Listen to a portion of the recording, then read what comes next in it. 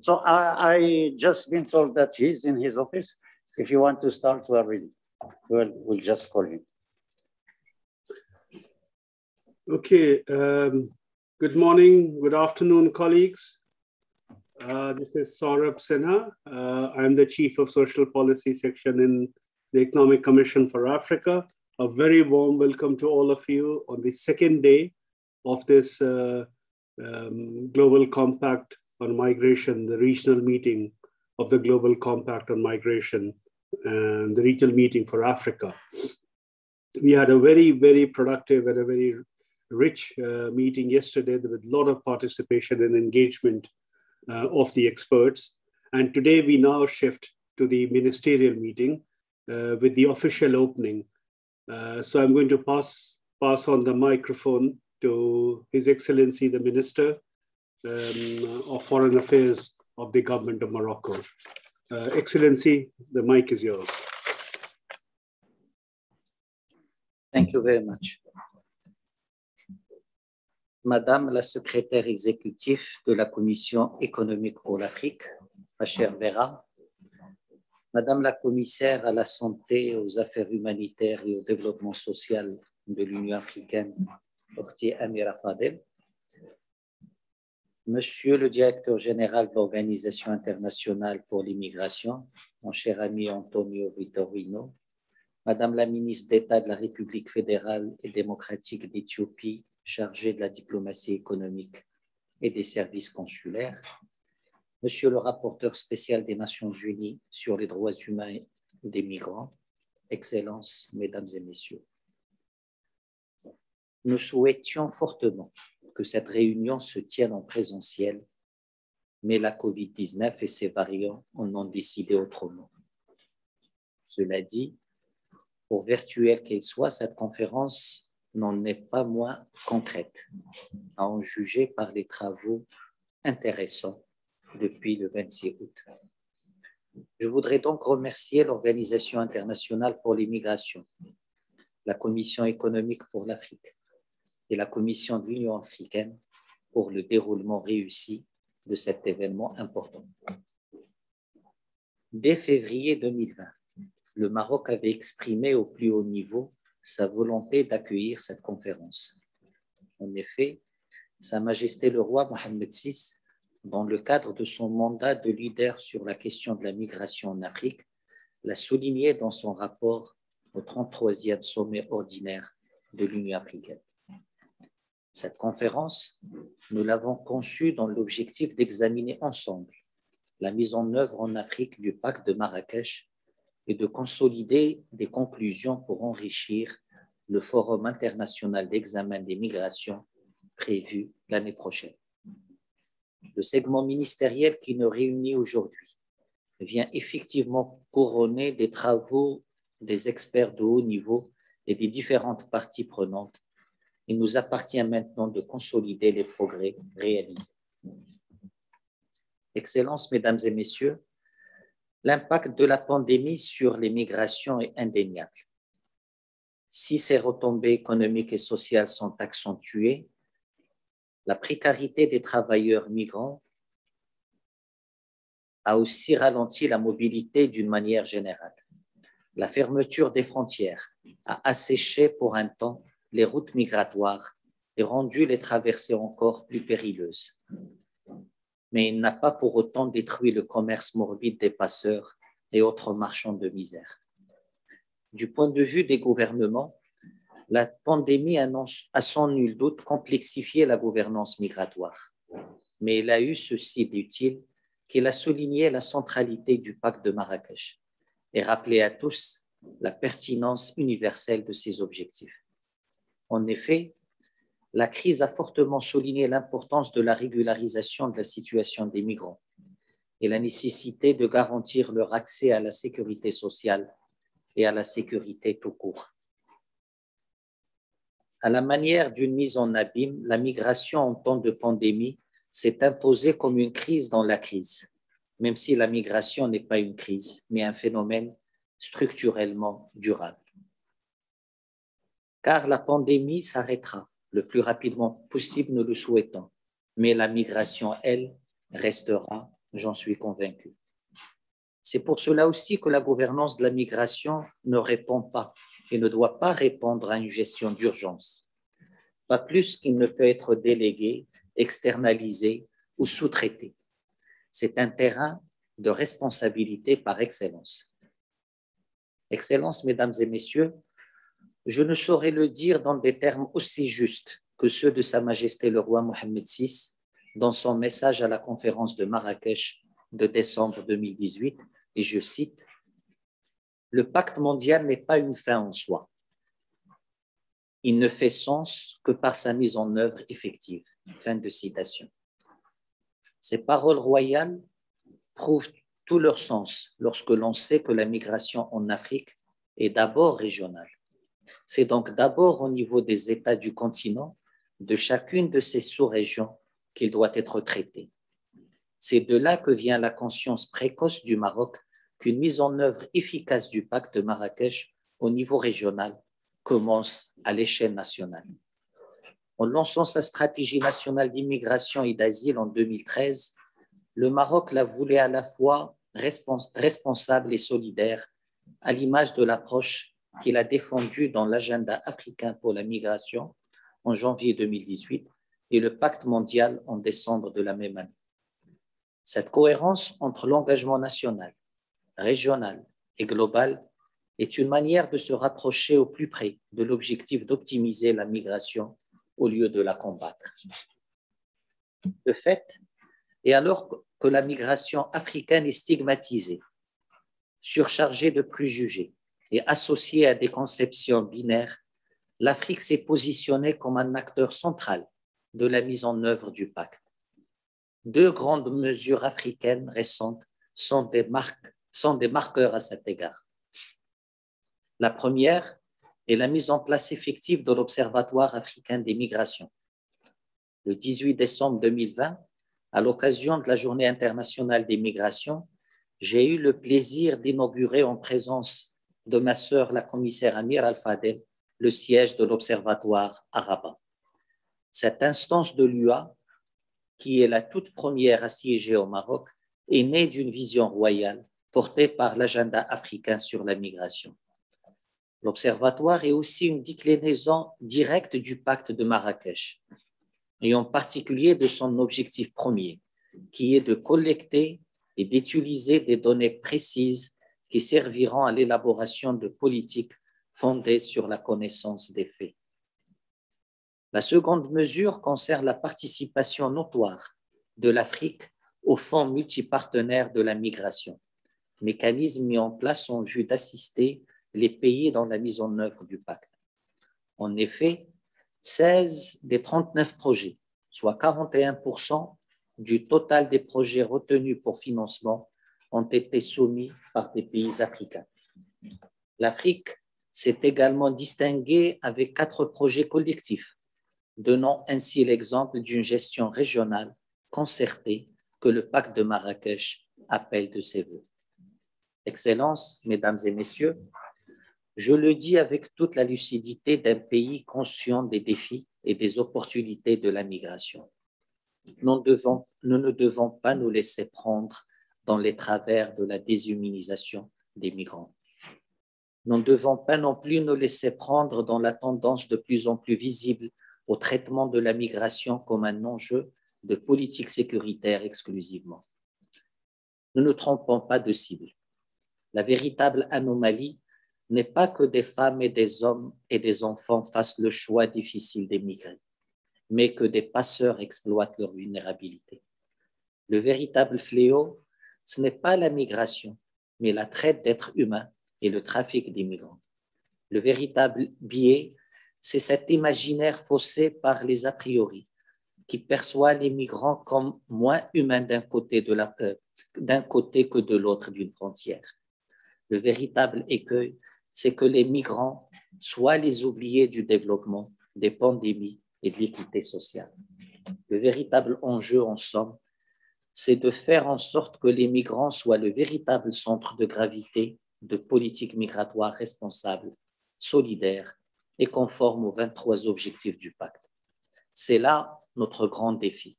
Et c'est parce que nous croyons en l'Afrique que nous nous employons à le relever. Je vous remercie.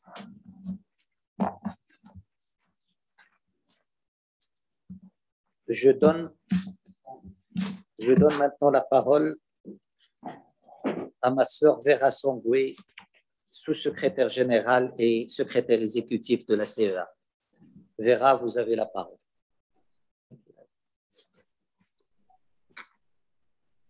Is Vera there? I'm standing in for the executive secretary. Unfortunately, she's having connectivity issues. She's outside Addis. Your Excellencies, Your Excellency, can I proceed? Yeah, please. Excellencies, distinguished representatives, all protocols observed. My name is Togozile Ruzhidzo. I'm the Director for the Gender, Poverty and Social Policy Division at the UNECA. I would like to express Dr. Vera Songwe, the UN USG and the Executive Secretary of ECA, her profound regrets. Unfortunately, at the last minute, she's facing connectivity issues as she is outside Addis. I literally had to jump in and I'm going to read her speech verbatim. Excellencies, distinguished delegates, I'm delighted to welcome you to the first regional review meeting of the implementation of the Global Compact for Safe, Orderly, and Regular Migration in Africa adopted in 2018. At the outset, I'd like to express my sincere appreciation and gratitude to the Kingdom of Morocco for officially hosting this meeting, and to the International Organization for Migration, IOM, and the African Union Commission, and the United Nations Network on Migration for their support in preparing for this meeting in the challenging circumstances occasioned by the COVID-19 pandemic. Excellencies, ladies and gentlemen, migration has played a pivotal role in shaping the world as we know it today. Migrants have been essentially in the development of many modern states and have shaped the labor dynamics across countries and are a cornerstone for the global economy. Yet any discussion on migration, and especially in recent times, is dominated by a particular narrative that often confuses the sometimes irregular nature of migration with its magnitude and serves to only obfuscate the real issues surrounding migration. Let me highlight two such issues as they relate to Africa. One, the stock of international migrants in Africa increased by 76% from 15 million in 2000 to 26.5 million in 2019.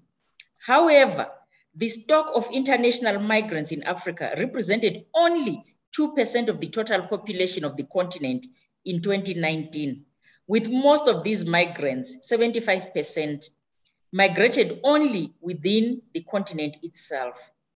Two migration streams within Africa are much larger than those out of Africa. More than half of those migrating internationally, that is 52%, do so within Africa, with only about 27% of migrants from Africa going to Europe, while Asia absorbed 12% and North America 7%. As we discuss the progress on as we discuss the progress on the implementation of the Global Compact on the continent, I wish to share with you my observations on two processes that seem to be working against each other. These may help frame the discussion. Migration and human mobility are closely linked with the opening up of trade. The African Continental Free Trade Area came into force on 1 January 2021 and marks a significant milestone in realizing the free movement of people, goods, and capital on the continent. Excessive border controls and immigration restrictions increase the costs and risks of migration and often come in conflict between individual motivation to migrate and state restrictions on mobility. This conflict facilitates the demand for private and non-state entrepreneurs, including smugglers, to facilitate movement, often with disastrous consequences. The AfCFTA is indeed a key plank in achieving progress towards enhanced availability and flexibility of pathways for regular migration. Member states recognize that irregular migration can be reduced by easing restrictive immigration and visa practices to boost secular migration for trade and thereby unlocking economic opportunities for millions of African nationals. Progress in regional integration through regional economic communities improved cross-border transport options and infrastructure, and growing opportunities in secular cross-border trade for positive developments. Many African countries are also easing visa restrictions that is in line with the proposed free movement protocol. So this is a positive development. But the restrictions on mobility imposed by the recent and still ongoing COVID-19 pandemic pose a huge challenge for the implementation of the Global Compact. Measures taken by governments in response to the pandemic have included movement restrictions affecting international and domestic travel, which have led to arbitrary screening procedures at points of entry, thereby worsening existing vulnerabilities of migrants and unfair denial of passage. In host countries, migrants were excluded from stimulus packages and welfare systems, which when combined with lockdowns and curfews led to bankruptcies of businesses that employ most of them. This was especially the case among female migrants who are often self-employed in the informal sector. The problem is aggravated by the low vaccine coverage on the continent. Only a little more than 2% of the African population have completed the required doses so far. The slow progress on vaccination has a direct impact on the movement of people and slows down migration, which has a huge development impact by limiting the flow of remittances. Remittances have long surpassed foreign direct investments as the largest source of foreign financial inflows in Africa, and today constitute 4.6% of GDP in 2019. In absolute terms, remittances are in excess of $75 billion. Remittances hold the greatest potential for reducing poverty and household vulnerability, while contributing to better housing and improved access to services, local construction sector, and improved food security because they are sent directly to family members of migrants. For many member states, remittances have declined in the last year as much as by 5.4% as a result of COVID, which only serves to show the slow pace of recovery from the crisis and subsequently reduce the potential of migration in boosting development. So the faster we vaccinate our people on the continent, the faster we'll be able to ensure that cross-border movement restrictions come down and economies dependent upon remittances are able to recover. Excellencies, ladies and gentlemen, I wish to draw attention to other several obstacles that continue to impede the recognition of education, skills, and qualifications across national borders. A major concern in Africa, and more specifically within the regional economic communities, is the non-recognition and non-compatibility of skills and qualifications across national borders. This contributes to poor utilization of skills, reduced productivity, and skills shortages. Non-recognition or comparability of skills is a major impediment to good governance of labor mobility and hinders individuals from moving between jobs, which is a key element of worker employability and increased productivity. In addition, migrants face significant challenges accessing social protection benefits, because of which they risk the loss of entitlement to social security benefits in their country of origin due to their absence, and may at the same time encounter restrictive conditions under the social protection system of the country. Several African countries have therefore established mechanisms for portability of social entitlements and end benefits through the examination of BLAs and MOUs with destination countries to reflect the protection of the rights to repatriate social entitlements and end benefits. However, a lot more needs to be done.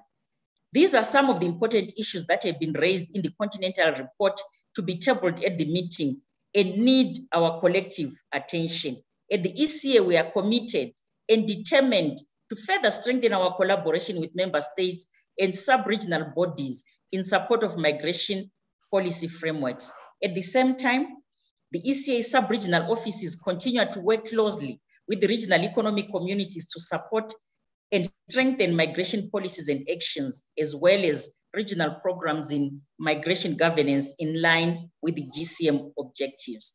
For Africa, international migration plays a critical role in the continent's struggle to develop and improve welfare, peace, and stability, as well as provide jobs for the continent. With these observations, I wish you all fruitful discussions and hope that we'll continue to cooperate closely in ensuring that the GCM objectives are implemented successfully for the benefit of Africa's population. I believe a large number of participants have registered for this meeting, which is a strong indicator of the relevance of the issue of safe, orderly, and regular migration in Africa. Before I end, I would like to acknowledge the immense contributions of the many teams that have worked behind the scenes in great camaraderie and partnership and have been instrumental in the success of this meeting. These teams and task forces were led by our outgoing director, Thokozile Rujidzo, who is myself.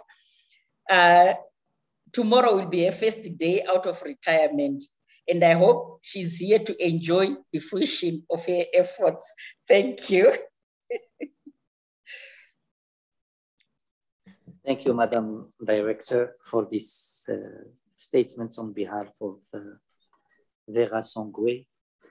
And I now give the floor to Antonio Vitorino, Director General of IOM and Coordinator of the United Nations Network on Migration. Dear Antonio, you have the floor. Good morning, and thank you so much, dear Nasser. As coordinator of the United Nations Migration Network, it is my pleasure to join you today for this Africa Regional Review Conference, safe, orderly, and regular migration. The Global Compact on Migration, adopted in Marrakesh in 2018, is, as everybody recognizes, a key gap to enhance the benefits of migration. All of that through international cooperation. In line with the 2030 Agenda for Sustainable Development, the GCM is underpinned by its 10 guiding principles, addressing dimensions through what we call 300. Well,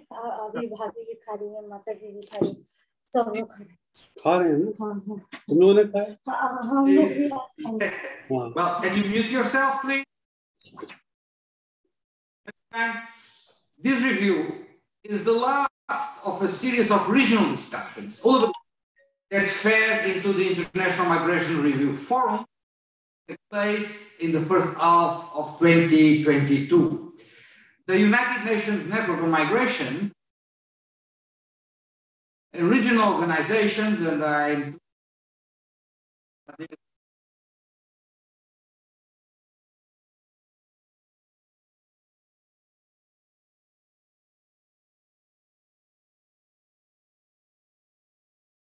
is that not it, sorry? I think we have lost. You were muted, Mr. Votorino. You were muted for a few minutes. Okay. Go ahead, Antonio.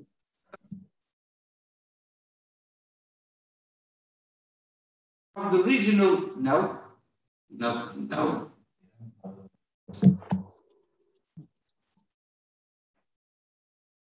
Please. Okay, I will try to get there.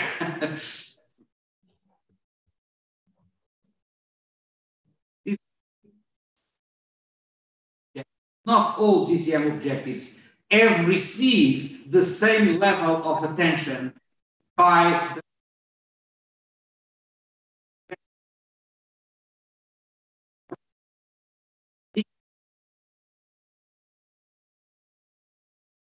saving lives.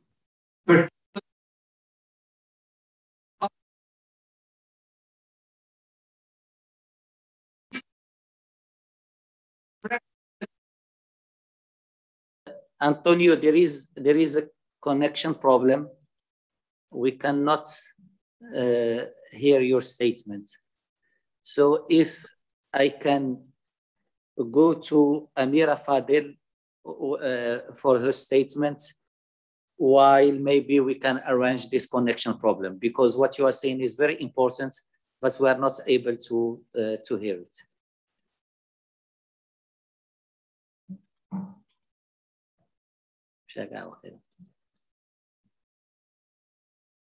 So I give the floor to my sister Amira Al-Fadel, Commissioner for Social Affairs in the African Union Commission. Dear Commissioner, you have the floor. Thank you. Thank you. Bismillah ar-Rahman ar-Rahim. Excellency Nasser Bourita, Minister for Foreign Affairs, African Cooperation, and Moroccans residing abroad from the Kingdom of Morocco. Excellency Mr.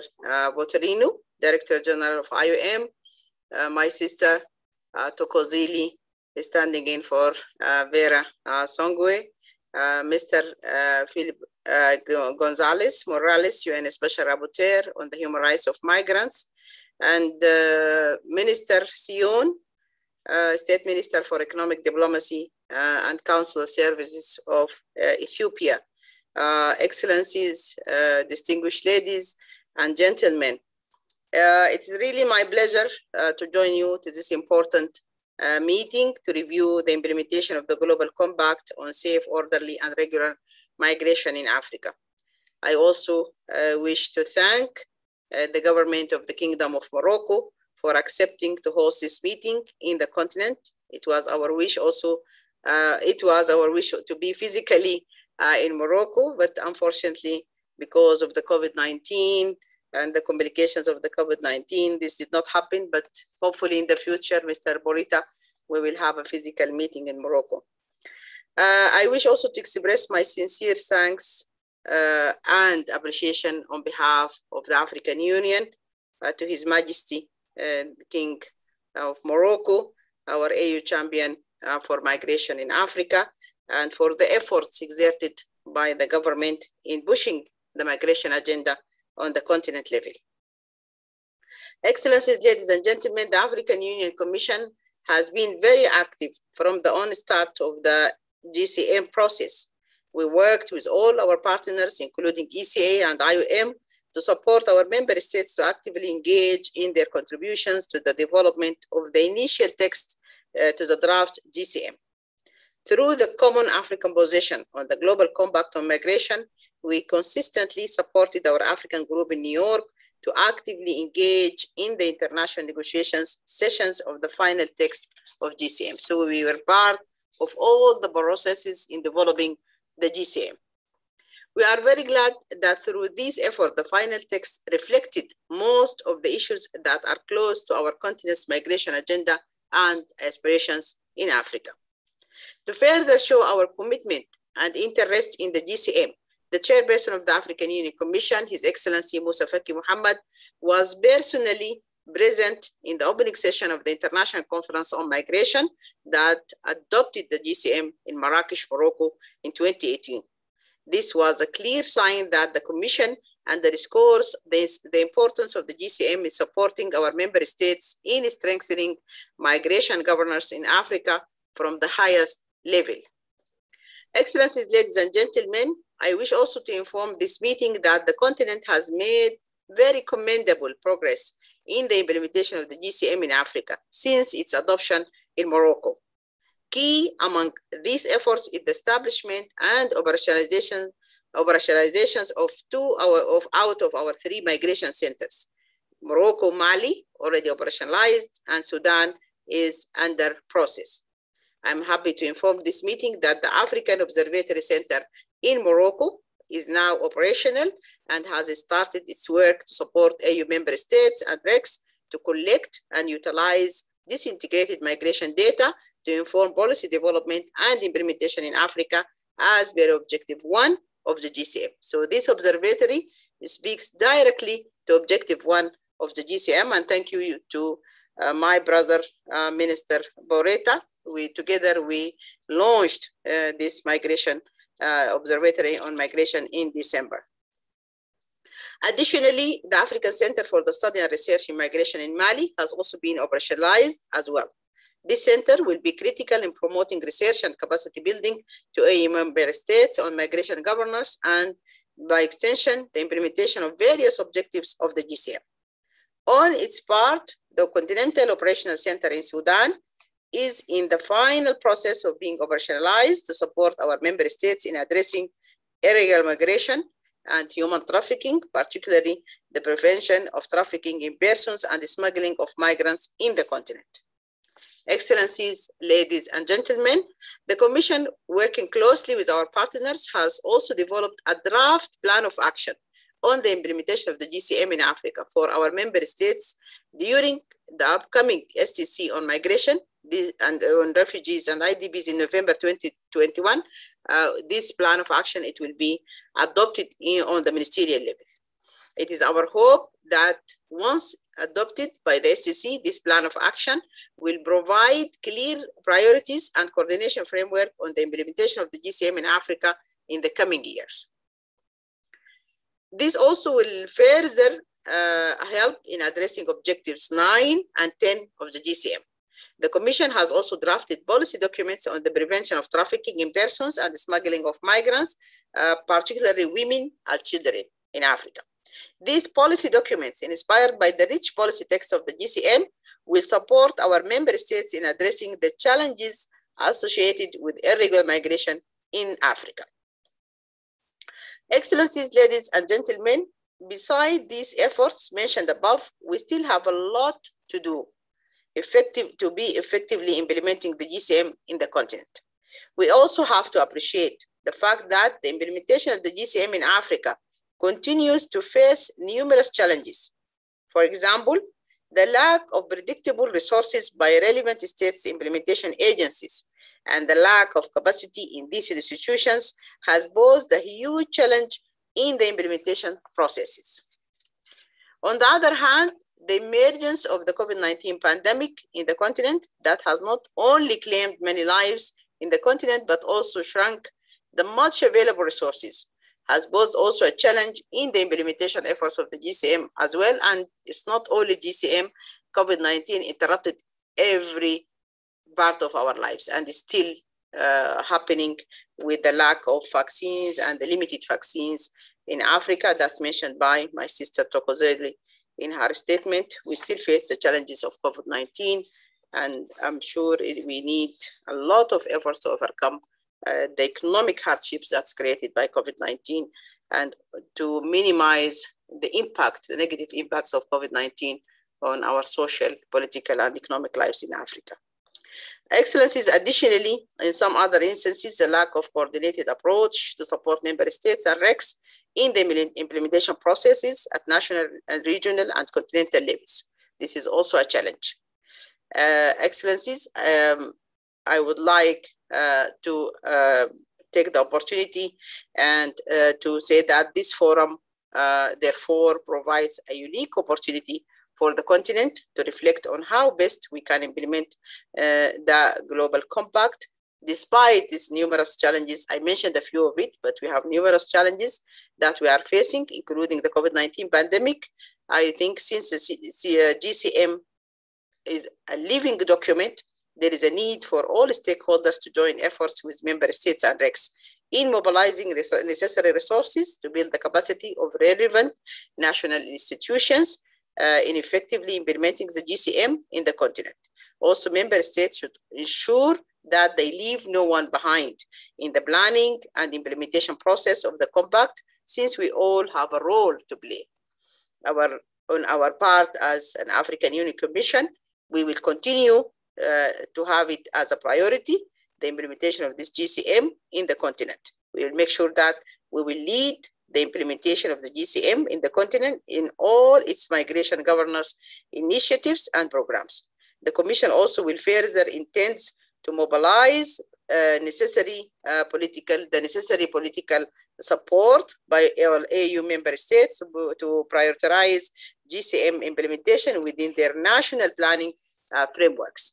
Excellencies, ladies and gentlemen, in conclusion, we are looking forward to receiving the outcome report of this forum that will go a long way in supporting our necessary interventions in the implementation of the GCM in the continent. Once again, I wish to thank our partners, especially ECA and IOM, for their continuous collaboration in supporting our member states and our RECs in the implementation processes in the continent. And also, I would like to call upon our technical teams to continue working together to implement the outcome report of this meeting. And I call also on our partners, please, we need your support for the 3 centers. We need to relate the functions of these 3 centers with the implementation of the GCM and the implementation of the objectives of the GCM. So please, you are invited to coordinate more with us and to have more coordination on the level of the centers in the 3 capitals of the 3 countries that are hosting the 3 centers. Lastly, my sincere gratitude to the Kingdom of Morocco, to you, Minister Porita, and to the government of Morocco, and our appreciation to your role on leading on these migration issues on the continent. And I wish all of you participants all a fruitful discussion and deliberations as we start this very important meeting. But before I give you back the floor, Minister Porita, let me take this opportunity to thank my sister Tokozili because she's retiring. She's going on a voluntary retirement. I would like to take this opportunity because I think this is her last meeting to thank her for her efforts. She's been working with me, with my department very closely in the last 5 years. So I'm taking the opportunity to thank her in front of you and of all the delegations here that I thank ECA, but I thank personally on behalf of the AUC and on behalf of my department, HHS department. This is the new name of our department. And on behalf of my staff, thank you, Tokozili. I wish you all the best with your retirement. And I know that you are not the person that is going to retire. We will see you in other places in the continent. Thank you very much. And back to you, Minister Porita. Thank you. Thank you very much, my dear sister Amira Fadel, for your statement. And I will join you also in expressing our appreciation to Madame Tokozili for all her efforts today for this meeting, but also during all these recent days, defending African positions and African coordination. I think we can go back to Antonio Vitorino. I hope that the connection problem has been solved. Dear Antonio, you have the floor, if you are connected. So, let's. Thank you so much. I was mentioning the points where the GCM was not sufficiently reported. Missing migrants and saving lives, especially at sea, alternatives to detention, discrimination, predictability.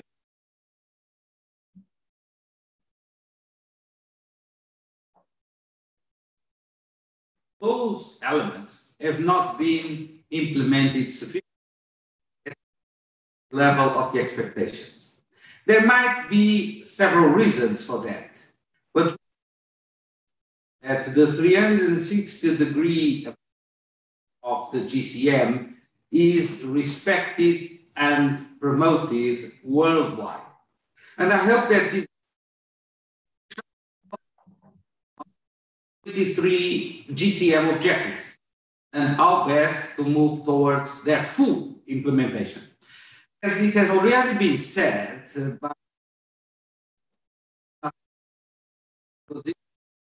so the COVID-19 pandemic has demonstrated the vital role that migrants play in fostering healthy, prosperous, and inclusive. The pandemic has revealed weaknesses in some of our existing policies and practices. Consequences that can result when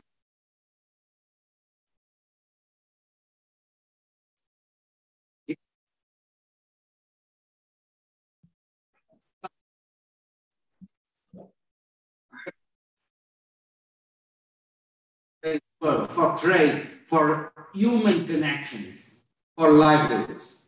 In Africa, the disruption of remittance, along with lockdown restrictions, is estimated to lead to a 5.4% decline in remittances. This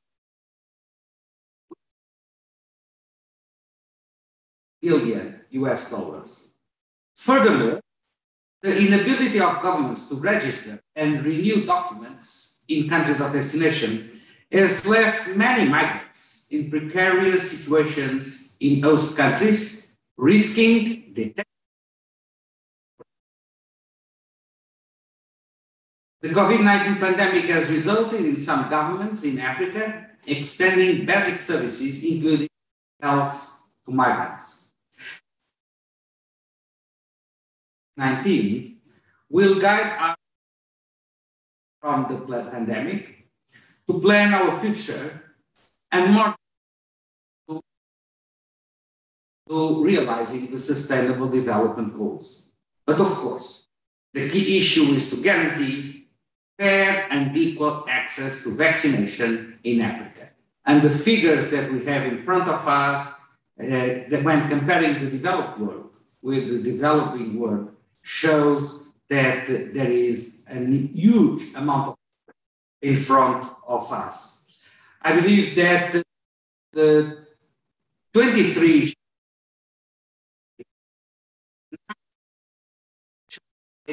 Ethiopia, Ghana, Guinea-Bissau, Kenya, Morocco, Nigeria, and Senegal. And the network provides support to member states through 19 country and regions. And so far.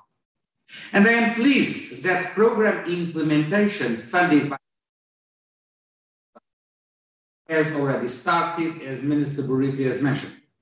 Today, 9 joint programs are currently underway, of which 3 of them are in the African continent for up to $7.5 billion. But much more, the joint programs focus on strengthening border management in Guinea, in Liberia and Sierra Leone, facilitating orderly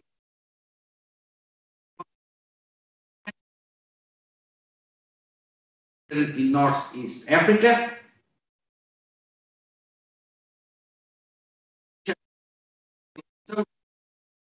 in South Africa, with certain joint programs in the pipeline, of which 13 from Africa.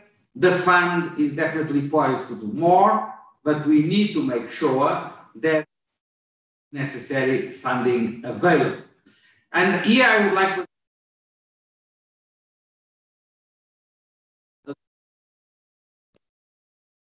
even if it is a small and modest contribution, can show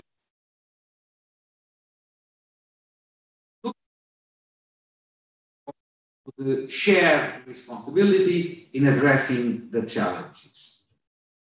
Excellencies, ladies and gentlemen, we have also established, as foreseen,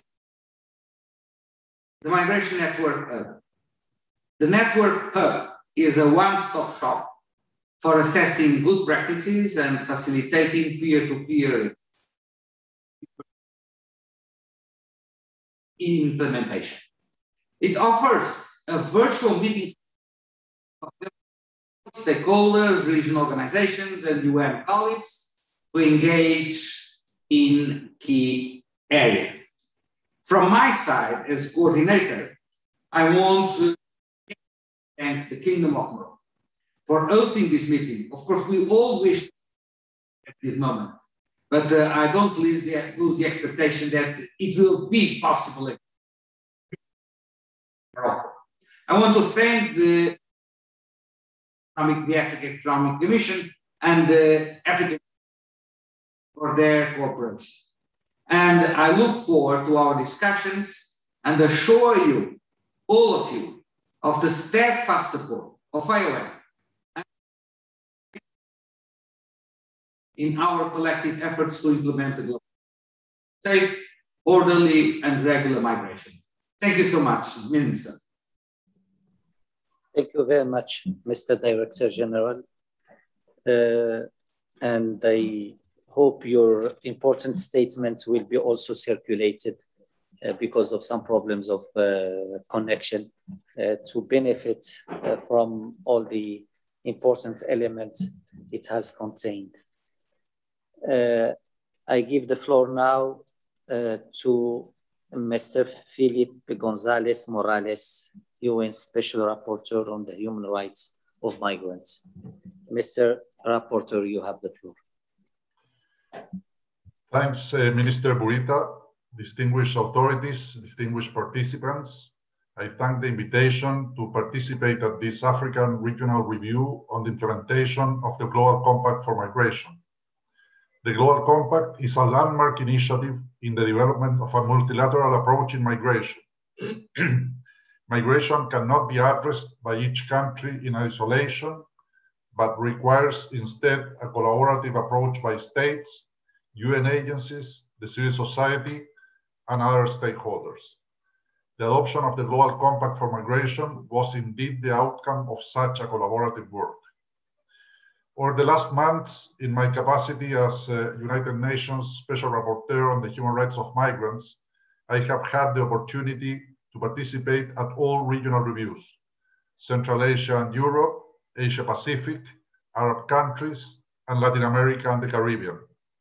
Now this series of regional reviews reached their end with the Africa Regional Review. I highly appreciate the opportunity to engage with states, international organizations, national human rights institutions, the civil society, and other stakeholders. This to contribute to make effective the Global Compact for Migration with the goal of enhancing the protection of the human rights of migrants. The Global Compact for Migration sets out a roadmap to strengthen migration policies through a series of practical measures.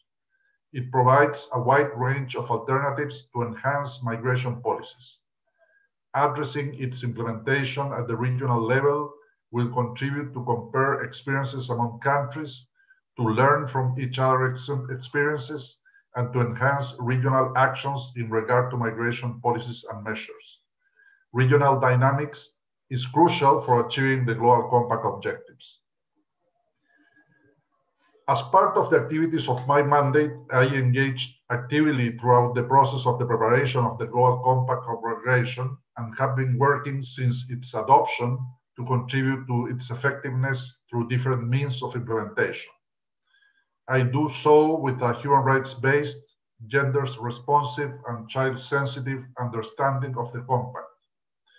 For this purpose, I participate in the UN Network on Migration, including as a member of the steering committee of the Startup Fund for Safe, Orderly, and Regular Migration, which plays an important role in the implementation of the Compact. I also make use of the Compact in communication with states, thematic reports, country reports, as well as through other means. In many meetings with organizations from the civil society since the adoption of the Compact, including many organizations from Africa, I have been asked about the assessment on its level of implementation so far. To be sure, the ambitious initiative, which is the Global Compact for Migration, requires many efforts to put it in movement and make it effective. In my capacity as Special Rapporteur on the Human Rights of Migrants, I have been working on a number of issues related to the Global Compact objectives. I would like, in particular, to stress the following topics in relation to Africa. First, the fact that in Africa, intra-regional mobility is larger than extra-regional human mobility, which is not well known beyond Africa. Second, conflict-led migration is a relevant feature in some regions of Africa. Food insecurity and economic needs are also an important factor in regard of human mobility. Climate change is becoming an increasing factor also in human mobility in Africa. There is a criminalization of migration in some countries, which has led to increasing smuggling and trafficking of migrants. There is migratory attention in some countries of Africa, sometimes with no separation between children and adults, and there are many allegations regarding some countries, many allegations of torture, including sexual violations and abuses, and other inhuman treatments. There are also pushbacks, collective expulsions, and violations of the non-refoulement principles. Then there is the importance of the issue of returns and reintegration, which I have addressed in a thematic report, and very relevant for Africa as well. There are serious flaws of access to justice and of asylum procedures in a number of countries. And finally, I would like to call on the attention on the gender perspective of migration, which is also a relevant feature, of course, for the African continent. Finally, I would like to make a reference to the impact of the COVID-19 pandemic in the implementation of the Global Compact for Migration. As I described in my upcoming report to the UN General Assembly about the impact of COVID-19 on the human rights of migrants, it can be observed around the world that the pandemic has severely affected the human rights of migrants in different ways and has put additional obstacles to the Global Compact for Migration implementation. The pandemic, however, should not serve as an excuse to postpone taking steps to advance toward the achievement of the Global Compact goals. Instead, implementing the Global Compact becomes even more acute in the current adverse context to ensure that it inspires public policies and state practices. This should include a non-discriminatory approach toward migrants in the access to health services and in the ongoing vaccination against COVID-19. Thank you very much. Thank you very much, Mr. Felipe González Morales, UN Special Rapporteur on the Human Rights of Migrants, for your statements. I give now the floor to Mrs. Tsiong Teklu, State Minister for Economy, Diplomacy and Diaspora Affairs, Federal Democratic Republic of Ethiopia. Madam State Minister, you have the floor. Finish. Yeah.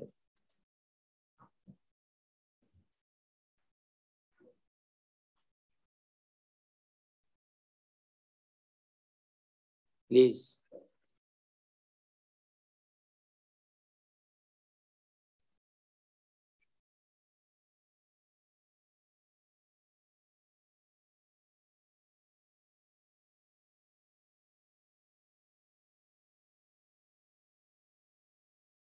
I would like also to.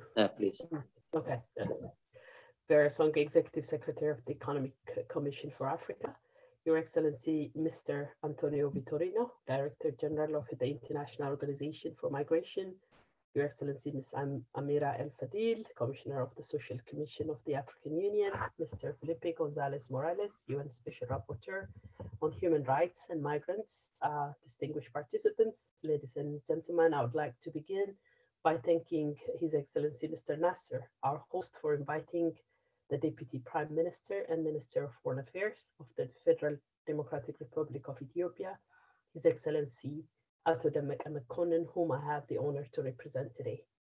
Also, I would like to express my appreciation for the government of the Royal Kingdom of Morocco for advancing the cause of sustainable migration governance that culminated with the adoption of the Global Compact on Migration, GCM, in Marrakesh, Morocco in December 2018. My thanks goes also to Ms. Vera Songwe, also to Her Excellency Amira and IOM for doing, a well done job in and spearheading national and regional review of the GCM in the Horn of Africa. I must acknowledge that the outcome of key finding that emerged from this process and made available to us is very important. It helps us build on what is available and what is in progress. It allows us to evaluate challenges encountered. It serves us as a foundation to make realistic recommendations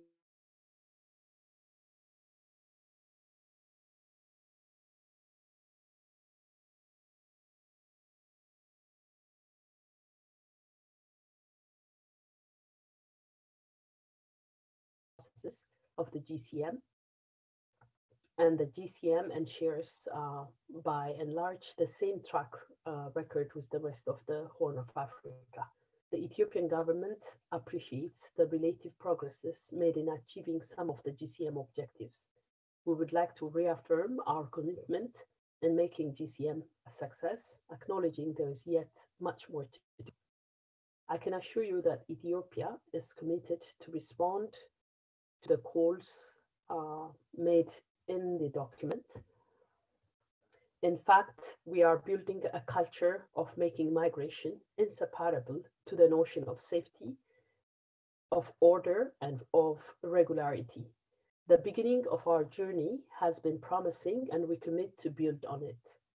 Mr. Chair, ladies and gentlemen, allow me to mention some measures that we have undertaken in our effort to implement the GCM. Over the past year, Ethiopia has reassessed and focused on data management for migrants. We have embarked on two major components of the migration cycle: the safe and dignified return of migrants, for which proper reintegration is key, and the making of regular migration a better choice through which migrants can positively contribute. Return stories have been sometimes very horrific. With the position my government is taking, the coordination and assuring safety and dignity of returning migrants have been the major success this past year, even though we have a long way to go on reintegration.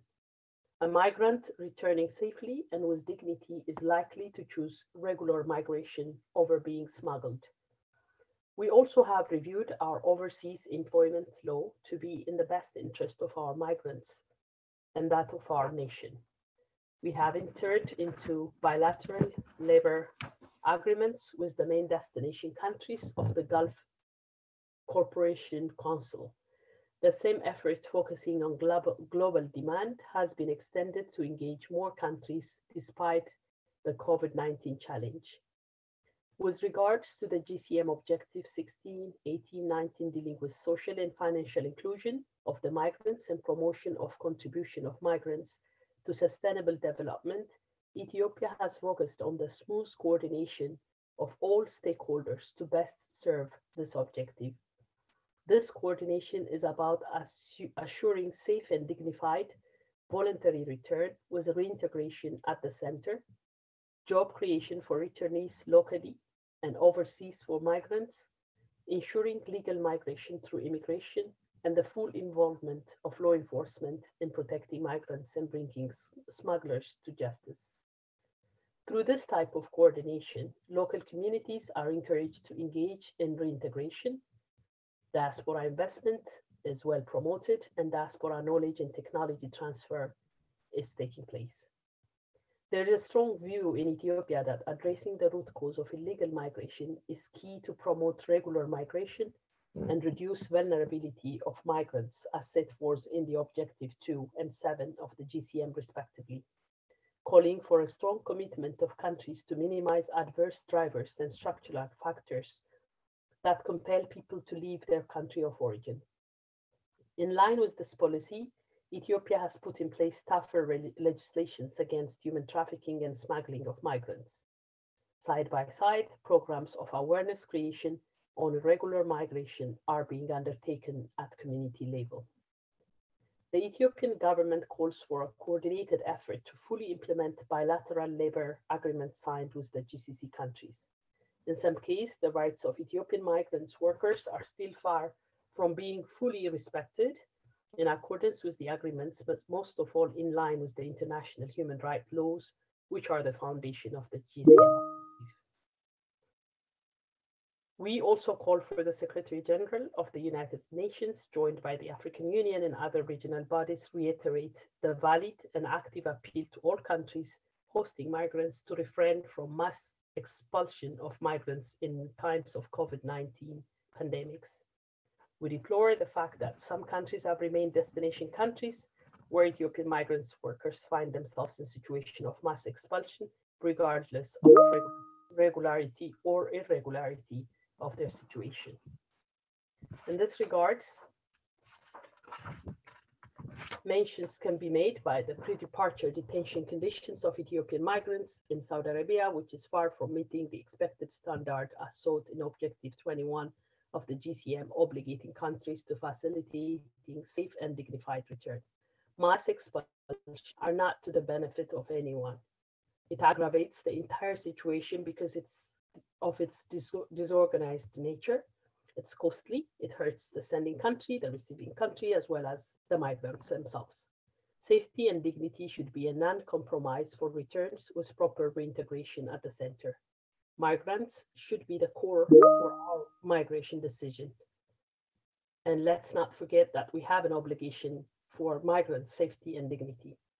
Let me end my address for today by expressing my delegation's hope for one of the recommendations for the upcoming global GCM to be for destination countries to show solidarity and give priority to safety and dignity for migrants and to refrain from mass expulsion of migrants. Also to respect their rights as human beings. And when the situation necessitates return, to fully engage in migrants' reintegration. Most of all, for all concerned to live up to the commitments to the objectives of the GCM. Thank you. Thank you, Madam State Minister, for this statement. I think this ends our the official opening ceremony. And I would like to thank all those who have participated in this opening ceremony. Now I think we will go to session 2, and I give the floor to the chair, Mr. Hassan Karnesh, Deputy Minister for Research Planning and Policy of Liberia. Thank you. Thank you, Minister. Thank you. Thank you. Thank you, Minister. We are waiting for the chair of the next session to connect. I hope the minister from Liberia, the Deputy Minister for Research, Planning and Policy, has registered onto the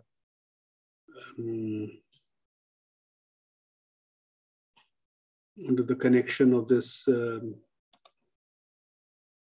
Colleagues, if ECA colleagues, can you confirm? The minister's name is Mr. Hassan Karne. Hassan Karne from Liberia.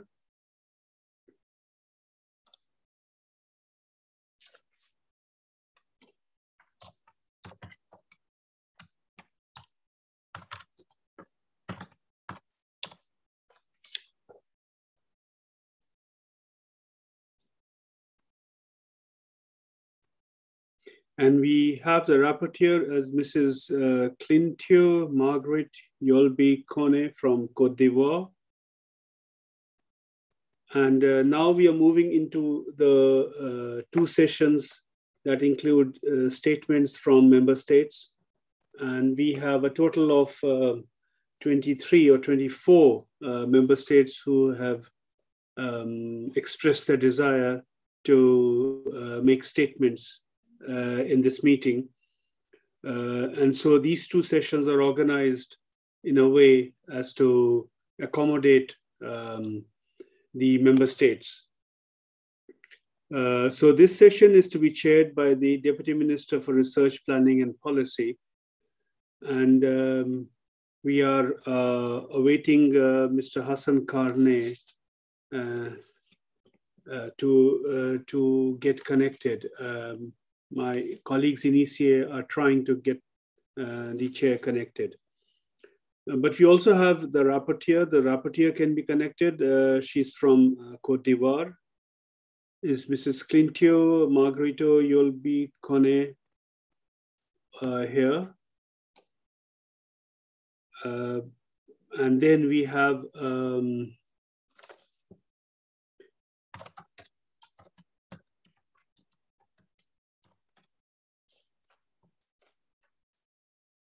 the delegates from Benin, Mr. Eric Togbe, from Burkina Faso, Ms. Marine Madeleine Ouedraogo, From Central African Republic, Ms. Melvin Yulia Guer. From Comoros, Mr. Ali Abdo. From the Democratic Republic of Congo, Ms. Annie Kenda Bakachika.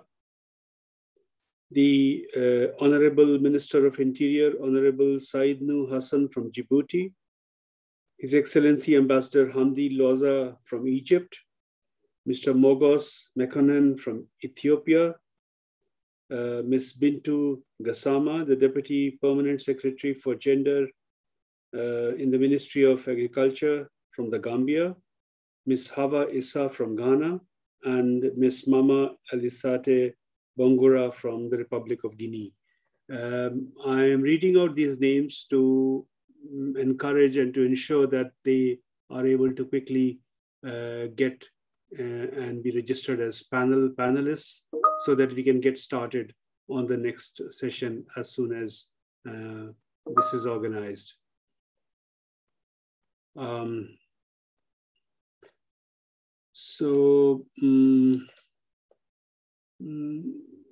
Let's see if we can get colleagues for the second session organized as a team, because some of them may be waiting outside. Let me check with my colleagues.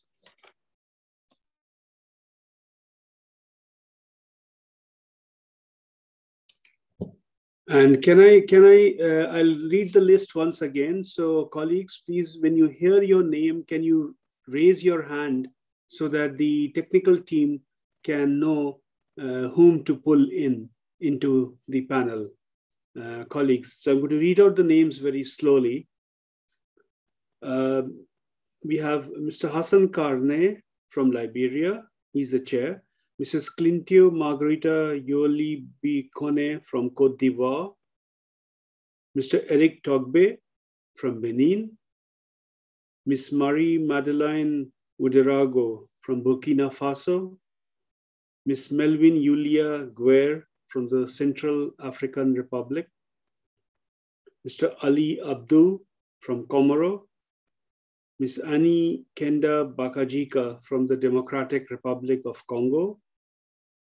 Honorable Minister of Interior, His Excellency Said Nu Hassan from Djibouti. His Excellency Ambassador Hamdi Loza from Egypt. Mr. Mogos Mekonnen from Ethiopia. The Deputy Permanent Secretary from the Gambia, Ms. Bintu Gassama. Ms. Hawa Issa from Ghana, and Ms. Mama Aisate Bengura from the Republic of Guinea. Please raise your hands if you are there so that our technical team can give you the status of a panelist so that you can be inside the speaking hall and on the podium. I can see that the speaker from Egypt is here.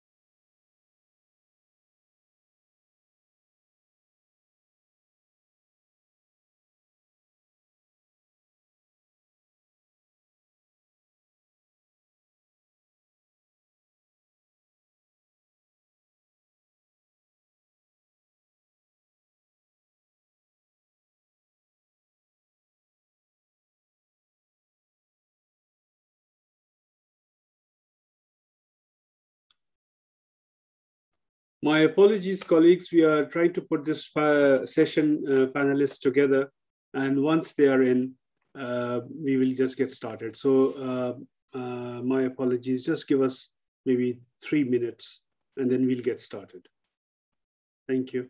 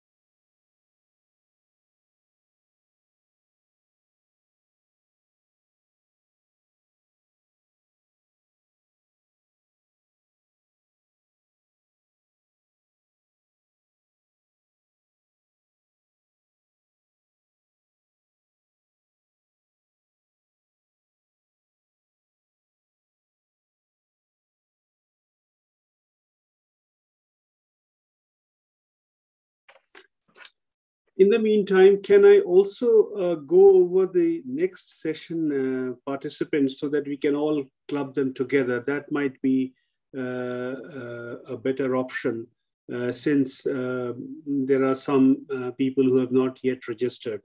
So let me go through the names for the next session. Honorable Ms. Fantu Kinte from the Gambia, the Minister of Gender, Children and Social Welfare. If the minister is here, please can you raise your hand? Ambassador Ms. Naveen El Husseini from Egypt, the Deputy Assistant Minister for Migration. Dr. Susie Kala Barbosa from Guinea-Bissau, the Minister of State and Foreign Affairs. Mr. Rogers Mutende from Kenya. Ms. Bey Kulibali from Mali.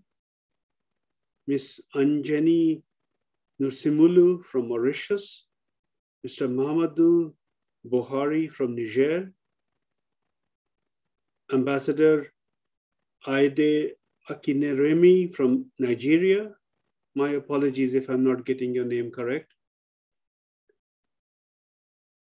Mr. Francis Bristol from Seychelles, Ms. Asatou Diouf Gué from Senegal, Mr. Mona Bassi Conte from Sierra Leone, Ms. Mariam Hassin, the delegate from Somalia, from South Africa, and Ms. Christine Okot from Uganda.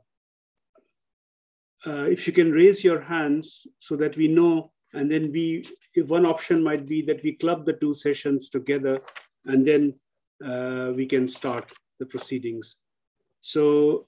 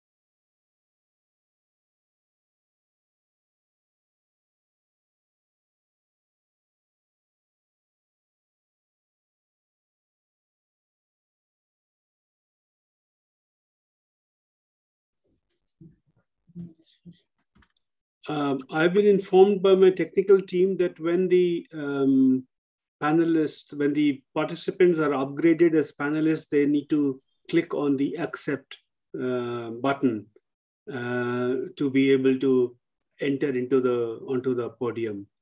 Because I can see from the chat box, many are here, but maybe they're not showing up here because they need to click.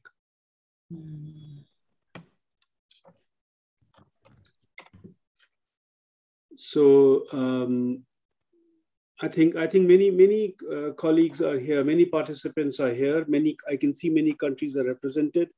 We'll just combine the two sessions in case there are some participants who have not who are not here. So we will move from here.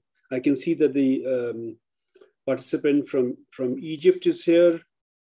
We have Egypt, we have Mauritius.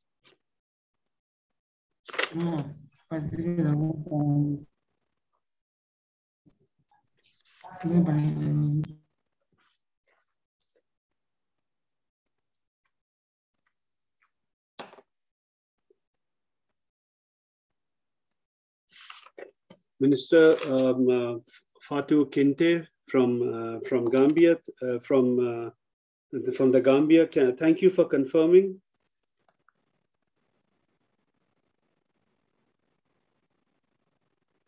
And there is a last minute change. So the representative of Gambia is not Bintu Gassama, but Pa Malik Niasi.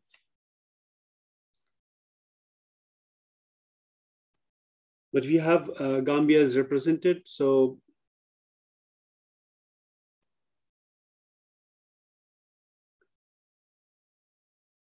We also have the panelists from South Africa, Dr. Francis Molloy.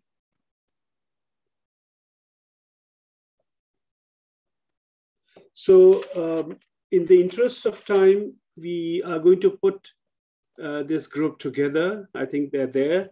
But I think what we might need to do is to combine the sessions 2 and 3.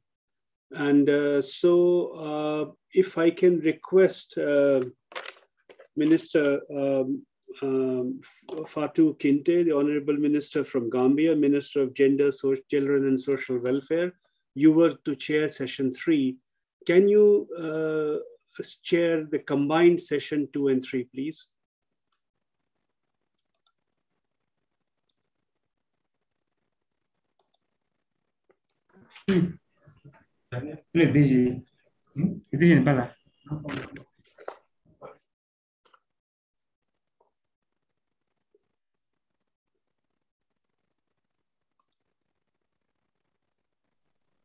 Minister. Hello. Madam, yes. Good morning. I will not mind to share both sessions, but apparently I have information on session 3. I'm looking for information on session 2.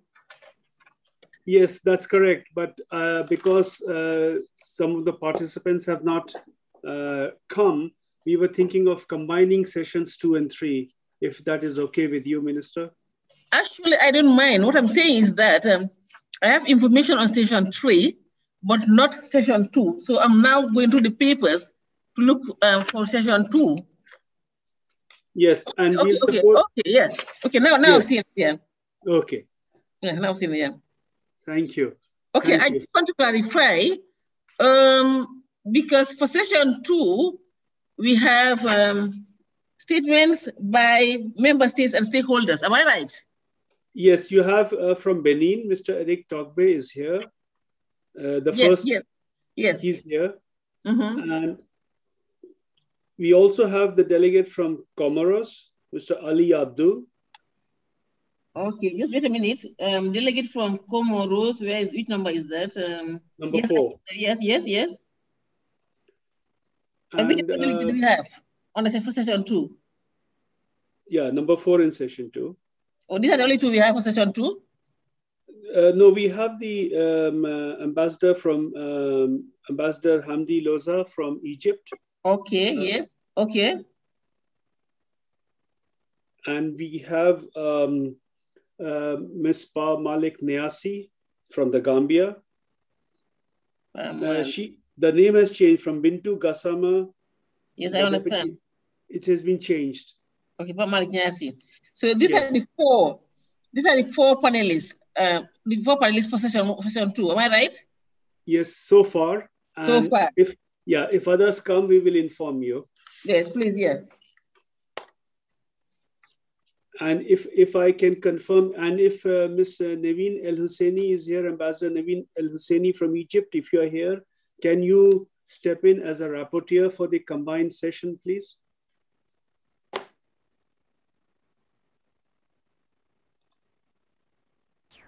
Yes, I confirm. I can be the rapporteur. My pleasure. Excellent. Thank you very much. Thank you. So, colleagues, we are starting this combined session 2 and 3. And it'll be chaired by the Minister, Honorable Minister, Ms. Fatou Kinte from the Gambia, Minister of Gender, Children and Social Welfare. And the rapporteur is Ambassador Naveen El Husseini, who is the Deputy Assistant Minister for Migration, Refugees, and Combating Human Trafficking. I'm passing it over to the chair. Please, Honorable Minister, please. Thank you very much. Thank you very much, Mr. Sinha. And I want to first of all thank the organizers of this very important conference and the participants for their willingness to participate in this very important conference. I also want to thank very much the countries which choose to represent their countries in the conference. We are combining sessions 2 and 3, as has already been explained. And without much ado, I just want to invite Eric Togbe, who is the head of the Protection Service for Refugees and Internally Displaced Persons in Benin. Mr. Eric Togby, you have the floor. And remember, to all panelists, we have 7 minutes for your presentations.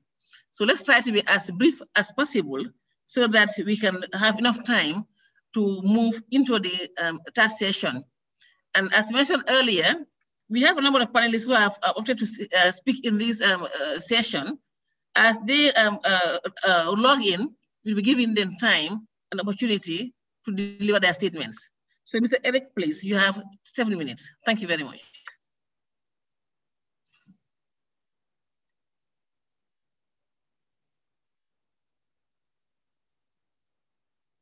Eric Togby from Benin, are you there?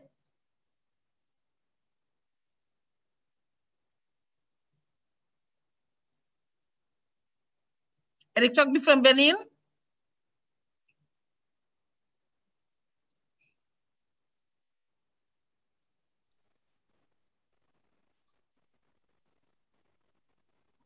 Eric from Benin, please. I can see he's registered, but maybe it's switched off. So I don't know, maybe we'll try and get through to him. We can go to Mr. Ali Abdu. That's right. Okay.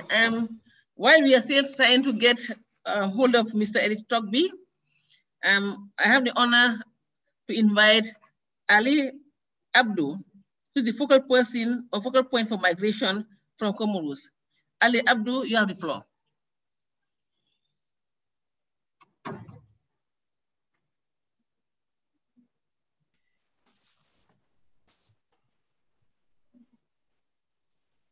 Ali Abdu, please.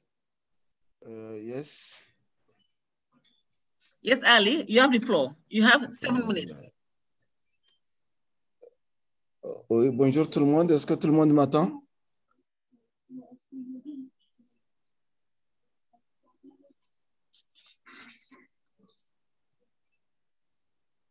Allô? Allô, allô, Ali? Oui? Yes, you can start. You have 7 minutes. You can start. OK. Donc, moi, je présente un peu la situation donc, de l'Union des Comores en termes de migration.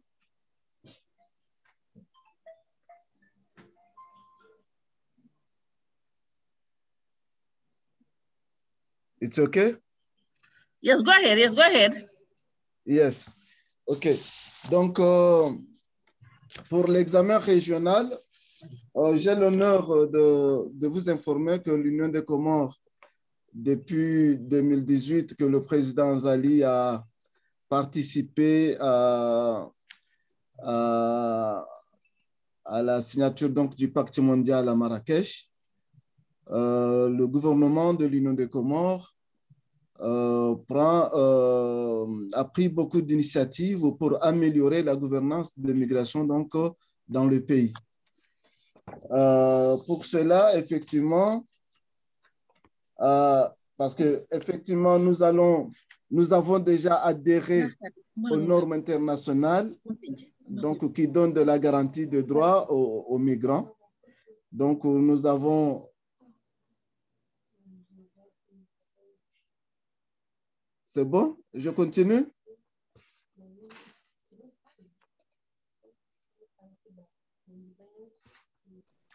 Oui, Monsieur Abdou, on vous entend. Je vous prie de bien vouloir continuer. Allô?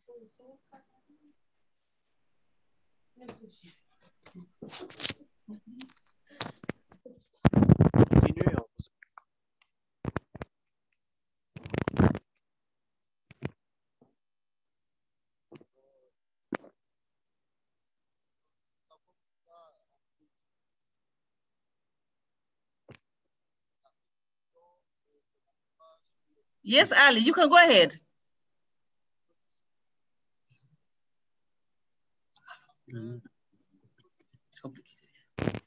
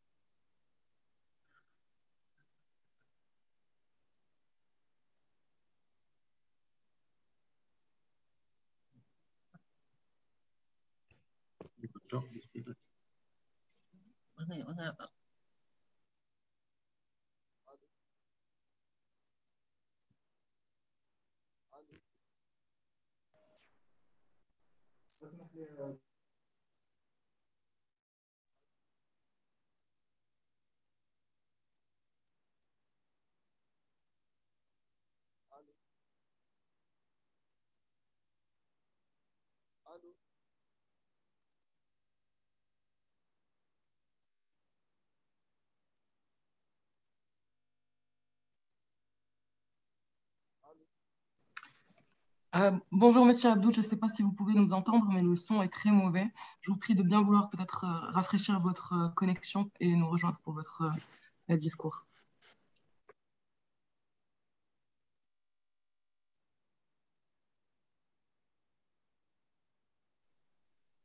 Yeah, I think he's right. We can't hear Mr. Abdou anymore. We don't know what is the problem. Mr. Abdou, are you there? We cannot hear you.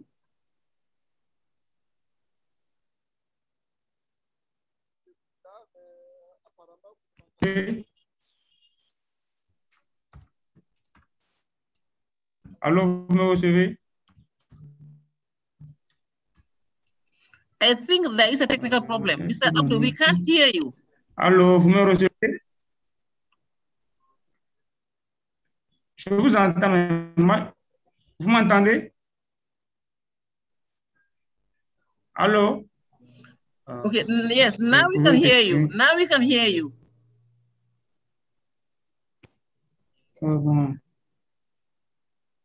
The interpretation, the English isn't working.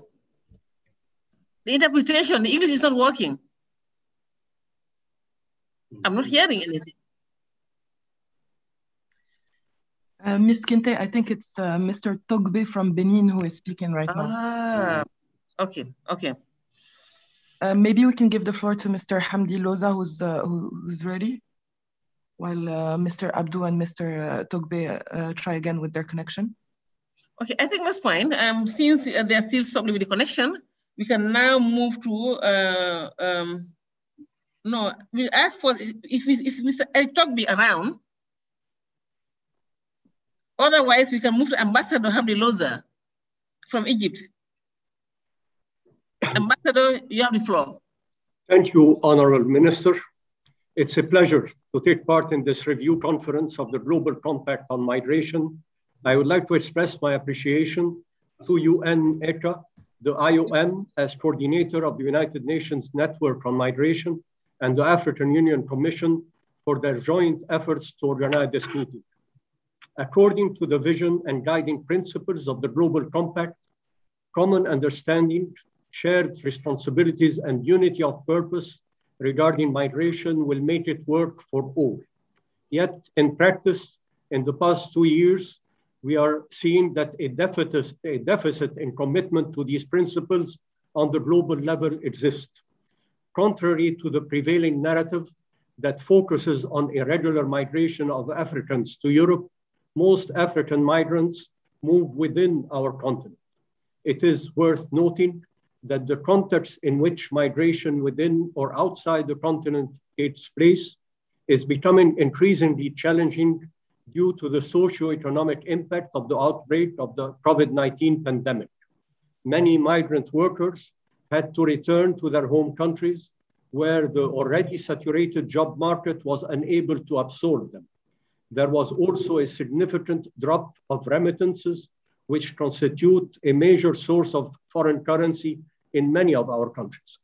Moreover, protracted political, economic, and security crises, as well as effects of climate change, blurred the lines between voluntary and forced movements and led to more exploitation of migrants. It is thus important for decision makers in the countries of origin, destination, and transit in the continent to adopt a comprehensive approach to migration and enhance cooperation to address existing gaps. Following the endorsement of the GCM, the government of Egypt adopted a whole of government and whole of society approach to implement a series of measures with a long-term vision, both at national, regional, and international levels. Given its geopolitical position, the country is indeed exposed to mixed migration flows, which led the government to mobilize its efforts toward a more structured migration management and governance. By special decree of the Prime Minister, a national committee was established to coordinate and follow up in the implementation of GCM and to ensure policy coherence and mainstreaming migration in all policies. During the past 2 years, special attention was given to the following 7 pillars: collecting and utilizing accurate and disaggregated data as basis for evidence-based policies, ensuring respect for the rights of migrants and their inclusion in all basic services, in addition to combating discrimination against migrants, addressing root causes of irregular migration through sustainable development, enhancing public investments, and improving infrastructure in areas with highest rates of poverty, creating pathways for regular migration, and upgrading the skills of youth to enhance their employability in accordance with the need of the national and global market, enhance the participation of Egyptians living abroad in the national sustainable development efforts, combating irregular migration, migrant smuggling, and human trafficking through improving border management, enhancing the capacity of law enforcement authorities, raising awareness, and strengthening the protection and referral system for the victims, and last but not least, ensuring sustainable return and successful reintegration of Egyptian migrants, including 77,000 stranded abroad because of airport closure and flight cancellations due to COVID-19, and launching an initiative called Welcome Home to help those who lost their jobs and had to return to find job opportunities. As the GCM champion, Egypt is looking forward to exchanging best practices and sharing its experience in order to capitalize on progress made, particularly to ensure full inclusion of migrants in basic services, including national public health responses, to grant them equitable access to treatment and vaccine. As for the challenges and obstacles Egypt faced to implement the GCM, lack of resources for the inclusion of migrants in public services is obviously a major challenge for a country like Egypt that hosts around 6 million migrants. There is an urgent need to adopt a humanitarian development peace nexus paradigm that ensures sufficient coordination between donors and host countries, support the resilience of host communities, enhance long-term social inclusion, and contribute to addressing the root causes of irregular migration. The outbreak and the long duration of the pandemic is another major challenge. The lockdown underpinned the need to develop technologies and new sets of skills to respond to the change in the labor market and improve and diversify competencies needed for better employabilities.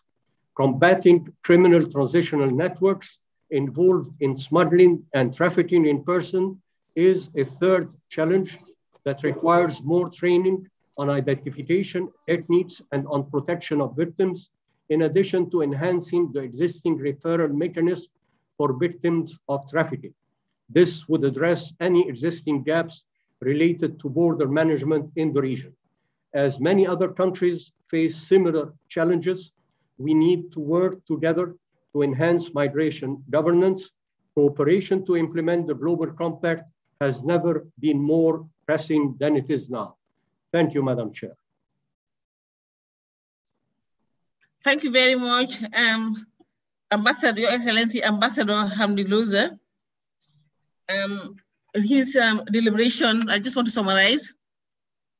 He looked at the challenges faced by migrants, especially in this time of COVID, and what made a recommendation, what Egypt is doing in terms of addressing the issue of migrants. He shared what Egypt is doing in migration management, such as Ministry of Migration in Development. They try to address the root causes of migration by upgrading the skills of youth. And Egypt is also working very hard in combating irregular migration. Egypt is working very hard in building capacity of the security forces and raising awareness on issues of migration across the country. And they have also launched the initiative, Welcome Home, among all other things that they are doing. Listening to his presentation, Egypt is doing quite a lot in addressing the issue of migration. And I think this session is also going to be a session where we learn from each other's best practices and try to see what we can implement at home in our countries to address the issue of migration. And His Excellency Ambassador Hamdi Loza, thank you very much for your presentation. Thank you. Now I have the honor to invite Eric Togby, if he's ready. Eric Togby from Benin, please.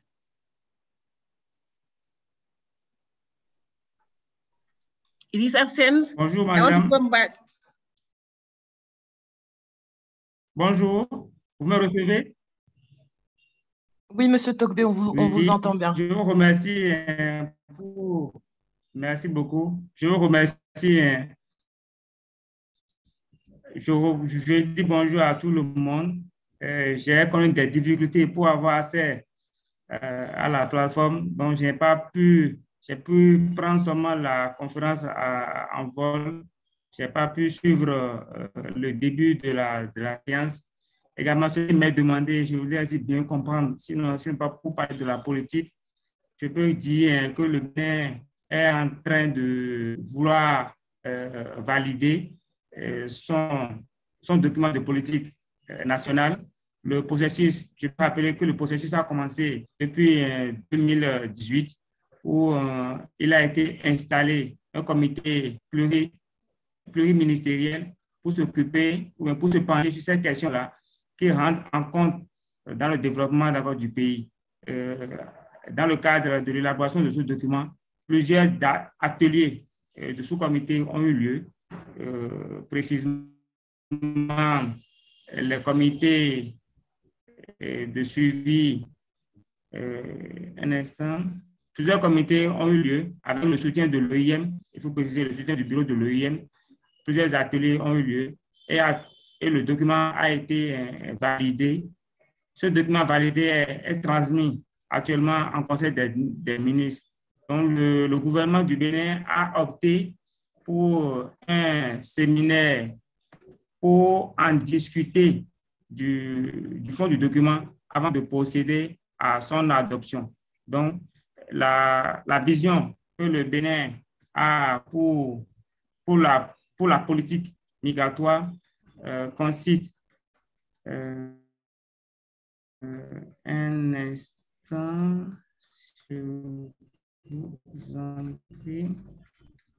la vision pour éradiquer, bien pour gérer la politique migratoire, c'est de faciliter la migration et la mobilité de façon ordonnée, sûre, régulière, responsable, notamment par la mise en œuvre des politiques migratoires planifiées et bien gérées. Donc, après l'adoption de ce document au Conseil des ministres, cela va donner en même temps l'ouverture sur l'élaboration du plan d'action pour mettre en œuvre ce document de politique nationale. Je vous remercie.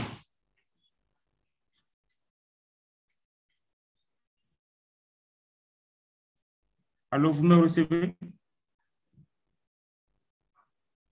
Allô, vous me recevez? Allô? Oui, Monsieur Togbe, merci pour votre intervention. Oui, voilà. Et il y a des problèmes de connexion. Je parle des fois entrecoupé. J'ai des problèmes de connectivité ici. Merci beaucoup pour la compréhension. Merci à vous. Merci à vous.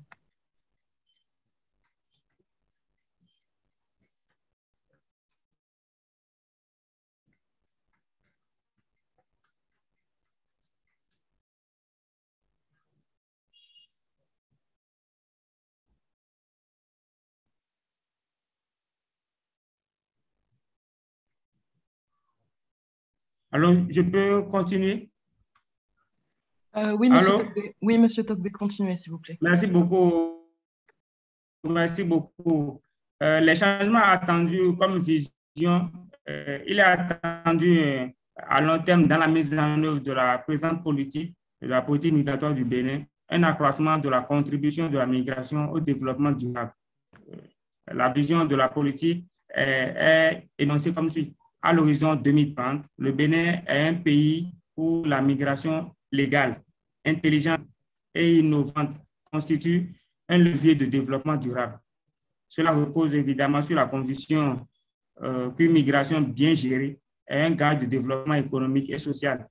La réalisation de cette vision sera effective à travers les orientations stratégiques, notamment l'amélioration du cadre politique, juridique et institutionnel relatif à la migration et également la promotion d'une migration ordonnée, sûre, régulière, orientée vers le développement.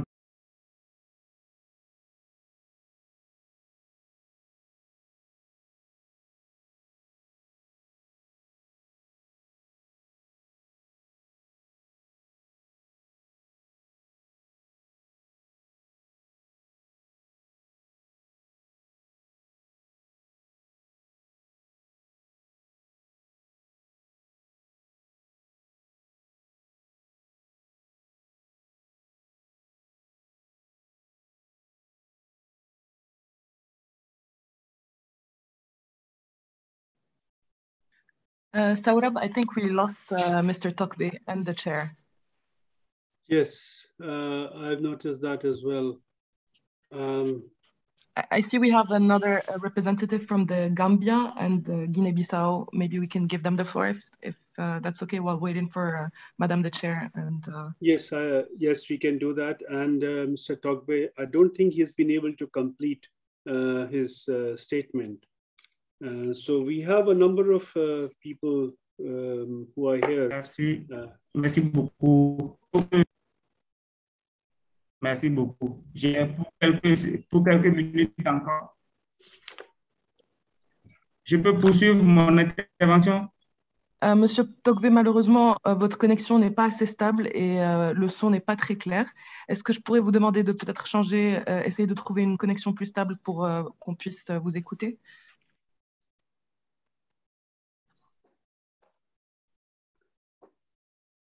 Alternatively, can I request Mr. Togbe to share a written statement that we would be able to share with all participants as part of the report of this meeting, in case the connection doesn't come back.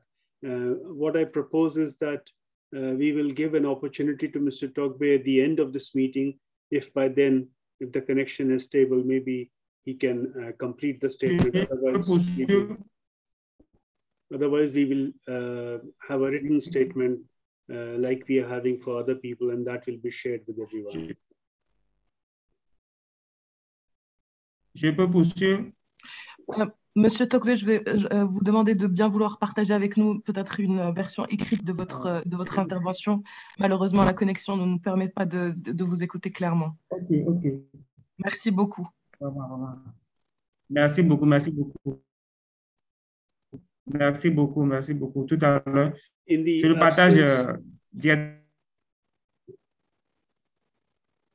Thank you. Thank you. Merci beaucoup. Thank you, Mr. Togbe. So in the absence of the chair, I think who is facing her own connectivity problems, let me just step in and invite the next speaker here, Mr. Ali Abdu from Comoros. If you're here, please join in. If you're not here, then maybe, okay, then we can move on to the next speaker from Djibouti, Abdul Qadir Ibrahim Gona from Djibouti.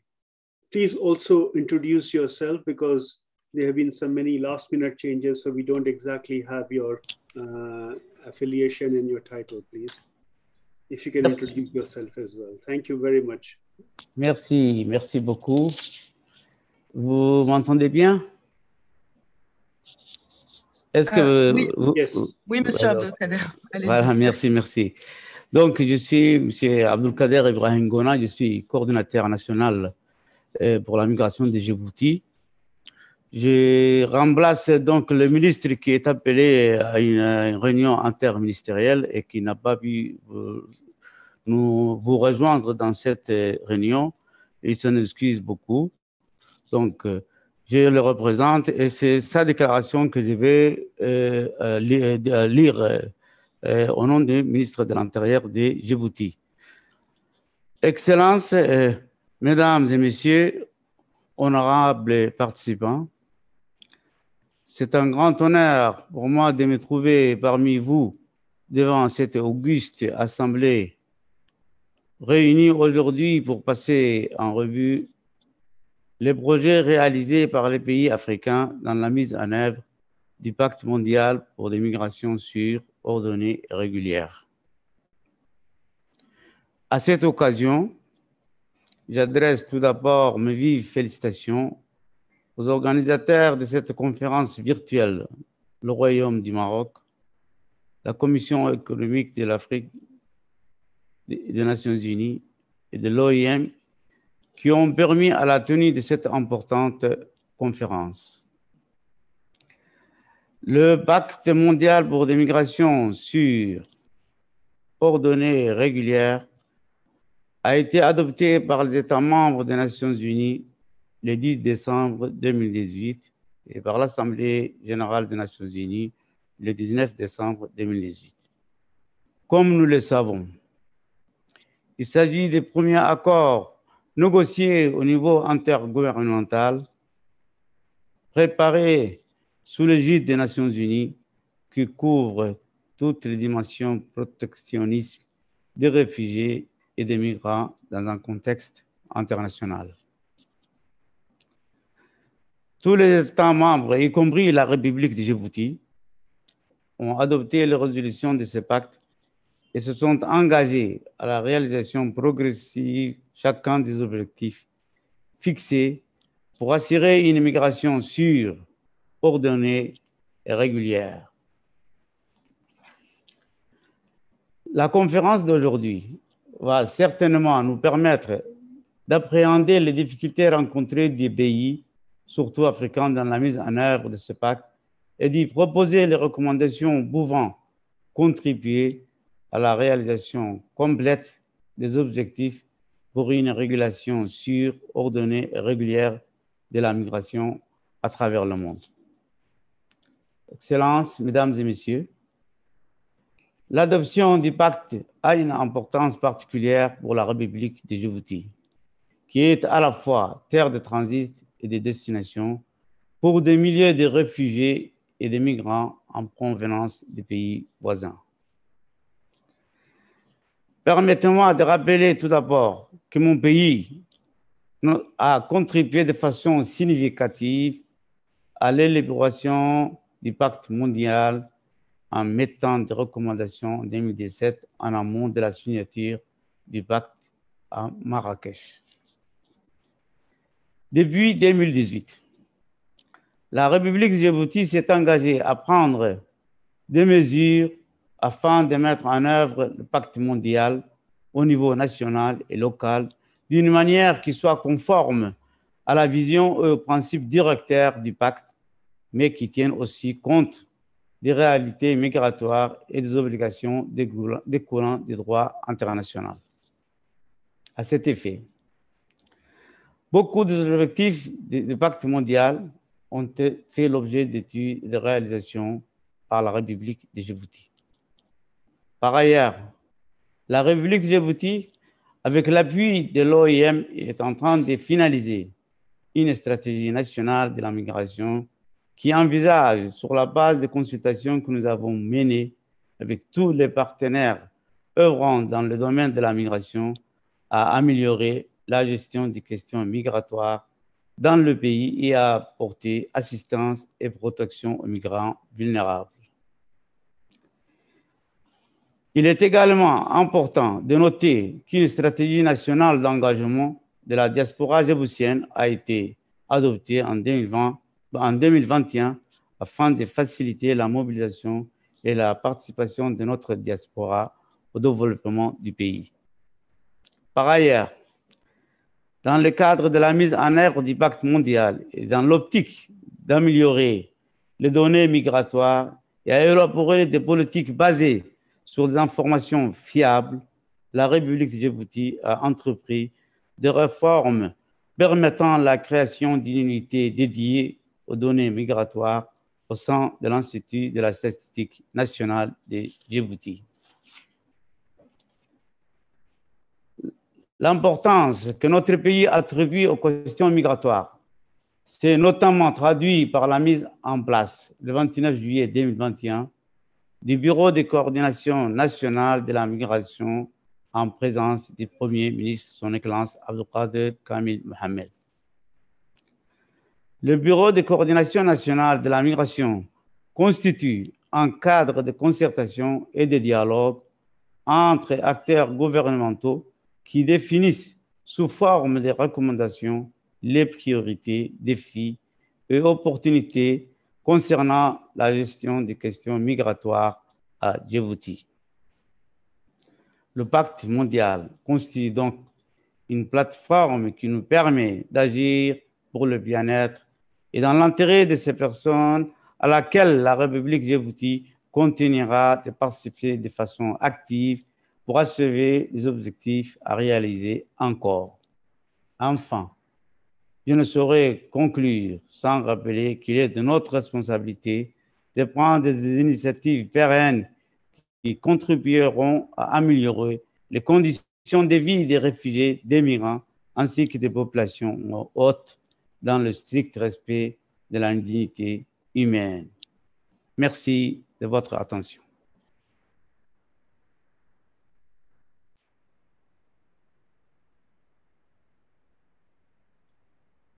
Thank you, Mr. Togbe. I see that the chair of this session, Minister Fatou Kinte, is back. Are you there, madam?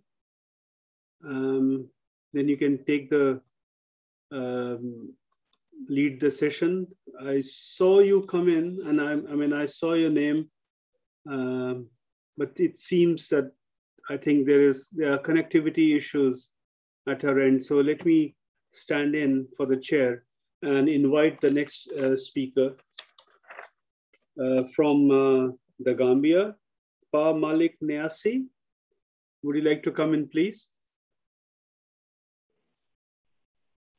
Yes, thank you very much for giving me the floor. Thank you very much for giving me the floor. Of course, my name is Pa Malik Niasi. First Secretary, Ministry of Foreign Affairs. First of all, I would like to thank the African Union for coming up with this very important activity. Also, by extension, I thank the IOM office in the Gambia for providing technical assistance to the government of the Gambia regarding the entire review of the GCM objectives in the Gambia. Notwithstanding, the government of the Gambia was among the 164 member states that adopted the GCM at the United Nations General Assembly on the 19th December 2018.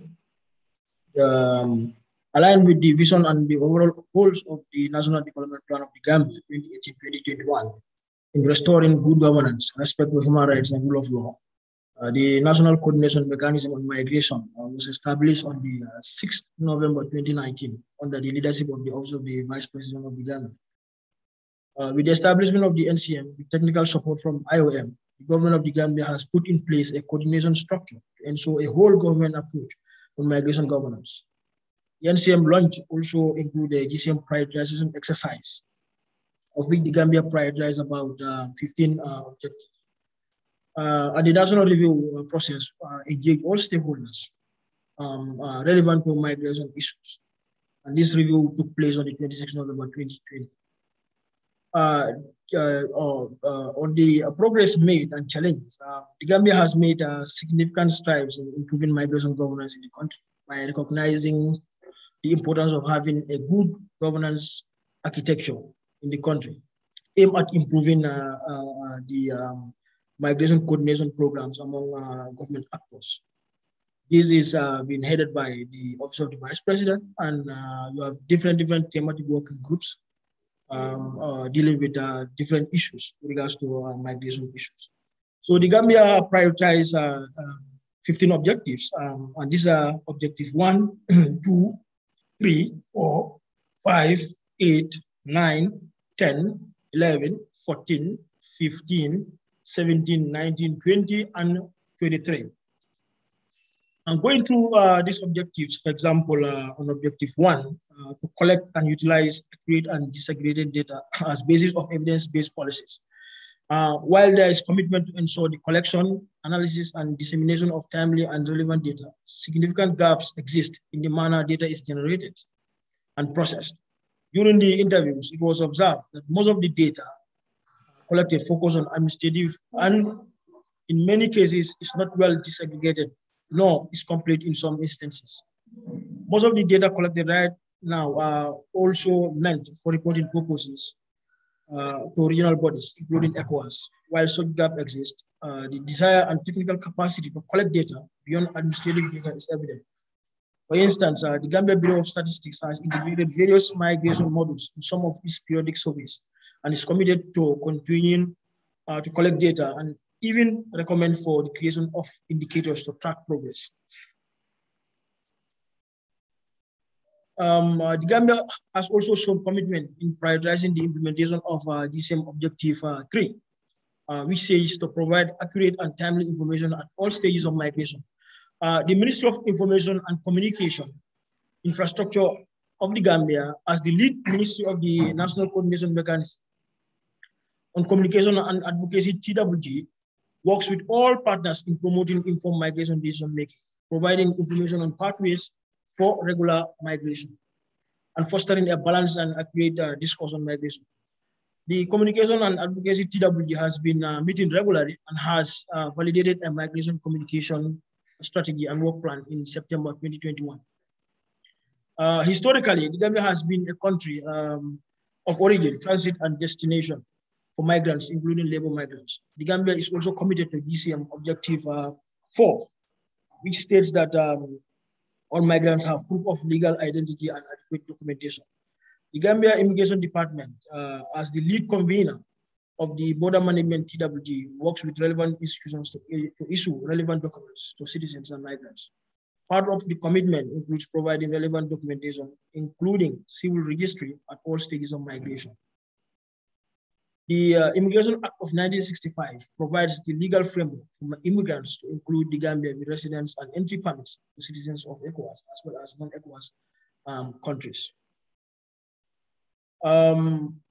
In search of better livelihood and job opportunities abroad, the Gambia is committed and has prioritized GCM Objective 5 as well, to enhance availability and flexibility of pathways for regular migration.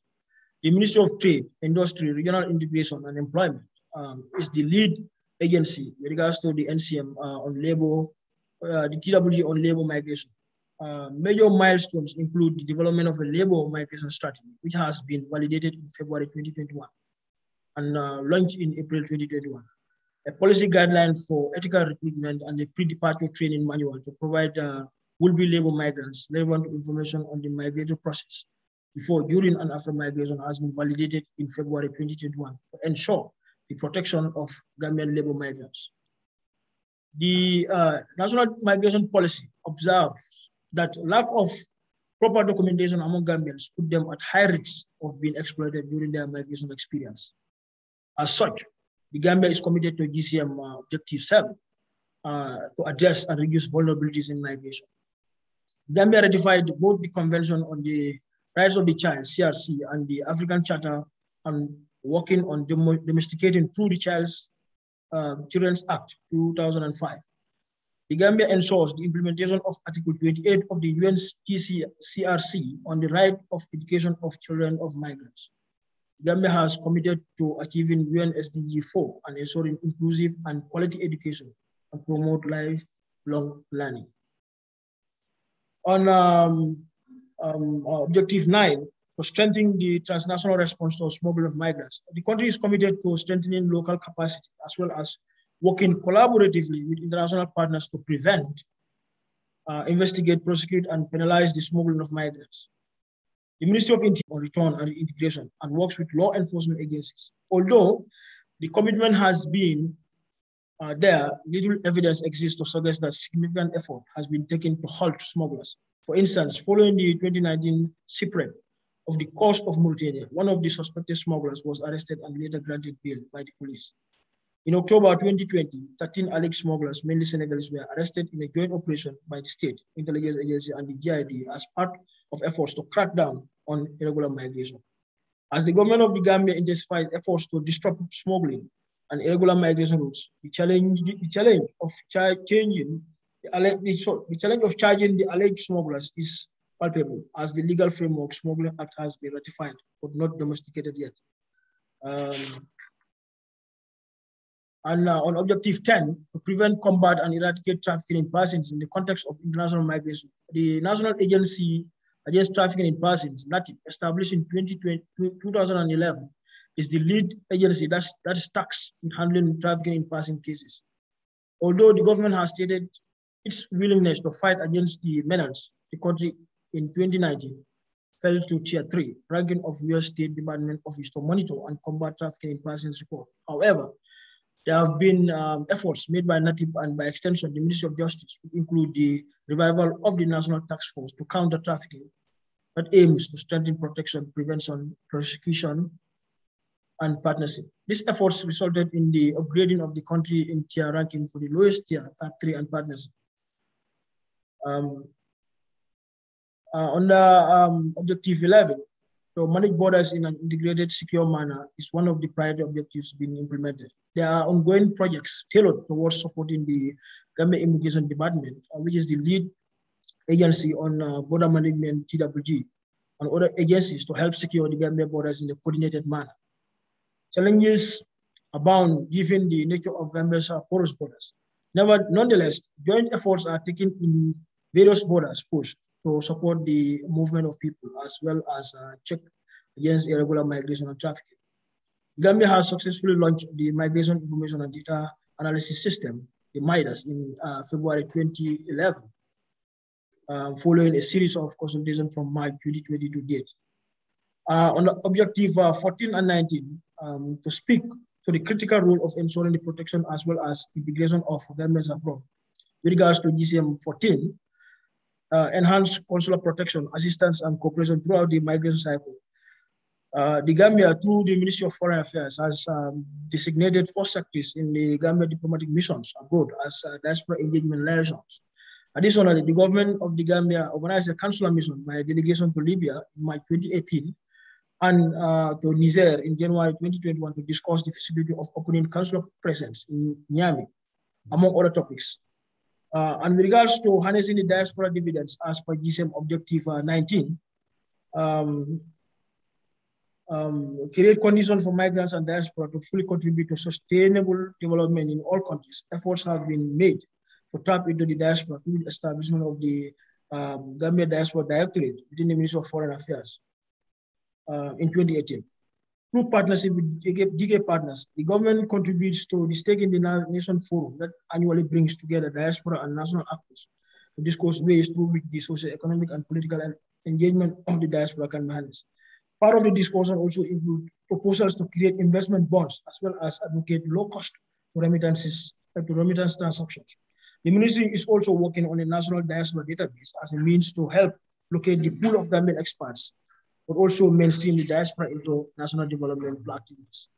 The Gambia in recent years have been the forefront of cooperation on returns, the admission and reintegration in line with GCM Objective 21. Gambia, since being a participant to the EU Valletta Summit on Migration in 2015 and its action plan and joint fiscal declaration, has seen thousands of Gambian citizens returning in a safe and dignified manner with the support of IOM.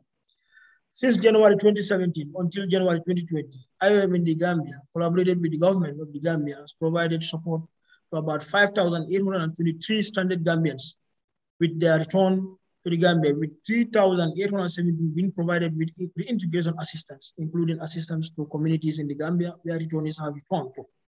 The government of the Gambia has also, under the framework of the National Coordination Mechanism on Migration, set up thematic working groups on return and integration. Talking about all these commitments of the Gambia to all these set of GCM objectives, to summarize, it was observed that data was, of course, limited and where available, focus is more on administrative data. It was also equally observed that since the adoption of the GCM and prioritization of the objectives, relatively limited activities were carried out, although critical mechanisms were put in place for coordination and engagements. Now, moving on the means of implementation and the way forward, the Gambia continues to be a country of origin, transit, and destination for migrants. As such, the promotion of safe, orderly, and regular migration cannot be overemphasized. During the review process, while relative progress was made, a plethora of challenges, including financial, human, and other structural issues, were identified as bottlenecks for successful implementation of GCM objectives. Hence, it was recommended that improving the technical capacities of stakeholders, strengthen coordination, and increase financial input will support in the implementation of GCM strategies and objectives, which are well captured in the national migration policy. Capacity building and education training should be provided for a broad spectrum of migration actors, including policymakers, law enforcement agencies, and labor and social welfare officers. Efforts should be directed to ensure that the collection and analysis of data is expanded beyond data currently available to identify key migration issues. Current mechanisms, including the designation of focal persons, are relevant and similarly effective, though it was suggested that focal persons be supported to ensure sustainability and timely delivery of required information, as well as support in the implementation of GCM objectives in their various departments and agencies to ensure their effective implementation and monitoring. Additionally, 15 prioritized objectives of the GCM have been distributed and are being addressed by the 8 thematic working groups set up under the National Coordination Mechanism on Migration. The government of the Gambia, under the leadership of the Office of the Vice President, will continue to engage the NCM, TWGs to monitor the implementation progress of each target NCM, GCM objective. Now on the steps, the next steps, the voluntary review process are giving the Gambia an opportunity to engage and involve various stakeholders on the state of GCM implementation, articulate government position on migration, as well as identify the challenges affecting successful implementation of the GCM. The Gambia has come a long way in the implementation of the GCM since its adoption. As such, the launch of a national migration policy 2020, as well as setting up a pivotal mechanism such as the National Coordination Mechanism on Migration, to support the coordination of migration and migration programs and frameworks, including building synergy and complementarity among stakeholders. From the review, it was evident that to successfully ensure that migration is conducted in a safe, orderly, and regular fashion, it is important to strengthen existing institutions and mechanisms through mainstreaming migration across all relevant policies, domains, as migration is a cross-cutting topic. In addition, the National Development Plan should comprehensively look into covering issues surrounding migration by taking into account the development priorities of the Gambia. Thank you very much. I know I have exhausted my time of 10 minutes, but this is a very, of course, important topic for the Gambia. Absolutely. As you can see that the report is a very comprehensive report. It is. Capturing all we would like interventions areas that we've been doing. Thank you. We would like to ask you and request you if you could share this report with us, because it's very rich. I can see that. And I'm sure everybody here would like to access and get to know more about the facts that you were sharing. Thank you very much. Of course, that will be more than appreciated. Thank you. I'm pleased to welcome the chair back, Madam Kinte. You're back. There was some connectivity issue. But in the meantime, we have put together a team of a group of member state delegates who would like to make statements. But we have also reached the end of the session too. So a 15-minute break is scheduled now. And what I'm going to suggest, Madam Chair, is that if we take a break now, and while most of us take the break, some of us would reorganize the group so that when we come back, we are able to finish what would then become technically session 3. If that's okay with you, Madam Chair, if we can do that. Thank you very much, Sinha. That's fine with me. And I want to join you in thanking very much Mr. Pamalik Nyasi of We can't hear you. Oh.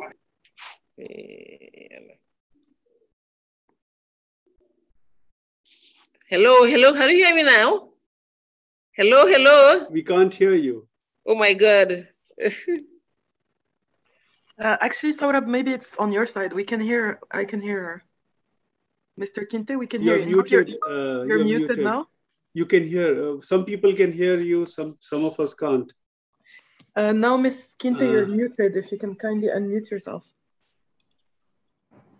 Saurabh, if you have selected mute original audio, you need to change that. Hello, hello. Yes, are you hearing me now? Yes. Can you hear me now? Yes. Can you hear me now? Yes, Ms. Kinte, Yes, we can hear you. Yes, I just want to say that I want to thank very much Mr. Pamalik Nyasi from the Ministry of Agriculture for that very good presentation. And I think we can now proceed on a 15-minute break and resume after 15 minutes. Thank you very much to all of you. My God. Hello, okay, hello. Thank you. Let's break for 15 minutes. 15 minutes, and then yes. resume after 15 minutes. Yes. Yes. Thank you very much. Thank you. Okay. Thank you so much. Okay. Thank you. Okay.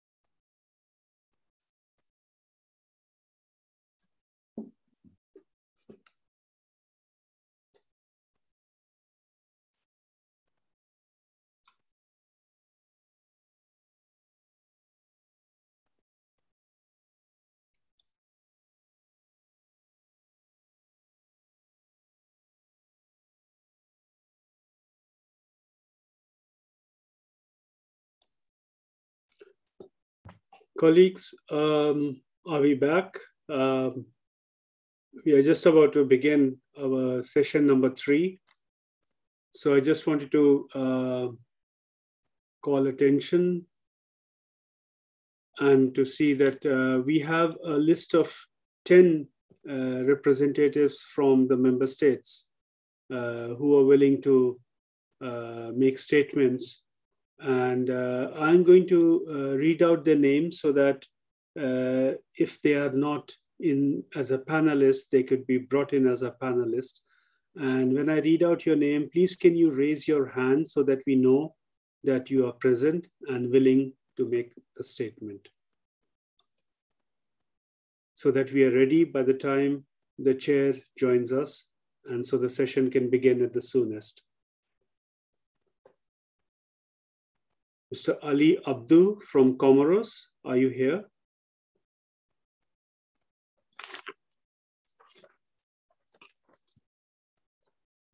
Mr. Rogers Mutende from Kenya.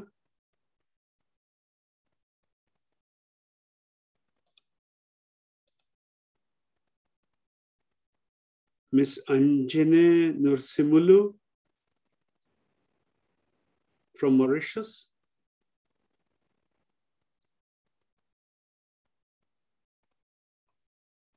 Mr. Mahamadou Salamatu Buhari from Niger.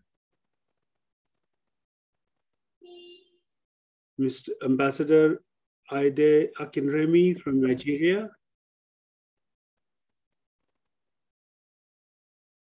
Mr. Moses Basi Conte from Sierra Leone. Mr. Abdi Kader Ahmad from Somalia. Mr. Francis Molloy from South Africa. Ms. Peggy Aisiga from Uganda. And Ms. Dr. El Sadiq Helal from Sudan.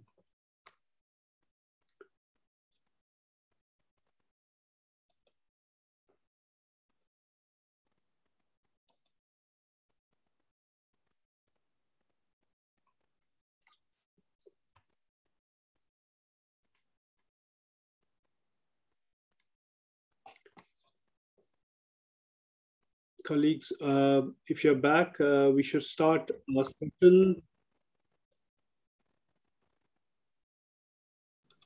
Dear Saurabh, I think the chair is having connectivity issues and she's asking that we continue while waiting her Yes, I can see the hand of Peggy Aisiga from Uganda.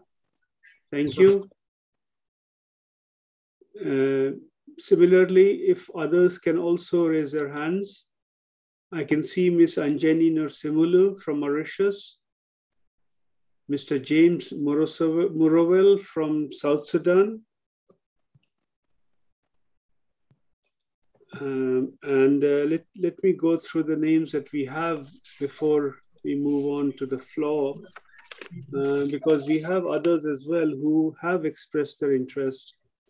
We just want to bunch them and bring them together so that we can move quickly, and the chair then has the list of names to bring them in. Mr. Ali Abdu from Comoros. Mr. Rogers Mutende from Kenya.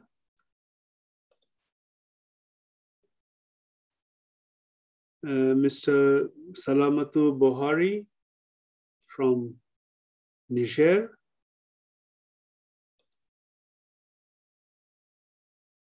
Ambassador Akinremi from Nigeria.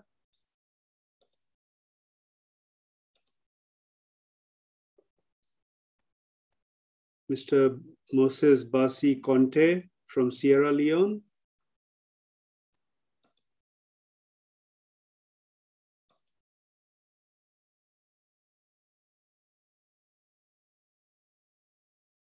Mr. Abdi Kader Ahmad from Somalia. Mr. Francis Molloy from South Africa. and Dr. El Sadek Helal, who expressed a view, who wanted to make a statement on behalf of Sudan. If you can raise your hands. I had seen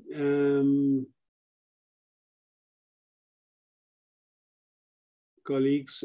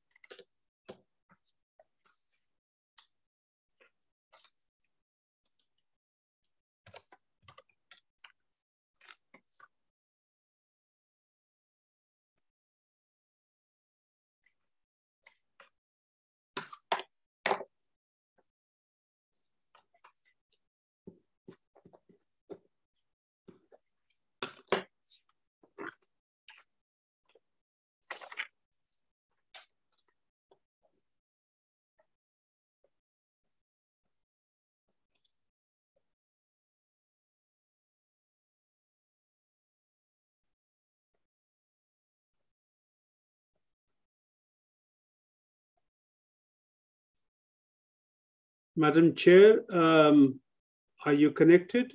Can we start the proceedings, and I can share with you the list of people who are here and who are willing to make a statement? Madam Minister? Saurabh, she sent a message to say to start without her while she's finding a stable connection. We have a few representatives already on the floor. If we want to start, we can, I think. Okay. I think the chair is not here with us at this moment. There are some connectivity issues. So I'm going to stand in for the chair. And I'm going to start by requesting the Ambassador Akinremi from Nigeria. He's the Director of Consular and Legal Affairs in the Ministry of Foreign Affairs. Ambassador, would you like to make a statement?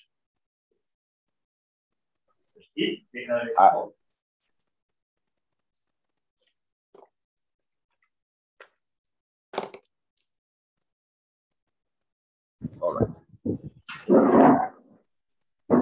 Hello, Ambassador. Ambassador Akinremi from Nigeria.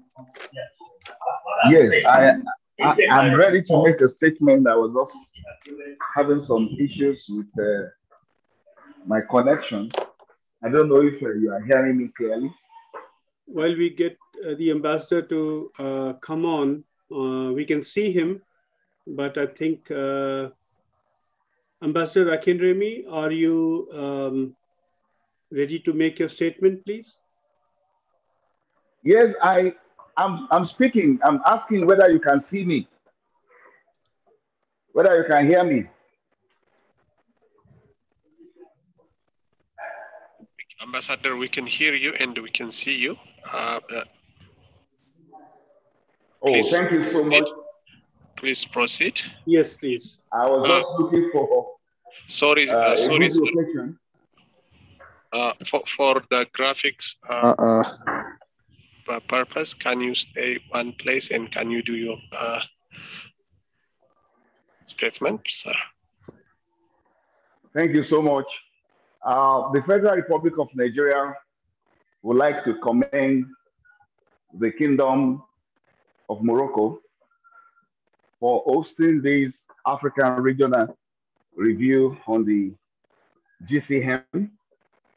And we congratulate all the speakers and participants in this very important review. And we are very happy to be part of this. We have come with the mind to share our challenges and our efforts since the inception of the Global Compact. And we are very happy that efforts that Nigeria has been putting in place has made us to be recognized today as a GCM champion country. Nigeria is taking concerted steps in implementing the GCM through its migration governance architecture. Nigeria has integrated the GCM into its National Migration Implementation Plan to ensure implementation. In 2019, Nigeria had a National Migration Dialogue with focus on global compact for safe, orderly, and regular migration. The theme was geared towards localizing the GCM and developing a national implementation action plan to solve the unique Nigerian migration issues within the GCM agenda. The National Migration Dialogue is now a yearly event in Nigeria. It was institutionalized in 2014 as a supportive mechanism in increasing awareness and importance of migration as a function of population dynamics within the potential for development. Likewise, Nigeria is implementing a global compact on refugees and has come up with 4 pledges which highlight the core areas of interest. These include inclusion of persons of concern, POC, in the National Development Plan. 2, strengthening protection capacity. 3, ensuring availability and access to durable solutions and ensuring active participation at regional and sub-regional efforts to address root cause of displacement. Nigeria has come up with the following instruments since the coming of the GCM. 1, National Migration Policy, a document for migration governance and management. The document incorporates guiding principles channeled towards the advancement and protection of the right of migrant workers within and outside Nigeria. The policy birthed the migration governance framework, anchored on 5 pillars and sectoral grouping, which are labor, diaspora, border migration, border management, and migration and data management. It is worthy to note that at this point that Nigeria has continued to strengthen its response on preventing, combating, and eradicating trafficking in persons through campaigns and stringent measures. Days ago, the Nigerian government stopped the trafficking of 22 persons banned for Tripoli, Libya. As part of the government's effort to tackle migration of skilled professionals, Nigeria recently intervened in a recruitment exercise organized by Saudi Recruitment Agency for skilled medical professionals. This is to curtail the unprofessional conduct of private employment agencies require government permits. Nigeria is, however, taking steps to negotiate agreements to regulate recruitment of skilled and unskilled migrant workers on resettlement schemes through the Resettlement City Rehabilitation Program to ameliorate the suffering of displaced persons, refugees, and returnees.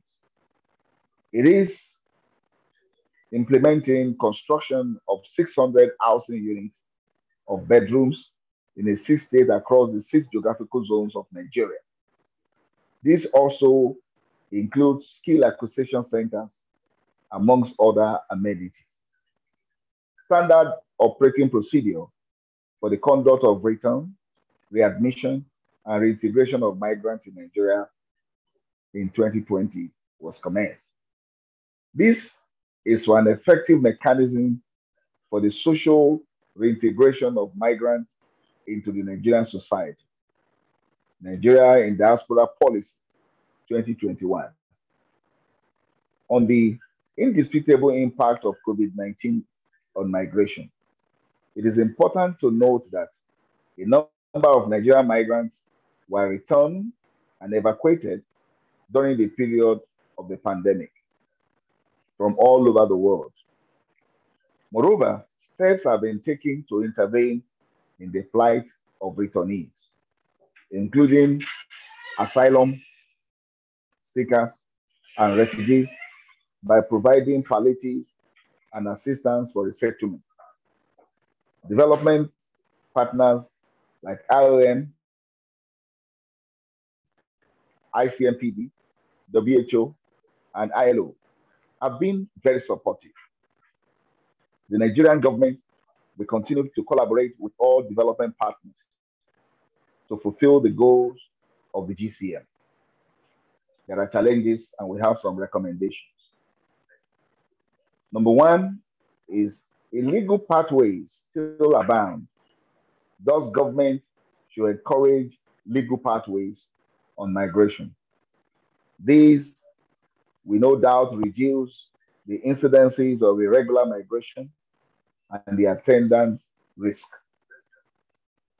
Two, absence of bilateral labor agreements, BLAs, between countries have further encouraged ill treatment of migrant workers in destination countries. Therefore, Nigeria is proposing that countries should allow and encourage negotiation of bilateral labor agreements to enhance cooperation and collaboration between governments for the protection of migrant workers and their rights. On the repatriation of migrants, there is need to make consideration for integration of migrants who are returned or repatriated. The process currently does not capture this, and these have led to more challenges and pressure for government in recent times. In conclusion, Mr. Chair, distinguished ladies and gentlemen, Nigeria is providing leadership and platform to engage on migration matters in the West African sub-region, particularly by forging strong collaboration and partnership among and with members of the civil society organization, the academia, the private sector, and non-state actors. I thank you for your attention, and once again, I congratulate the Kingdom of Morocco for organizing this review. On behalf of the Federal Republic of Nigeria, I thank you. Thank you, Ambassador Akinremi. Thank you for those remarks. I now turn to the next delegate from Niger, Mahamadou Salamatu Buhari. Are you willing to make your statement now?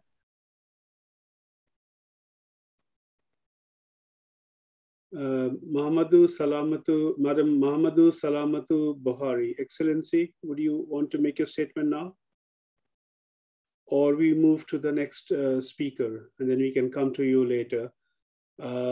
We can go to Ms. Anjani Nursimulu from Mauritius, and after which we will come to Ms. Peggy Aisiga from Uganda, in that order. Ms. Anjani Nursimulu, please. Thank you very much for giving me the floor. My name is Anjani Nursimulu, Migration Coordinator and Researcher at the Prime Minister's Office, Republic of Mauritius. I just want to ensure that you can hear me at the moment. Yes, we can. Thank you very much. So the Republic of Mauritius is committed to the United Nations Sustainable Development Goals, SDGs, under the auspices of the United Nations 2030 Agenda to cover all dimensions of migration in a holistic and comprehensive manner. The government of Mauritius promotes safe, orderly, and regular migrations and aligns with Sustainable Development Goal Target 10.7, which is facilitating orderly, safe, regular, and responsible migration and mobility of people including through the implementation of planned and well-managed migration policies. The Migration and Development Policy 2030 for the Republic of Mauritius, developed in 2018, has supported the implementation of the 23 objectives of the Global Compact for safe, orderly, and regular migration.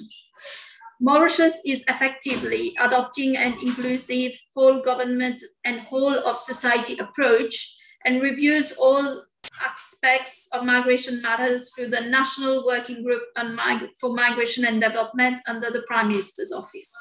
As such, the outcome of the National Voluntary Review Report highlights the efforts of the government of Mauritius to effectively capturing the implementation of policies on migration issues at national level.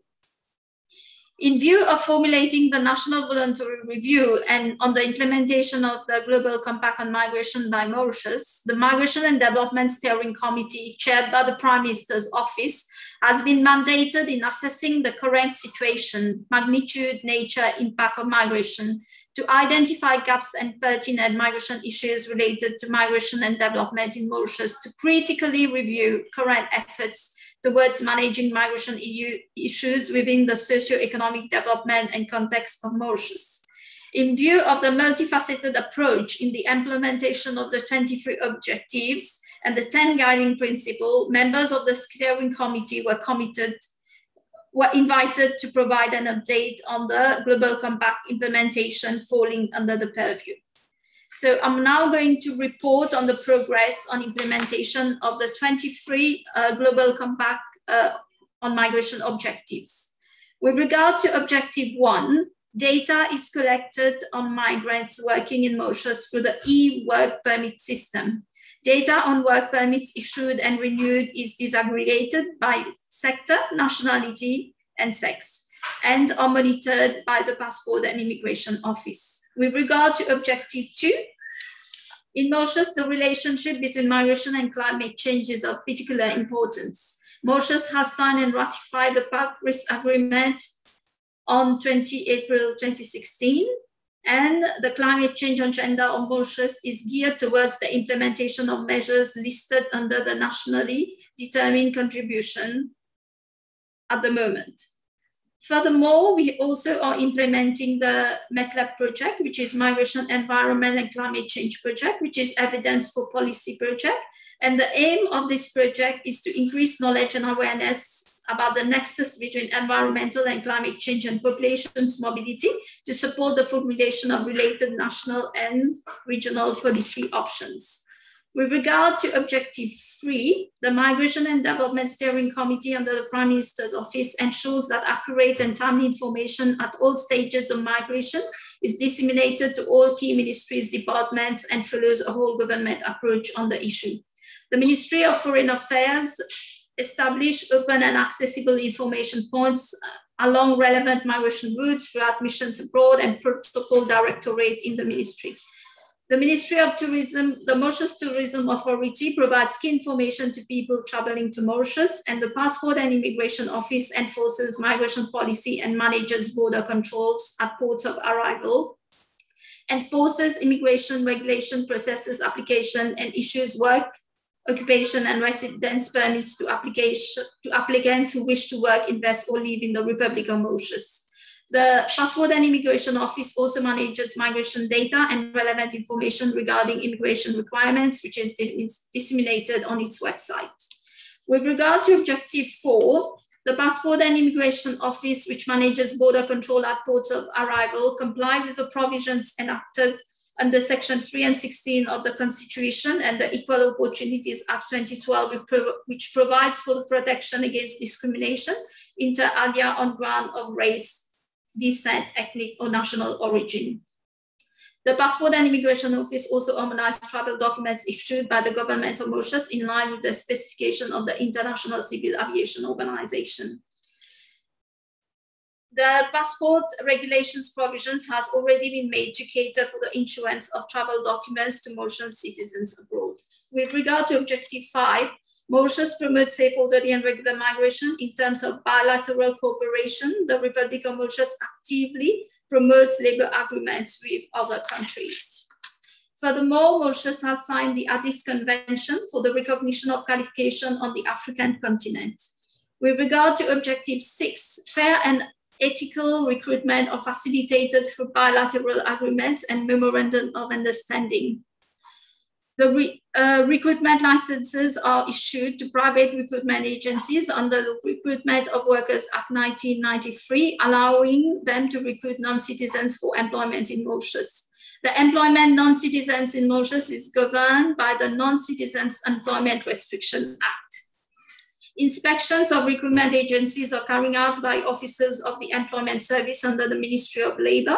The officers are mandated to inter alia ensure that the recruitment agencies, employers, and non-citizens are complying with the Recruitment of Workers Act and check office facilities and accessibility and whether the office is conducive for the recruitment activities, verify the profile of the agencies and the employees, and ensure that quarterly returns are submitted within the prescribed delay.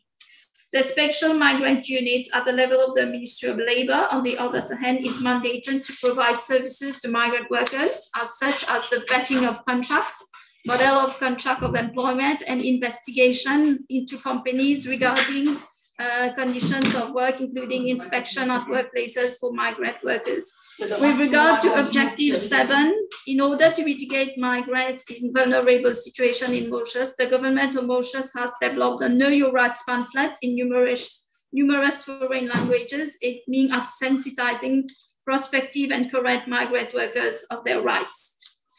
With regard to Objective 8, the government of Mauritius has set up a high-level committee co-chaired by the Attorney General Office and the Ministry of Labour to analyze the multifaceted problem of missing migrant workers. A subcommittee chaired by the Prime Minister's Office has been set up to examine the issue of missing migrants in depth and make appropriate recommendation thereof. Mauritius has also approved on an action plan on the issue of missing migrants, and the action measures recommended for implementation thereof has been addressed in short, medium, and long term. With regard to Objective 9, in the prevention, combat, and eradicating trafficking in persons in the context of international migration, it is worth noting that Mauritius has enacted the Combating Trafficking in Person Act in 2009 and has ratified on 24 September 2003 the protocol against the smuggling of migrants by land, sea, and air, supplementing the United Nations Convention Against Transnational Organized Crime. If I can request the delegate from Mauritius to please keep within the time limit of 7 minutes. Thank you. Yes, yes. With regard to Objective 12, in order to generate awareness of migration procedures for appropriate screening, assessment, and referral in Mauritius, the government has developed the Know Your Rights leaflets in numerous foreign languages. With regard to Objective 13, prior to arrest, the migrant workers are being informed about and the reason for their arrest in a language which they understand and are informed of their constitutional rights. With regard to Objective 14, the mandate of the 19 Mauritian diplomatic mission consulates overseas is to provide consular services and assistance to the Mauritian diaspora and nationals abroad. With regard to Objective 15, a foreigner in Mauritius enjoys the same civil rights as citizens of Mauritius. With regard to Objective 16, in order to empower migrants to realize full inclusion and social cohesion in Mauritius, the government has developed the Know Your Rights pamphlet in numerous foreign languages, aiming at sensitizing prospective and current migrant workers for their rights and possible remedial action in case of violations. With regard to Objective 17, the Equal Opportunities Act prohibits any direct or indirect discrimination on basis status such as age, caste, color, creed, ethnic origin, etc. With regard to Objective 18, in 2018, Mauritius acceded to the Addis Convention on the recognition of higher studies, certificates, diploma, degrees, and other academic qualification in higher education in African states. With regard to Objective 19, Mauritius has a large... Mauritius to please wind up because we need to spread the time, please. Okay. Mauritius has a large diaspora around the world. With regard to Objective 20, the Bank of Mauritius combines remittance statistics from bank and foreign exchange dealers, and the cost of remittances in Mauritius is well below the target of less than 3% in line with target tendency. With regard to Objective 21, Section 15 of the Constitution guarantees that no person shall be deprived of his freedom of movement, which includes the right to leave and the right to return to Mauritius for every citizen. With regard to Objective 22, non-citizens in the Republic of Mauritius are eligible to participate in the National Insurance Scheme. And with regard to Objective 23, Mauritius is considered as both a source and destination country for international migration, and Mauritius promotes safe, orderly, and regular migration and aligns with SDG 10.7. I thank you very much, Chair, for your time, and I submit to the floor, please. Thank you, the delegate from Mauritius. Please, can I request colleagues and the delegates to limit themselves to the key points, because it is going to be very challenging. I recognize that there are so many objectives and a lot of work has happened at the country levels to share with this August gathering. And so therefore, what we are trying to do is to make an arrangement by which your full reports can be shared and put on the websites. But for the time being, for this session, I would suggest please limit yourself to the time and share only the key points so that we can all benefit and more members can participate. Thank you very much. I am also going to request for the delegates to please talk slowly so that the interpreters, they have made a point that they are finding it difficult to interpret simultaneously. So it's a request if you can deliver the statement slowly. Thank you very much. So I'm turning to Peggy Aisiga from Uganda. You will have to introduce yourself since we don't have your affiliation with us. And after you have done your major statement in 7 minutes, I'm going to turn to the delegate from South Africa, Mr. Francis Molloy. So Peggy Aisiga, you have the floor. All right, thank you. Thank you. Hello, everyone. My name is Peggy Aisiga. I am representing the government of Uganda at this meeting. I work at the National Coordination Mechanism for Migration, where I head the secretariat. I would like to commend the Kingdom of Morocco for hosting this grand event. And I would like to send out our sincere greetings to various senior level and expert level participants from different nations and international organizations. We thank you for your partnerships and your cooperation. Uganda is a lot like so many other African countries in regards to the migration context. Migration management here is done by various government entities. And not just one. For example, regular migration is governed by the Ministry of Internal Affairs. Forced displacement and refugees is governed by Office of the Prime Minister. Labor migration is governed by the Ministry of Gender, Labor and Social Development. So each component is governed by an independent legislation, and for each law in place, there is an independent policy. This is why it was very important to have a national coordination mechanism where we can all come together and harmonize our migration management. This is also why we celebrate GCM, the Global Compact for Migration, because it helped us to identify very clear indicators and very clear ways in which we can govern migration. A quick update is as follows. So I have divided the objectives into 3 thematic areas that I think are important to note for all of us here. One is governance. So there are so many GCM objectives that fall under the thematic area of governance, and the progress we've made is that we are finalizing the national migration policy, the national diaspora policy, and the national refugee policy, which have been in a pigeonhole for a very long time. We have, however, at the NCM made significant progress this year to see to it that these policies are finalized and that they speak together. In respect to protection and reducing vulnerabilities of migrants, we have done a great deal of work in anti-trafficking. We have an anti-trafficking task force that is chaired by the Ministry of Internal Affairs. This has put in place the National Action Plan to prevent trafficking in persons and national referral guidelines, which basically have how we can refer cases of victims of trafficking and also how to prevent and identify victims of traffickers.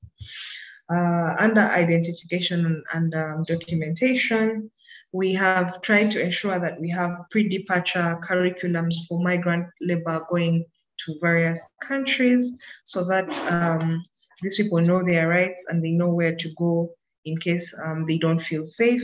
We have tried to arrange bilateral agreements. We have put in place bilateral agreements with various countries where a majority of our youth go to work, so countries such as the UAE, Jordan, Kuwait.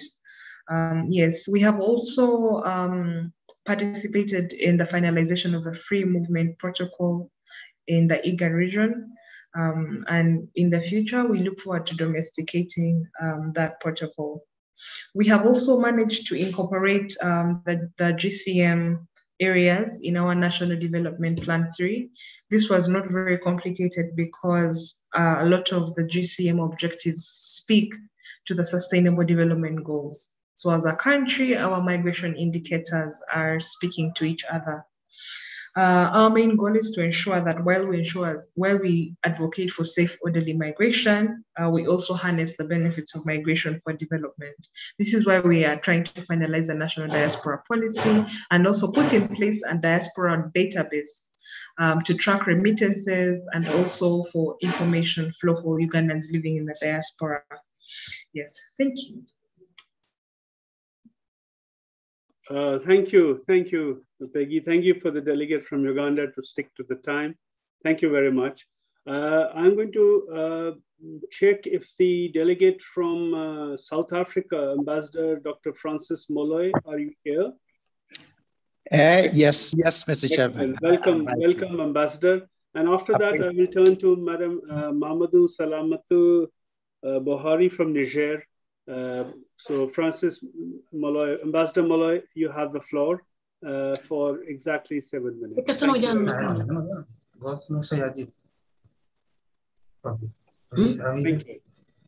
you. Ambassador, the floor is yours. Please. Okay, thank you very much, Mr. Chairman, and greetings to all my colleagues from all the four corners of the world and our continent. Good afternoon to you all. So thank you very much, Mr. Chairman, and thank you to the United Nations Economic Commission for Africa and the International Organization for Migration for organizing this African Regional Review of the Global Compact for Safe, Orderly, and Regular Migration. The government of South Africa is pleased to participate in this regional review and to contribute to the successful review of the implementation of the GCM as we prepare for the inaugural International Migration Review Forum next year. Indeed, it is encouraging to see the broad representation from member states and other stakeholders participating in this review. South Africa is committed to the Global Compact for Migration and its implementation. The GCM principles resonate with how South Africa manages international migration, including acknowledging the territorial integrity and sovereignty of member states. South Africa notes that the effectiveness and efficacy of this compact is also dependent on regional and international cooperation and partnerships. The government of South Africa recently undertook its review of the implementation of the GCM. Some of the issues I would like to highlight today will include the following, for instance. The Constitution of South Africa provides a solid legal foundation for the protection of the human rights of migrants. Entrenched in the Constitution is the Bill of Rights, which espouses the values of human dignity and equality for all persons, including migrants. And as an active member of the international community, South Africa has over the years established a myriad of structured bilateral and multilateral partnerships to facilitate management of international migration and governance. We believe that migration should take place as a matter of choice rather than out of necessity. The National GCM Review highlighted that South Africa is progressively implementing the objectives of the GCM, including enhancing the implementation of various policy and legislative frameworks. For instance, Through the relevant legislation, South Africa continues to prosecute offenses related to the trafficking and smuggling of migrants. We have legal pathways for migrants to enter South Africa, and we are able to provide documentation to our nationals when they travel through their journeys through the various consular offices across the world. The migrants continue to have access to basic services in South Africa. These include access to basic education for migrant children, irrespective of their status, and access to emergency health care for all. We promote social cohesion, and we allow the self-integration of migrants at local levels. Access to justice and fair administrative procedures is also provided for, and this applies to migrants who face negative administrative action. Despite the emergence of the COVID-19 virus, irregular migration continues. And we continue to offer our support in capacity building and technical assistance to other member states to help address the root causes of migration and indeed forced displacement in order to ensure that migration happens in a safe, orderly, and regular manner. For this reason, it is important to strengthen international cooperation and partnerships to address, among others, structural challenges that lead to poverty, inequality, unemployment, economic exclusion, food insecurity, and conflict. In this regard, South Africa continues to identify opportunities where cooperation can offer mutual benefits and investment in infrastructure. When it comes to collecting and utilizing accurate and disaggregated data, South Africa regularly collects and utilizes disaggregated data as part of its planning processes. In relation to migration, we regularly insert migration modules into key household surveys. Some of the challenges encountered during the review process include, at a macro level, the lingering effects of the COVID-19 pandemic over the past 2 years and the additional social and financial burden which is placed on government to respond to the pandemic. Consequently, lack of resources is always the key factor in the implementation of the compact. The other challenge relates to the management of mixed migration as well as migrants in irregular situations in South Africa. We continue to host and welcome large numbers of migrants, and we do so in honoring our commitments under international legal frameworks. Moving forward, and as part of strengthening the implementation of GCM, South Africa looks forward towards strengthening institutional mechanisms to take this process forward and further strengthen the engagement with other stakeholders. The government of South Africa looks forward to continued engagement with other members, IOM, other international and UN agencies, and other relevant stakeholders in taking the next steps in this process. We will continue to glean from our extensive experience with other agencies in compiling a structured plan of action in assisting the regular migrants in the country. Finally, South Africa again expresses our gratitude to the UN Economic Commission for Africa, to the IOM, as well as the Kingdom of Morocco for facilitating this meeting. And thank you to you, Mr. Chairman, for the able manner in which you are conducting our meeting this afternoon. Thank you very much indeed. Thank you. Thank you, Delegate from South Africa. I'm just standing in for the chair because I'm so glad to see that the chair is back. Excellency Fatou Kinte from Gambia, you're back, so maybe you would want Bonjour, Madame. Honorable, Guinée-Bissau est là pour participer. Bonjour. Yes, I'll come to Guinea-Bissau. Yes, definitely. Madam Chair, Merci, would merci. you like to take Merci. over now?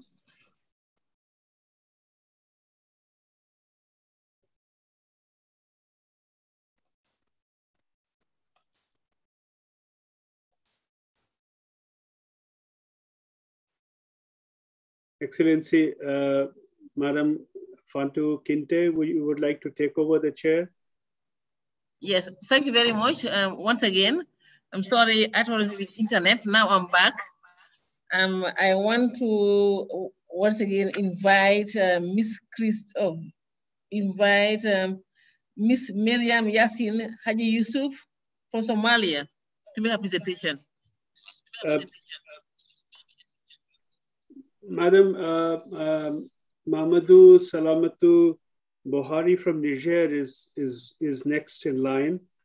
If you can start with her, and then we can have a few others, and I can share the information with you. Madam Mamadou Salamatu Buhari from Niger. It's Mr. Muhammadu Salam Buhari from Niger, please. You're invited to take the podium. C'est Madame Mahamadou Salamatou Buhari, directrice des Nigériens à l'extérieur, ministère des Affaires étrangères, qui représente le gouvernement du Niger. Je voudrais tout d'abord remercier les initiateurs et organisateurs de cette conférence relative à l'examen régional africain de la mise en œuvre du pacte mondial pour l'immigration sûre, ordonnée et régulière. Le Niger, en tant que pays de transit et de destination pour des centaines de milliers de migrants, chaque année ne peut que saluer cette initiative qui contribue en réalité à apporter des solutions appropriées au phénomène de la migration. Le Niger, dès 2018, s'est engagé et voté pour le pacte mondial pour une bonne gouvernance de la migration. À cet effet, un certain nombre d'institutions gouvernementales ont été impliquées dans la gestion de cette migration dans différents aspects. Il s'agit notamment du ministère du Travail qui délivre les permis de travail au travail migrant, le cadre de concertation de la migration qui est en charge de la coordination des questions migratoires de la direction des migrations qui est l'unité centrale de la migration au Niger. La direction de la surveillance du territoire qui assure la sécurité aux frontières et délivre les permis de séjour. La Commission nationale pour la lutte contre la traite des personnes et les trafics illicites des migrants qui édicte les politiques sur les victimes de la traite et des trafics illicites des migrants. Et l'Agence nationale de lutte contre la traite des personnes et trafics illicites des migrants qui est mandaté pour mettre en œuvre ces politiques, et le ministère des Affaires étrangères pour les questions de la diaspora. En effet, il existe également des législations, cadres et stratégies qui abordent des aspects de la migration. Il s'agit notamment de la stratégie de développement durable et de croissance inclusive, la politique nationale de la migration et son plan d'action adopté en septembre 2020, l'initiative 3N pour la sécurité alimentaire et le soutien au développement durable, qui vise à réduire l'insécurité alimentaire, qui répond à l'objectif de lutter contre les facteurs négatifs qui poussent des personnes à quitter leur pays. On note également la stratégie nationale d'adaptation au changement climatique, la mise en place des postes de police mobile pour contrôler les flux, ainsi que le plan national de contingence pour la gestion des crises aux frontières, adopté le 7 février 2020 par un arrêté pris en Conseil des ministres au titre du ministère de l'Intérieur. On peut noter également l'adoption de la loi numéro 2015-36 criminalisant le trafic illicite des migrants. Cette loi est relative à la lutte contre le trafic illicite des migrants qui s'inscrit dans le cadre des objectifs 9 et 10 du pacte mondial et a déjà contribué à réduire considérablement les flux irréguliers transitant par la région d'Agadez. Les Migration Information and Data Analysis System, MIDAS, installés à certains postes frontaliers terrestres et les postes juste à poser répondent également quant à eux aux objectifs 11 sur la gestion des frontières. On peut noter également le programme de réintégration de l'OIM pour les Nigériens retournés et la coopération entre le Niger et les pays de la sous-région répondant à l'objectif 21 qui consiste à faciliter le retour, la réadmission et la réintégration durable des migrants, ainsi qu'à l'objectif 23 du pacte qui concerne le renforcement de la coopération internationale.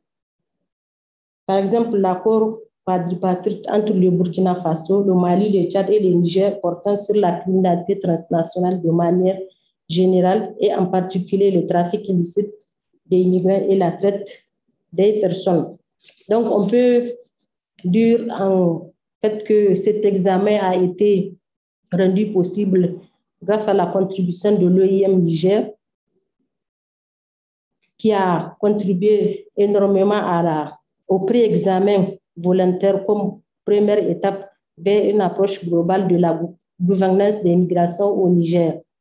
L'OIM a organisé dans ce cadre une réunion de concertation en collaboration avec le cadre de concertation des migrations en janvier 2020.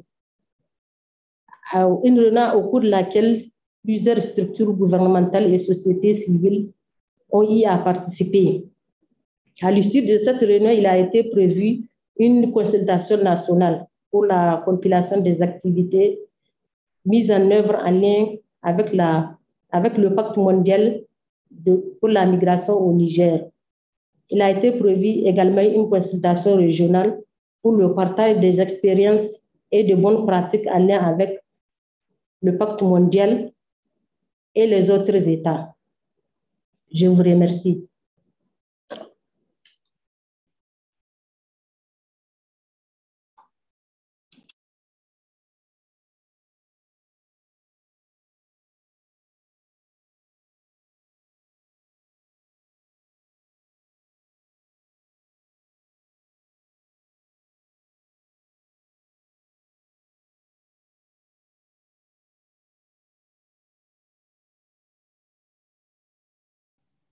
Bai Coulibaly from Mali.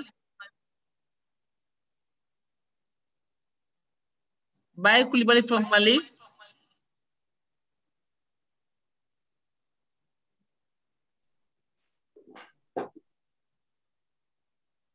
Madam Chair, we have from the previous session, we have Mr. Mogose Mekonnen from Ethiopia.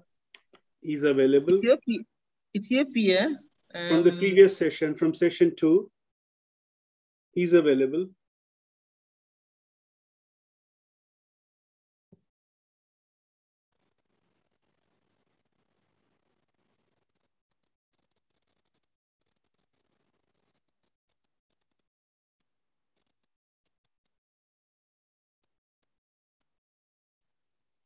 Ethiopia.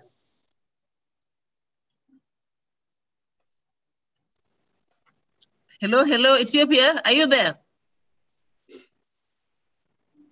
The participant from Ethiopia, are you there? Mr. Mogos Mekonnen. The participant from Ethiopia, are you there?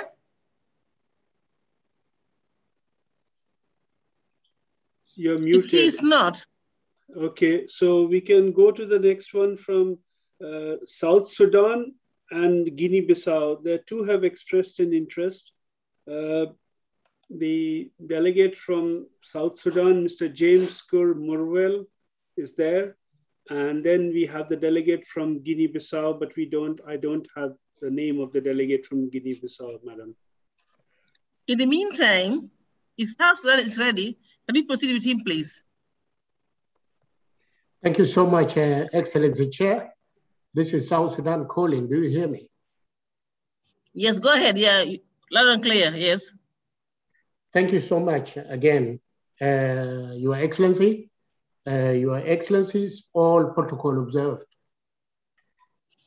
The Republic of South Sudan is guided by the principle that migration is an ancient global human phenomenon, that we, the member states and multi-stakeholders within the GCM cannot claim to eradicate or even stop. acknowledging the fact that humans migrate for whatever reasons and due to different push and pull factors, man-made or natural, some brutally forced and or peacefully. Within this process, humans may lose life and property.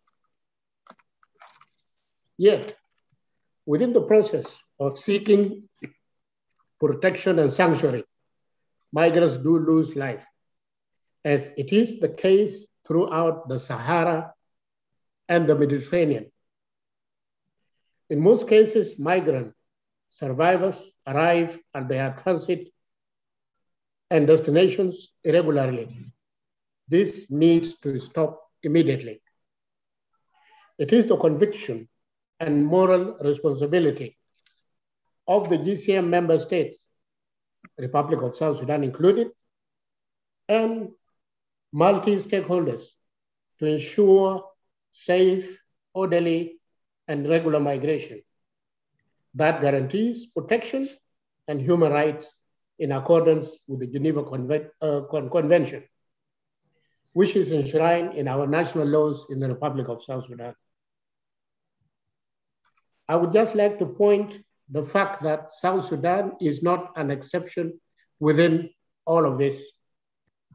Being one of the main contributors to migration in East Africa, South Sudan has 2.2 million migrants and refugees across the East African countries. But at the same time, South Sudanese are not only the one running away from South Sudan. There are other neighboring countries that are running into South Sudan. We host over 400,000 refugees, mainly from our neighbor, Sudan, Congo, and many other countries. The Republic of South Sudan is therefore fully supportive of all the 23 objectives of the GCM for safe, orderly, and regular migration. South Sudan is fully committed and resolved to harvest dividends and benefits of migration in order to enhance sustainable development through what we term as circular migration, where our diaspora can play a pivotal role. It is worth mentioning here that South Sudan has over 500,000, has over 500,000 diaspora spread mainly in the Western world, Australia, across Europe, USA, and Canada.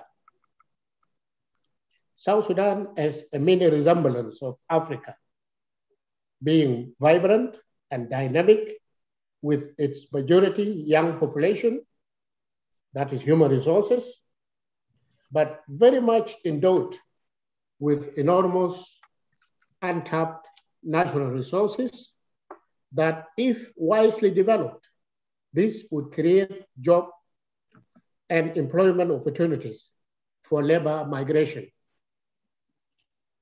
Regionally, within the African continent, again, it is worth mentioning that our estimates, as we speak, South Sudan hosts over 1 million migrant workers. This would also attract back our African diaspora in order to participate in realizing the African 2030-2063 agenda for sustainable development through repatriating back skills and regain the brain drain.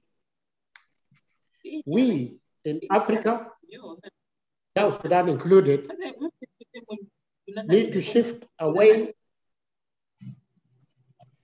We need to shift away from the trap of the public sector being regarded as the main employer. We need to inaugurate our private sector to take the lead as the driving force and backbone of our economies and sustainable development.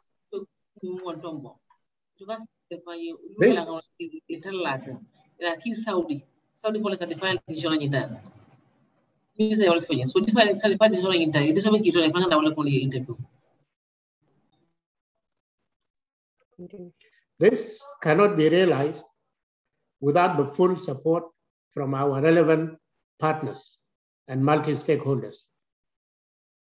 UN Economic Commission for Africa, European Union, African Union, GCM, UN Network on Migration, IOM, ICMPD, GIZ, Frontex AFIC, and whose countries. When I talk of whose countries, we need to look beyond Europe and Africa. In this regard, we talk about USA, Canada, Australia, Japan, and so forth, China included.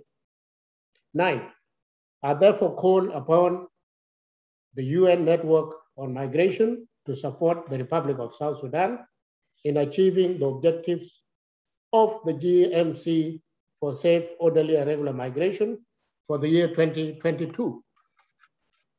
Finally, the Republic of South Sudan avail itself as one of the African hubs for labor migration.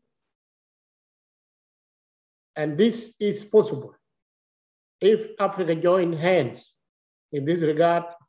Our youth would not need to look elsewhere for a brighter future. Stay blessed and safe. Thank you so much for your attentive audience. Thank you very much, the delegate from South Sudan. And I have the pleasure to invite the delegate from Guinea-Bissau to take the floor. The delegate from Guinea-Bissau, please, can you take the floor?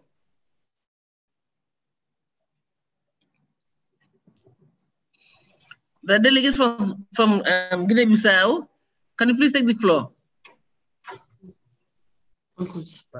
Son Excellence, Monsieur Nassir Bourita, Honorable Ministre Fatou Kité, Mesdames et Messieurs, bonjour.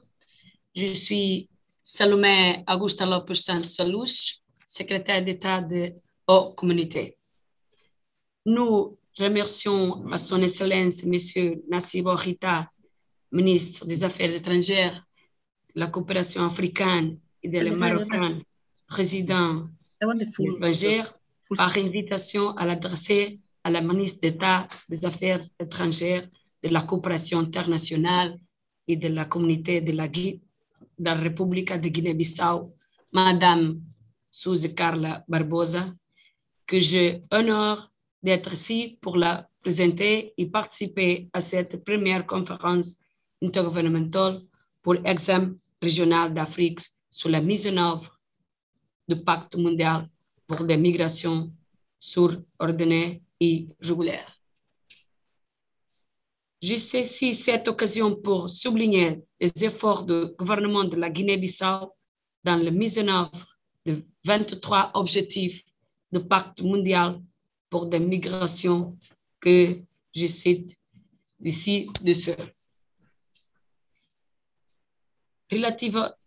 Réactivation de la plateforme nationale de migration dirigée par le ministère de l'économie, de la plateforme et de l'intégration régionale du ministère des Affaires étrangères, dont l'attribution est de coordonner et de suivre la mise en œuvre de diverses mesures et politiques visant à améliorer le gouvernement des migrations.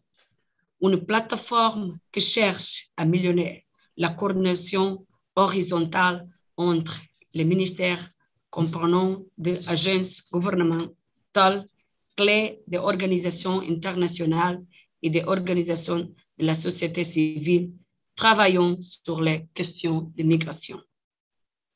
Lancement en 2021 par la Direction générale de l'intégration régionale sous le ministère de l'économie, de la planification et de l'intégration régionale, du processus d'élaboration de la politique nationale de migration. Plusieurs consultations ont été menées dans le cadre de la plateforme nationale de migration, non seulement à Bissau, mais aussi dans 3 autres régions du pays, Bafata, Gabo, San Domingo. La constitution d'un groupe technique dirigé par la Direction générale aux communautés est composée par les principaux ministères pour travailler à l'élaboration de plans d'action qui comprennent 27 mesures organisées en 6 demandes.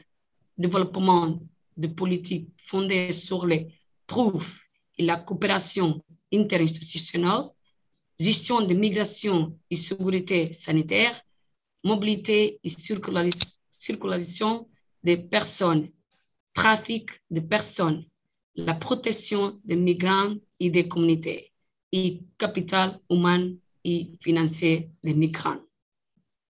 Création de profil national de migration en 2019 qui présente les tendances et les caractéristiques de la migration, l'impact de la migration sur le développement, gouvernance et cadre politique et coopération internationale en matière de migration. Menée en 2019, la consultation nationale avec les acteurs gouvernementaux et non gouvernementaux pour discuter la version préliminaire du rapport national approuvé en mai 2021. Cartographe des associations de migrants en Guinée-Bissau, ainsi que l'analyse des données sur les stocks de citoyens de CEDEAO résidant à Guinée-Bissau et les zones actives. Réalisé en 2019, 2 cartographes dans les diasporas Italie et Portugal pour éclairer la formation des politiques et adapter les actions du gouvernement de Guinée-Bissau à besoins et aspirations de ces communautés de migrants, les étrangers. La réalisation pour organisation internationale pour les migrants en partenariat avec le ministère de l'Environnement, le ministère d'administration territoriale et le ministère de l'économie, de la planification et de l'intégration régionale d'une étude de recherche sur la migration, les ressources naturelles et les genres de Guinée-Bissau. L'objectif d'étude est d'approfondir les connaissances sur la relation entre la migration et la dégradation de l'environnement.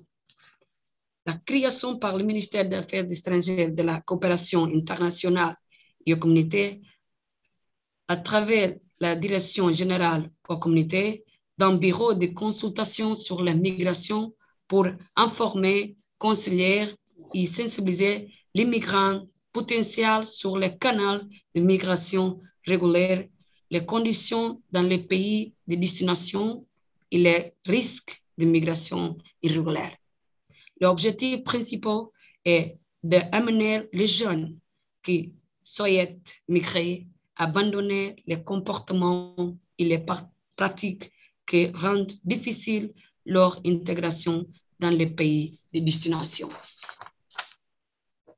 La Direction générale aux communautés a également créé un bureau d'assistance aux immigrants qui apporte un soutien à retour et à l'intégration.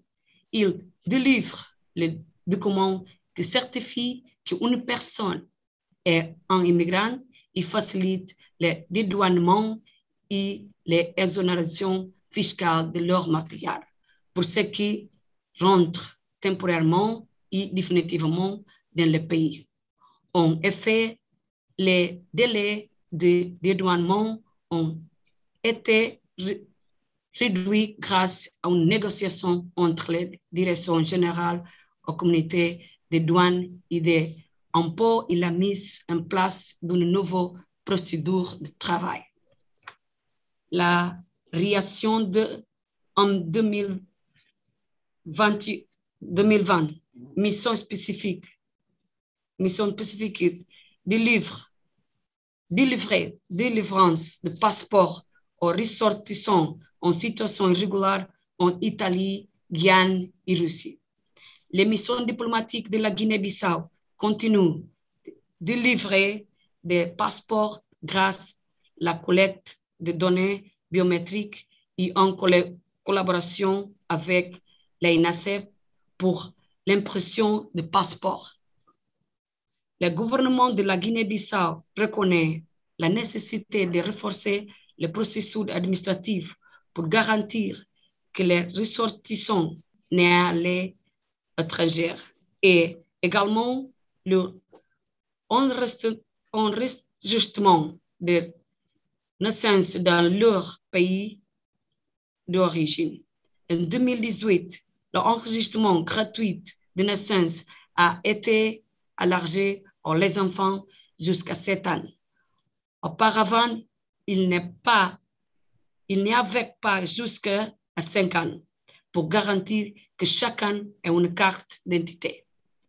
En outre, depuis 2020, le gouvernement de Guinée-Bissau, par intermédiaire du secrétaire d'État aux communautés, exige que les étudiants sollicitant une bourse à l'étranger aient un passeport valable en moins 4 ans au moment de la migration.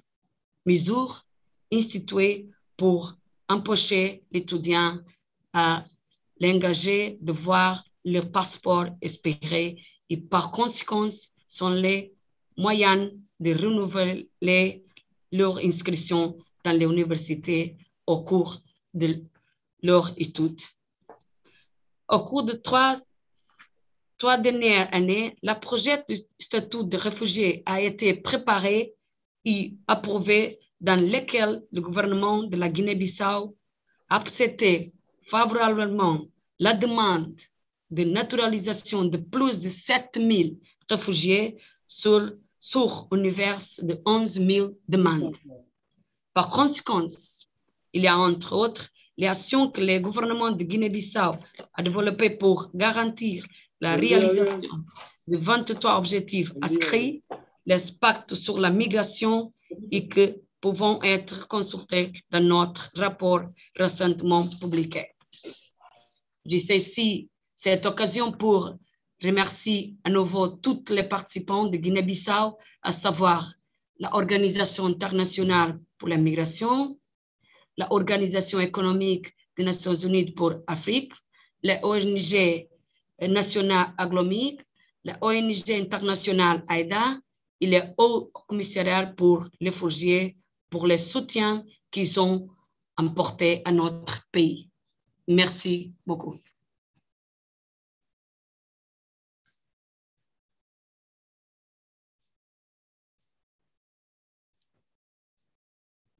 Merci beaucoup, honorable.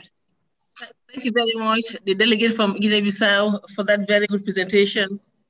I now have the honor to invite Ambassador Aledi Akinremi from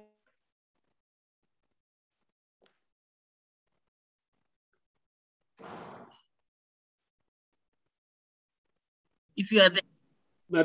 Madam Chair, the ambassador has made his statement earlier on during the time when you were not connected. When I had a connection problem. Yes. Okay, thank you so much. Thank you very much. So we have one delegate from Ethiopia. I'm not sure whether he's here, but he had expressed an interest. He was keen to contribute. So we could invite the delegate from Ethiopia if he's here. Otherwise, we can open the discussion for 10 minutes. From Ethiopia, please, if you are ready. The delegate from Ethiopia, please take the podium if you are ready.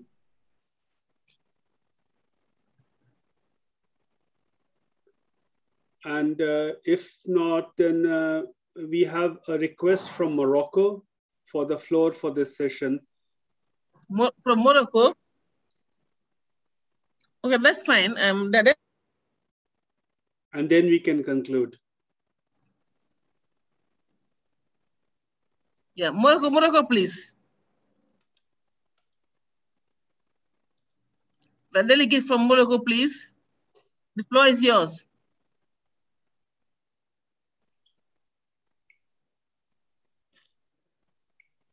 The delegate from Morocco, the floor is yours.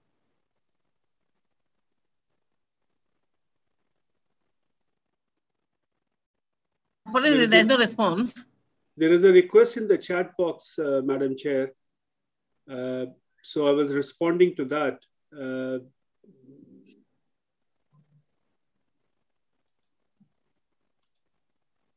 Sinha, I can't hear you.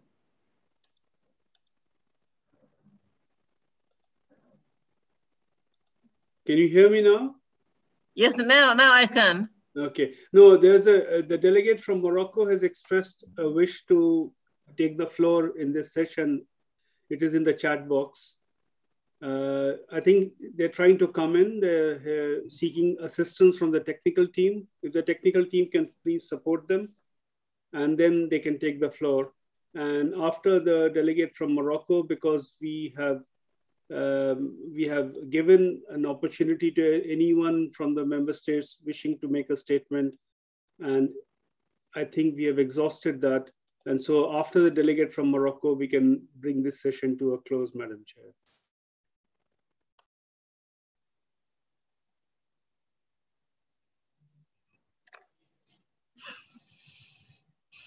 Sinha, now I can't hear you, but the delegate from Morocco, with support from technical team, can you please take the floor?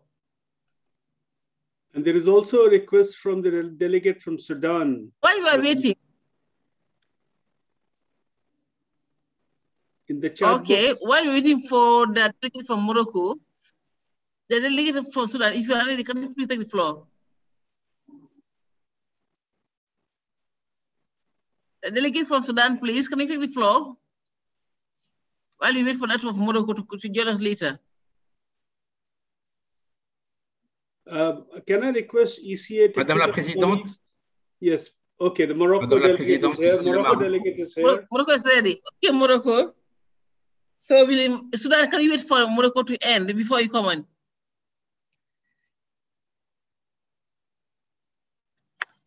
Morocco, please.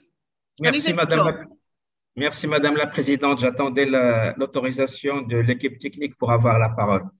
Alors, merci beaucoup. Je souhaite intervenir au nom du Maroc pour donner quelques informations sur la mise en œuvre du pacte mondial au Maroc. Les objectifs du pacte mondial au niveau national ont été largement réalisés grâce à l'expérience, le leadership accumulé par le Maroc dans la gestion des dossiers migratoires depuis plusieurs années. La position géostratégique du royaume reliant le continent africain au continent européen, au bassin méditerranéen et au monde arabe lui a permis de se positionner sérieusement et pratiquement dans la gestion des problèmes de migration au niveau régional, continental et international.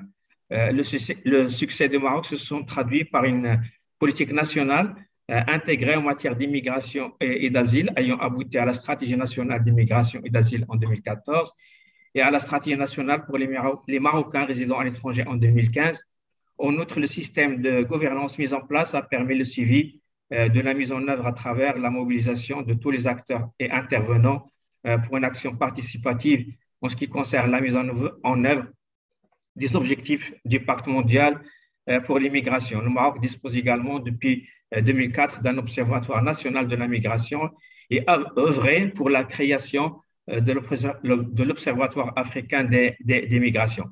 Les défis se reflètent dans la mise en œuvre des stratégies nationales de migration au niveau territorial à travers l'inclusion de la dimension migratoire dans les politiques et les plans de développement locaux. Les problèmes émergents se traduisent par certains défis et contraintes liés à la garantie de trajectoires migratoires ordonnées et régulières entre les différents pays africains, notamment au niveau régional. Ces problèmes se reflètent également dans l'existence de réseaux spécialisés dans le trafic de migrants et de la traite des êtres humains qui menacent la sécurité des États d'une part et d'autre part entravent le processus d'intégration et d'installation finale au Maroc, ce qui empêche certaines catégories de migrants et les membres de leur famille de s'engager dans des programmes stratégiques visant à faciliter leur accès à tous les services publics, de sorte que leur seule préoccupation devienne celle de traverser le Maroc vers l'Europe.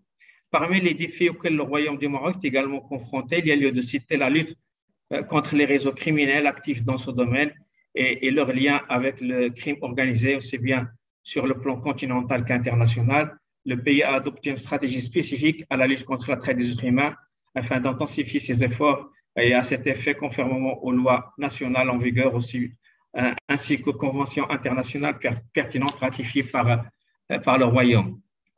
Parmi les meilleures et prometteuses pratiques du Maroc, il y a lieu de citer l'adoption d'une politique nationale d'immigration et d'asile depuis 2013 en tant que politique publique intégrée et globale avec des dimensions basées sur une approche humanitaire et responsable, l'adoption et la mise en œuvre d'une stratégie nationale d'immigration et d'asile ainsi qu'une stratégie nationale pour les Marocains résidant à l'étranger, la création d'un département ministériel concerné par les politiques gouvernementales dans le domaine de la migration, la régularisation du statut administratif des migrants en situation irrégulière sur le territoire national à travers deux processus, le premier en 2014 et le second en 2017, qui ont abouti à l'approbation de la régulation de plus de 50 000 demandes de régularisation, l'élaboration d'un programme spécial pour le retour volontaire et la réintégration des bénéficiaires dans leur pays d'origine en partenariat avec l'Organisation internationale pour l'immigration, l'adoption d'un système de partenariat avec les organisations de la société civile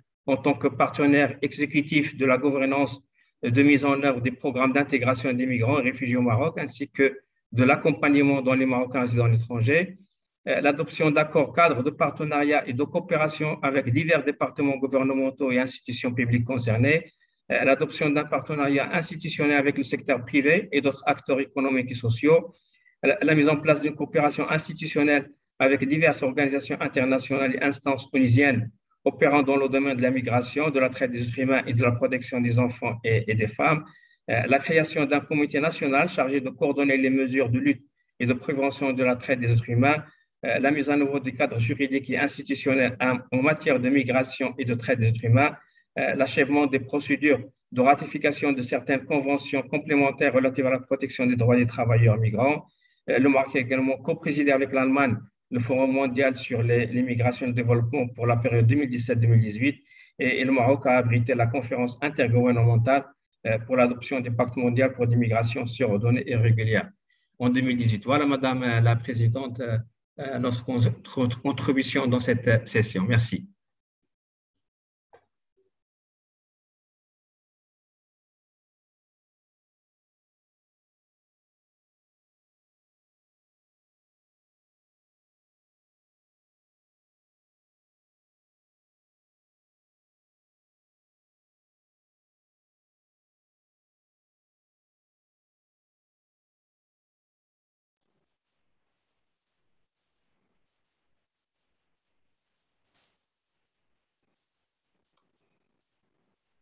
Madam Chair, the delegate from Sudan is looking for a mic. Dr. El Sadiq Halal. Okay, thank you very much. Assalamu alaikum. The delegate from Sudan, when you are ready, take the floor. Shukran, Sayyid. The delegate from Sudan, when you are ready, please take the floor. You hear me, please? Yes. Okay. Thank you, Mr. Chairman. I am speaking in Arabic. شكرا جزيلا سيد رئيس الجلسة. في البدء أسمحوا لي بتقديم أسمى آيات الشكر والتقدير للمملكة المغربية لتبنيها هذا البرنامج، وذلك ليس بغريبا عليها، فهي التي استضافت المؤتمر التأسيسي للميثاق العالمي للهجرة الذي تم توقيعه في ديسمبر 2018.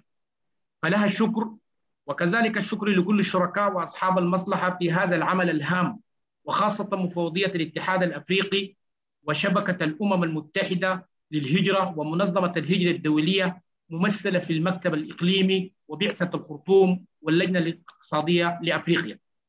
السيد الرئيس، الإخوة والأخوات المشاركون، السودان يولي أمر الهجرة اهتماما كبيرا على جميع مستوياته إن كانت شرعية أو هجرة غير شرعية، حيث ظل باستمرار جهوده في تنفيذ الاتفاق العالمي للهجرة الآمنة والمنظمة والمنتظمة، وذلك وفقا للآتي: أفرز الموقع الجغرافي للسودان المميز تزايدا في الحراك السكاني للعديد من دول القارة، لا سيما دول شرق أفريقيا، حيث أصبح دولة تجمع بين جميع أنواع الهجرة المختلفة، منشأ ومقصد وعبور. وهذا الوضع يتطلب من الدولة أن تعمل جاهدة نحو سياسات تتوافق مع الشركاء في أفريقيا من أجل تعظيم قوانين العمل والحد من آثارها السالبة. وقد تجاوز السودان مع الأطر السياسية للاتحاد الأفريقي للتعامل مع الهجرة بشقيها النظامي وغير النظامي دون المساس بكرامة وحقوق الإنسان المهاجر.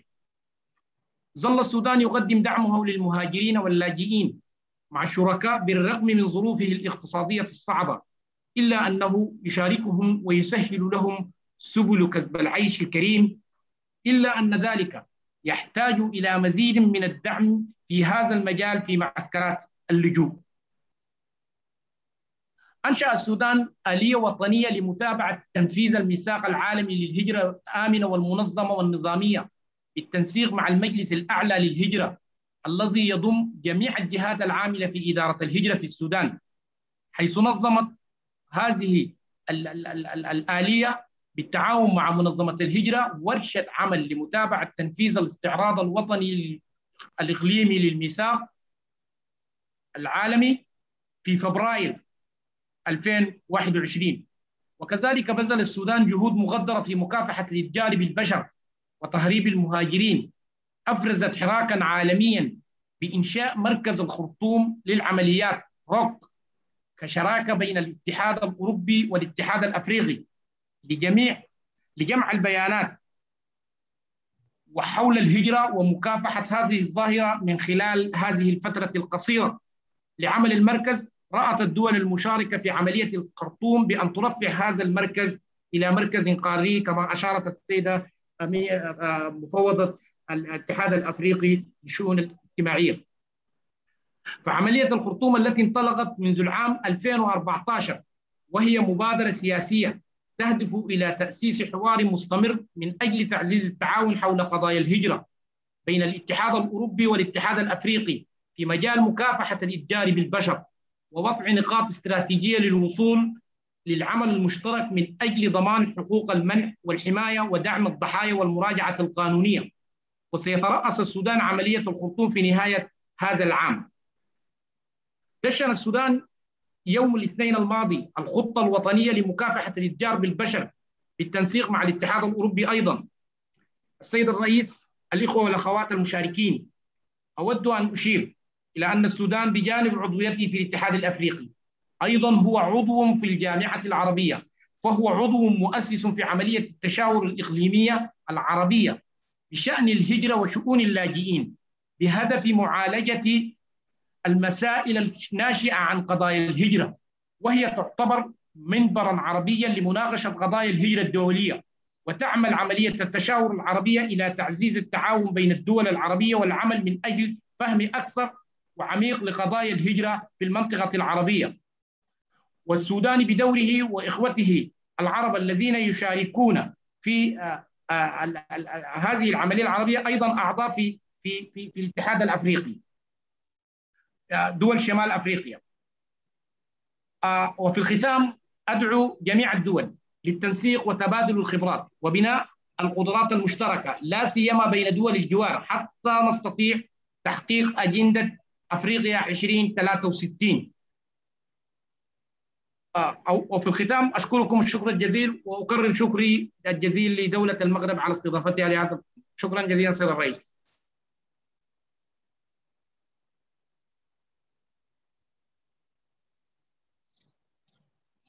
Thank you very much, Sudan, for the presentation. I think we have now come to the end of this session.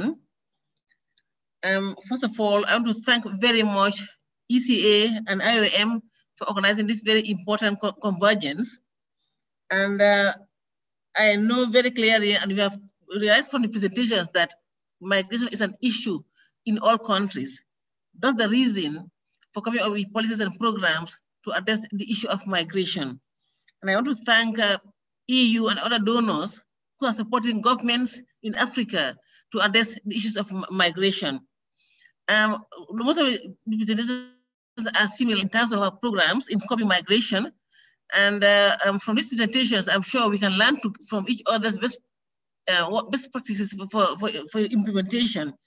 And we would like participants to share their presentations so that we can learn from your experiences and see how we can replicate what you have done in terms of best practice. On that note, I want to thank all the participants and once again to ECA and IOM for organizing this convergence. Thank you very much. May God bless you all. Thank you, Chair. Thank you very much for taking on this onerous responsibility. We did face many challenges. Firstly, in putting together the two panels because of the participation and attendance. And then we ran into technical problems. But I'm so grateful to you that you took up this challenge at such a short notice and adjusted to ensure that at the end of the day, we did have a very good session. In fact, in all, there were 13 countries, 13 member states made their statements, which is a very large number. And I think it could have been bigger. The numbers could have been more. It would have been great to hear from all member states. But I think 13 is a fairly reasonable number, which gives us a lot of material to move this discussion forward and to get on to the next stage of the implementation of the Global Compact. With these words, I want to pause for lunch. This is the time. We are 10 minutes behind. So we will be meeting at 2:15 p.m. Morocco time after lunch, which will be 4:15 p.m. Addis Ababa time after lunch, when we will start the session number 4, which is the key findings of the multi-stakeholder consultations. It will be chaired by Mr. Shafi Bakari, the Human Rights Officer from the Office of the High Commissioner for Human Rights and for Eastern Africa Regional Office. And the rapporteur will be Ms. Hakima Haithar, the Stakeholder Engagement Task Force representative. And with these words, I take a break. I announce that we'll be breaking until 2:15 Morocco time and 4:15 Addis time. Thank you very much for your participation. Thank you. Thank you so much.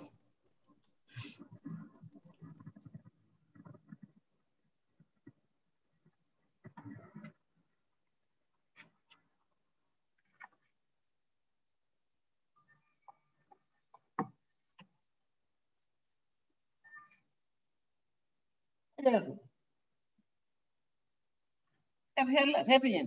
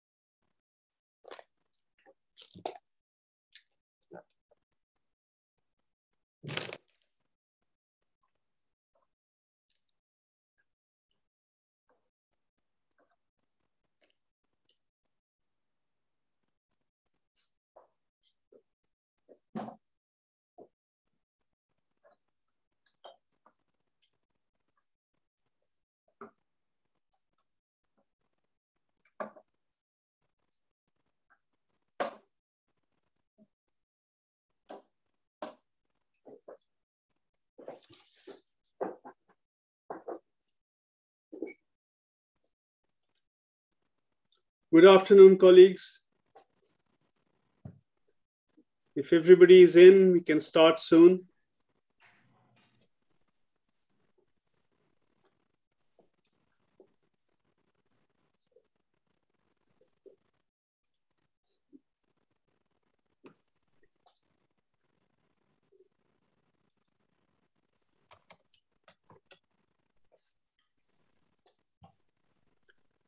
Colleagues, welcome back. Yes, welcome back for the start of the second half of the second day.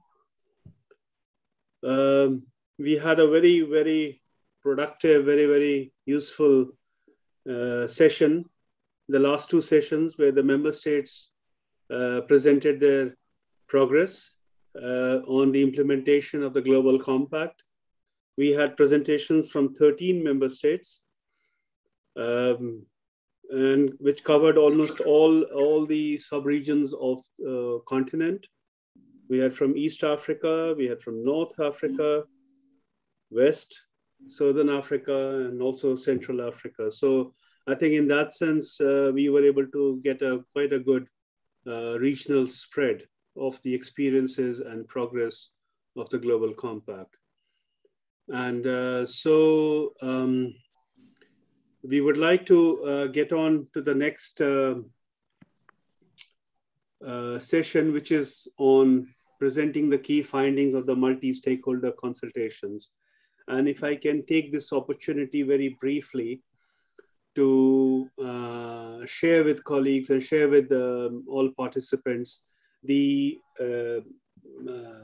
a little bit give an introduction of the structure of this consultations, which has culminated in these 2 days of presentation on the progress on implementation. So what was decided was, and this is what we have shared also, and many of you must be aware of it, is the fact that we had it at 3 different levels. So it was at the national level, and it was at the sub-regional level, and then both of which were used to compile the continent-wide report. At the same time, so we had the country level reports, and then we had the sub-regional, which was led by the African Union Commission. The regional economic communities provided their inputs into it. Some of them are still ongoing. And then the continent-wide, which is going to be presented in session number 7. So this was the overall structure. But at the same time, given the focus of the Global Compact, a whole of society approach, we also bring in the stakeholders. And so we had stakeholder consultations, a number of them we had. And then there was one which was organized last week.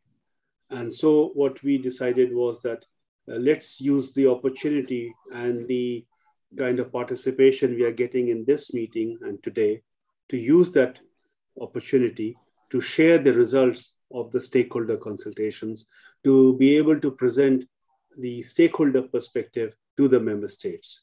And so in that sense, have some kind of a bridge between stakeholders and governments and member states. And so I think that is the background to the design of the subsequent sessions. So that is one. The first one, the next one immediately now will be on presenting the key findings of the stakeholder consultations.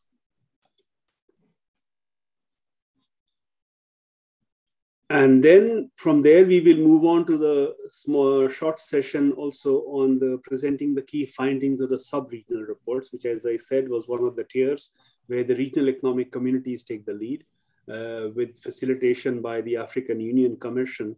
And so that was the second one that will be presented, the key findings of the sub-regional reports, which is session 5.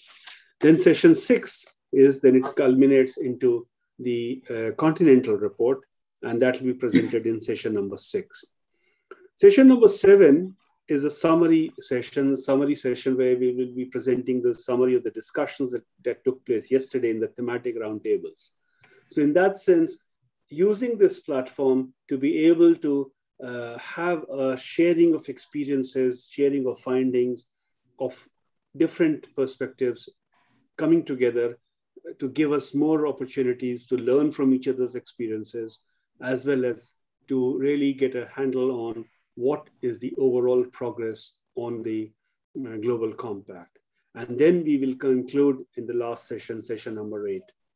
So this is the agenda we have for the remaining half of this day today and for the remaining period of this 2-day regional review meeting on the Global Compact. So if we have got together, I'm going to pass on the mic to the chair of the next session, Mr. Shafi Bakari, who's the Human Rights Officer and Team Leader for AU Engagement at the Office of the High Commissioner for Human Rights in the Eastern Africa Regional Office. And he's going to introduce the rapporteur and the presenter as well. But let me just quickly say that I'm getting a request in the chat box for the representative of Algeria who would like to make a presentation. At the moment, all I can say is my suggestion is that we get started for the representative of Algeria. We get started with the multi-stakeholder consultations, the regional reports, and the key findings of the continental report. In each one of them, there is an opportunity for open discussion. So what I'm going to suggest is if the Algerian delegation as a representative can use any of the opportunities, depending on what issue, if the intervention relates to, they can come in at any of these 3 open discussion slots that we have after each one of these presentations.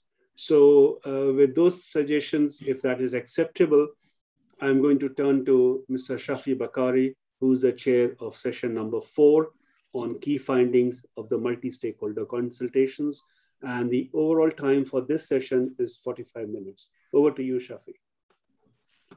Thank you very much, Sarab, for this brief background on the stakeholder consultation. So, distinguished delegate, excellencies, welcome to this session 4 of day 2. The objective of this session is to share with you, as Sarab put it, the key finding of the multi-stakeholder consultation, the one we had last Friday, which is also in a follow-up of the 4 consultation we had on 4 thematic areas between June and July. So on that, let me give the floor to Hakima, our rapporteur, to present you the main finding from those consultation. Hakima will have 10 minutes to present the key findings, followed with the 30 minutes discussion. And as Swara put it, delegates will have opportunity to make comment, presentation, etc. And also ask questions. And after that, wrap up for 5 minutes. So we have 45 minutes. Hakima, you have the floor for 10 minutes presentation. Thank you. Thank you very much, Shafi. Your Excellencies, distinguished delegates, ladies and gentlemen, thank you very much for the opportunity to present the findings from the 5 multi-stakeholder engagements that we've had. To start, I'd like to reinstate and echo what came out from the consultations. Mobility is a human right. Humans have moved from time immemorial and will continue to do so to seek opportunities, improve their lives and those of their families. The key findings that came out is initially, migrants do not take but give back both to their host countries and countries of origin. In the US, Africans contributed $36 billion. Research in other countries come up with similar numbers. Remittances is another area where migrants give back. In 2020, according to the World Bank, remittances increased to 42 billion for the continent. Migrants contributed 3 times more than aid. I think I'll repeat that so that it stays with us. Migrants contributed 3 times more than aid. Yet when we think about remittances and we think about aid, we give more value towards aid than to what remittances do for the continent. The coverage of social protection in Africa also remains limited, with only 18% of the population being covered by social protection benefits. Again, I put that there because of the gap is being filled by remittances. Those are people sending money back home and basically covering this gap for the continent. The recommendations that came from the stakeholders in regard to remittances was reduce transactional costs and look into tax incentives for the diaspora. When we talk about tax incentives, when we're talking about donor aid has tax incentives, philanthropy has tax incentives. When people give these tax incentives, but those tax incentives are not there when it comes to remittances. So we don't value remittances or see what remittances does for the continent and its contribution. Establishing diaspora desks, as some countries have already done, like Ethiopia, utilizing the knowledge from the diaspora. When we talk about knowledge, we constantly speak about brain drain for the continent, but there isn't really a brain drain. What remittances makes us realize is that people are still connected to their countries of origin. They're still contributing in terms of finances. And that means the knowledge can also be contributed and utilized. And this can be utilized through the diaspora desk if that's something that's established. And then enabling migrant women to access financial literacy training and formal remittance transfer system, as well as opening bank accounts. And lastly, realizing that remittances fill a crucial gap for the continent in terms of social protection and contribution towards the continent's growth. Secondly, changing the narrative. There's a need to change the narrative when it comes to African migration. The vision of Africa falling apart needs to change. We know statistically that majority of Africans migrate on the continent, contrary to what we see in the news. 80% of migration is on the continent, with 14% being international. The recommendations for this is journalists should have the correct data when reporting and should undergo regular training on migration and migration data. The positive roles of migrants also needs to be highlighted. Journalists should be less sensational when reporting on migration, but more factual and recognize their role in creating stereotypes around African migrants. And lastly, the need for a global network of journalists for migration coverage. And I think just to maybe add on to that is we too are ambassadors for the continent, and how we speak about the continent matters. So when we have heads of state, member states speaking about the continent as a third world, or speaking about the continent as poor. And all of us are ambassadors. So we constantly have to look through our language and how we speak about the continent, how we portray the continent, because it's just not journalists, but we also have a responsibility. There's also a need for additional cooperation at international, national, bilateral, departmental levels, be it for data collection, alternative to detention, labor, sharing best practices, and streamlining policies. COVID also played a role in limiting migration with border closures. The implementation of the Global Compact of Migration was also impacted. The health sector and resources for migration was also diverted. There was a call for universal healthcare that includes migrants and the need for a global health action plan going forward. Migrants also continue to be criminalized, and the lack of regular pathways force young people to take risky journeys to migrate. This has further led to increased smuggling and trafficking of migrants. Migratory detention continues in some countries. This was also mentioned by the special rapporteur this morning, sometimes with no separation between children and adults, leading to allegations of torture, including sexual violation and abuses, and other inhumane treatment. Detention and deportation is also not a deterrent, but an unnecessary expense for member states. There's also a need for gender perspective on migration.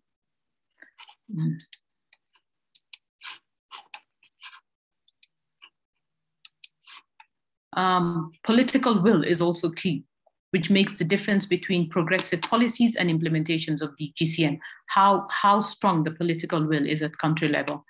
Data collection is also another area. Although data collection has improved on the continent, with migration data being included in the census, the Observatory Center and Stats Afrique, there's a need for strengthened data collection strategies where data is available. Data should be shared at all levels for improved policies as well as appropriate programs to be put in place. Data on missing person also needs to improve, with many migrants lost at sea and on migratory routes. Migrants should also be included in data collection exercises to help towards the creation of safe and inclusive public spaces. The documentation of migrants needs to also improve, both the length of time it takes to be documented as well as the cost. Legal documentation of migrants remains a key challenge that exposes migrants to multiple risks and human rights violation and denial of access to public services such as health, education, protection, economic and development opportunities. Even in instances where migrants are properly documented, long delays, waiting periods to access to legal documents is so prolonged that their lives are in limbo. Prices for documentation can also be exorbitant. There are instances where young people born to migrant families were not registered, leading to statelessness, and this basically is something that needs to be addressed. Member states are encouraged to regularize migrants, similar to programs in South Africa for Lesotho and Zimbabweans, as this is key for regularization and documentation of migrants. Xenophobia and discrimination is still very ripe, and migrants continue to face discrimination in countries of destination. There's also a call for ratification of the Free Movement Protocol, the African Continental Free Trade Area, by member states, and the need for the African passport. All of this is to ensure visa-free movement for Africans on the continent to contribute towards its growth and prosperity. Currently, majority of migration on the country is for economic and labor. Labor migration needs to be seen in a different light, with cooperation amongst various departments in country as well as internationally. Recommendations for labor include the following: a need for bilateral labor agreements with host countries in order to strengthen regulatory frameworks for employment agencies. Member states need to deploy additional staff to missions in countries with a high concentration of immigrated citizens. There's a need to develop a framework for the transferability and portability of social security benefits. Member states need to implement strategies aimed at enhancing constructive dialogue and conducting civil education between citizens abroad and other stakeholders to create a better understanding for mutual understanding. Ratification and implementation of relevant ILO conventions and recommendations, and promote mutual recognition of foreign qualifications and non-formally acquired skills, including through technology and digitalization and better information on process for migrant workers. There's also a number of good practices that were shared in the consultation, which should be shared amongst member states. These include access to services for all migrants in Zimbabwe. Tunisia had increased cooperation of different ministries on missing people. Cote d'Ivoire has access to health for migrants. Uganda is working towards inclusive rights for migrants, and Kenya is domesticating migrant policies. Although there's quite a number of best practices that were also shared today, those can also be included at the end of this session. In terms of cities, it is estimated that in 30 years, cities in Africa will double in size. Migration internally will also increase. It is recommended that cities should plan ahead for migration population growth. And this also links with the data in terms of the more data that is available, the better cities can plan. Housing and property rights need to be strengthened to help migrants with a more stable and formal space in society. And local authorities need to install more stable policy infrastructure for displacement. Another point was climate change and mobility is also an increasing factor on the continent and needs to be addressed. In conclusion, for Africa to succeed, Africa needs to finance its own growth to ensure that migration is a choice and not forced. Thank you very much. Over to you, Shafi. Thank you very much, Hakima, for this comprehensive presentation of key findings. And also thank you for sticking to the time, as usual. So, Excellency, ladies and gentlemen, this is the time now for open discussion. We have 30 minutes for that. And you are welcome to, based on what Hakima presented, you are welcome to share your view, to make your comment or make any other presentation, or co-volunteer to to implement one of the recommendations that came out of this various consultation. So the floor is open. Over to you, Excellency, ladies and gentlemen. Over to you for your view based on this key finding. Floor is open.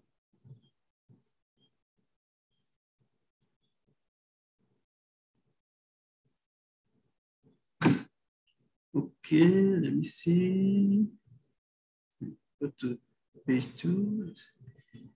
I see no hands up. Okay, Miss Khalid Baraka, your hand is up. You have the floor.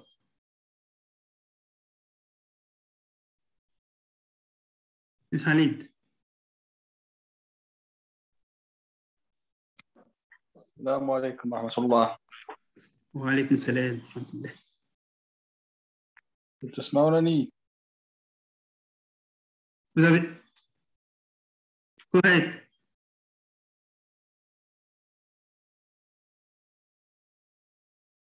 تسمعونني؟ نعم يا أستاذ، تفضل لو سمحت.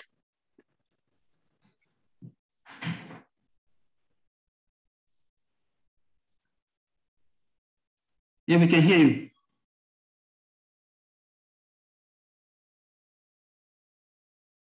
It looks like he's having difficulty.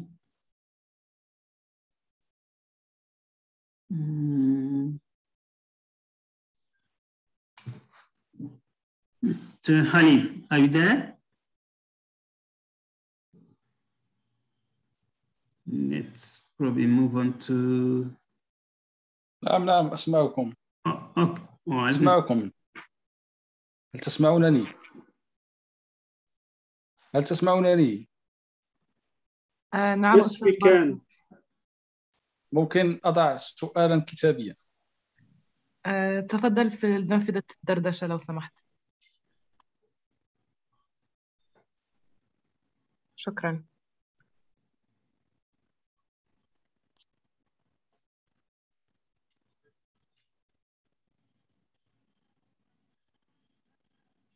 I think we can move on to the next speaker. Yes, I'm actually looking for... There's no hands up. Let me see, go to the next page. Chair, can I come in, Chair? It's in Arabic in the chat box, so can maybe Hello, one of the interpreters interpret that, please? Yes, exactly. Go ahead. Hello, assalamu alaikum. Wa alaikum salam. You have the floor. Is it me, Khalid Lord, or do you hear me? Yeah, we can hear you. We can hear you. All right, thank you. I'm going to deliver my speech in Arabic, please, if you allow me. Okay, no problem. شكرا سيد الرئيس، شكرا للسيدة مقدمة الورقة، وشكرا للمملكة المغربية على تنظيم هذه الفعالية المهمة.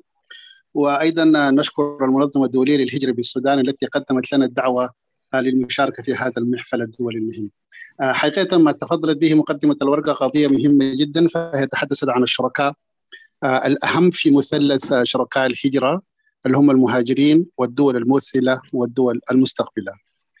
تفضلت مقدمة الورقة بالحديث عن أهمية الدور الذي يقوم به المهاجرون. وحقيقة قبل الحديث عن ماذا ننتظر أو نطلب من المهاجرين، كنت أعتقد أننا من المهم أيضا أن نتحدث عن كيفية مواجهة التحديات التي يواجهها المهاجرون في مهاجرهم المختلفة.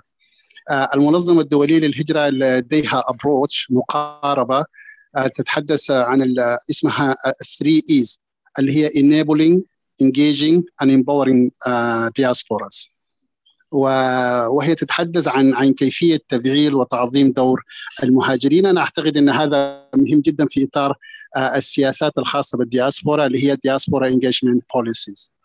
أيضا لتعظيم عائد المهاجرين في الجانب الاجتماعي والسياسي والاقتصادي، يجب أن تكون هنالك يعني تفكير جاد في كيفية الاستفادة ليس فقط من رأس المال المادي، يعني أتحدث عن رأس المال الاجتماعي السوشيال كابيتال. يعني هذا مهم جدا أيضا للمهاجرين، يمكن يلعبوا فيه دورا مهما، خاصة مع تزايد أعداد هجرة الكفاءات وأصحاب الخبرات والشهادات العليا من دول المنشأ إلى دول المقصد. فهذا أيضا دور مهم. فيما يتصل بقضية التحويلات والمدخرات، هذه قضية جوهرية. هي تحدثت عن أن تحويلات المهاجرين الأفارقة قد زادت لتبلغ 42 مليار دولار.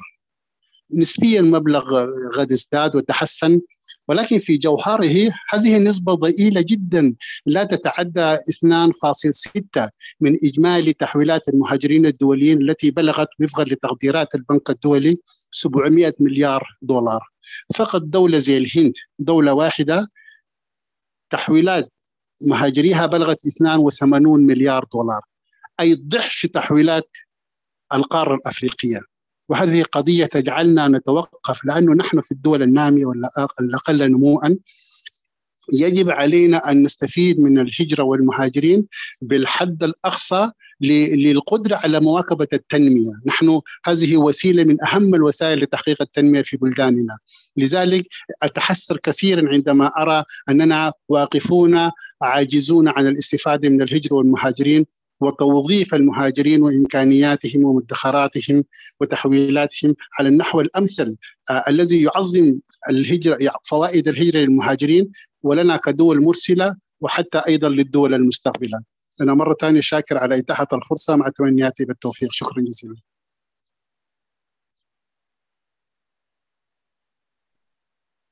Thank you, Mr. Khalid. As you highlighted, it's very important to put emphasis on migration, the contribution of migrant in the development of whether the country of origin, mainly country of origin and the country of destination. So this, thank you for highlighting that. The floor is open to share your view, Excellency, ladies and gentlemen, because this is your time to share your view based on this key finding from stakeholder consultation. Stakeholders have expressed their view, and it's based on that we come up with those key findings. It's very important that we hear from you, ministers and directors, and you from member states. It's very important we have your view on that, on those. The floor is open. Go back and forth and see. Okay, Sarah, your hand is up. Chair, this is not my question. I've just seen a question in the chat box, which I want to raise for this panel and for this session. So if I can, this has been put out by Rashid Laufir. Let me read out whatever I understand of this question. It is in French, but I think the point is that the role of the diaspora is often mentioned as an instrument of social security and therefore as a lever of development. But the diasporas have difficulty organizing themselves beyond private initiatives. What measures are planned to make the diaspora more effective actors? So this is just a question. I'm not sure whether it is meant for this panel, but I'm sure the stakeholders consultations would have touched upon the issue of diaspora. Thank you, Sarah, for reading the question. I think in most of the recommendations made during the stakeholder consultation touch upon that. And let's limit the migration to Africa based on the presentation made by Hakim, for instance, where it's highlighted that 80% of migrants remain on the continent. So we need to, this question come up over and over again. So they need to manage properly, and it's question of internal management of migration within the continent. So we need to come together. And when the recommendation made to ratify the movement of the free protocol movement in Africa, and this good practices shared by some country need to be, disseminated so that the country of origin within the continent make use of these best practices. And we're talking about nowadays the implementation of African continental free trade area. Without a free movement, it will be difficult to implement it. And also have, in terms of labor migrant, the delegate of South Sudan volunteer that South Sudan is ready for labor migration, meaning that it's a country to approach and to share best practices with. So I think as we are going on this meeting, one of the key recommendations would be that to help this country who are volunteer to share best practices with them and to help them manage the migration in the continent, in the country, and not only the country, but also at the regional level. So that would be my view. And the floor is open based on this question raised by the delegates and you know, to share your view based on those questions. And if you have also Sarah, if you see other question on the chat box, because I don't see any hand up here, please help me read those questions. There's no hands up.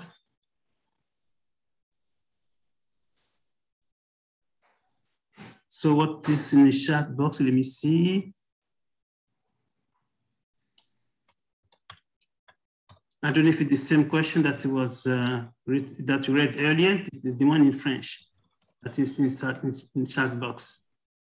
So maybe let me read it in French so that our French speaker be able to maybe to respond or to contribute into this discussion. Here's the question in French. Ma question porte sur l'étendue de la possibilité. Say it again. Okay, sorry. Okay, ma question porte sur la possibilité pour les pays africains d'établir un accord de coopération avec les pays de la rive nord auxquels aspirent de nombreux pays du Sud dans le cadre de l'immigration irrégulière.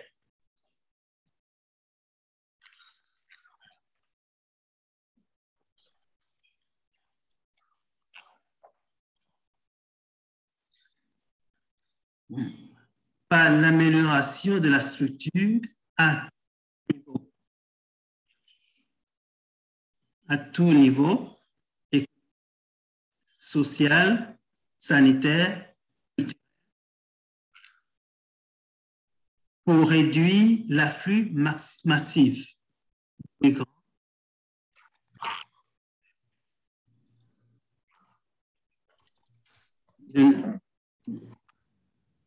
de nos pays africains vers les pays européens.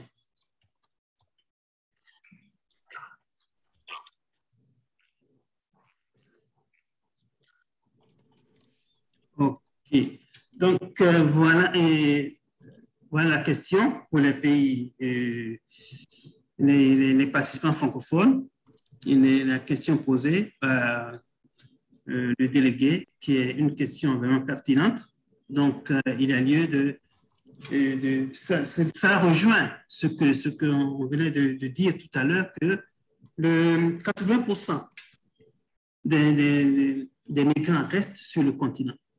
Et ça a été démontré, le délégué du Maroc, lors de la première consultation qu'on a eue sur la thématique 1, a dit que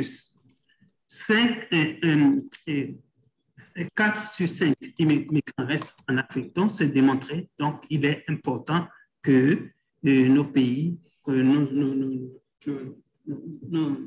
nous accordons pour gérer cette immigration interne dans le continent. Donc, la ratification du protocole et le partage des pratiques, des bonnes pratiques sur la question, et ce serait la bonne, et pour aider les pays qui sont volontaires, surtout les pays qui ont une forte concentration des migrants.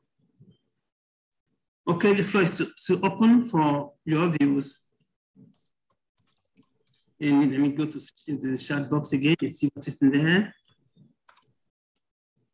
Let me see, chat box. Okay.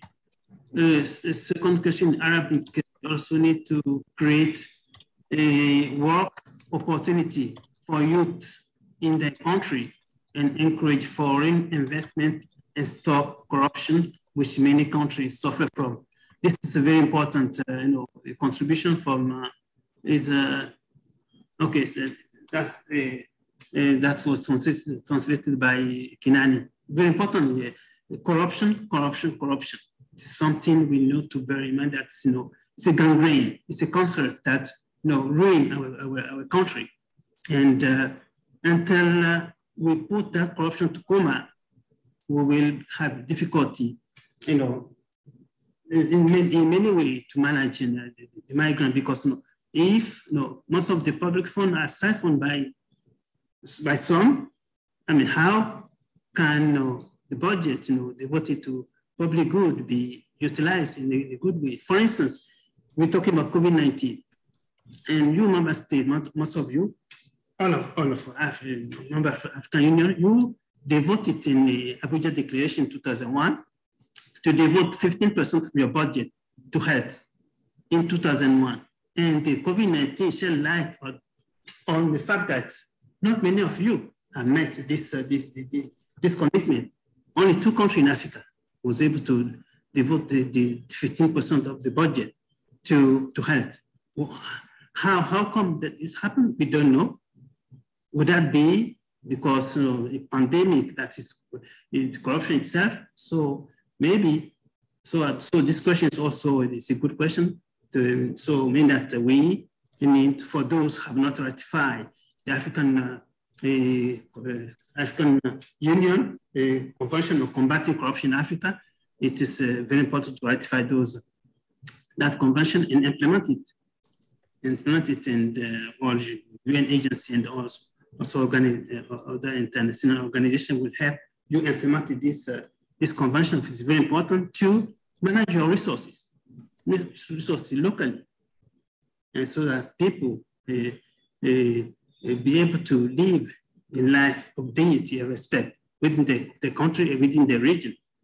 So the other question, interview from Q&A, but to what extent is Africa at both sub-regional and regional level promoting North-South collaboration on migration, considering the demographic of the North and South?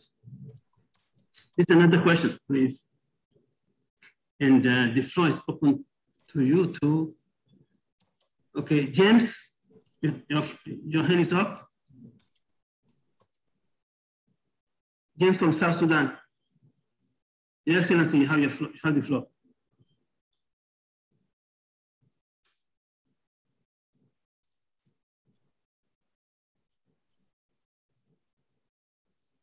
Excellency James Kuru Monvel from South Sudan.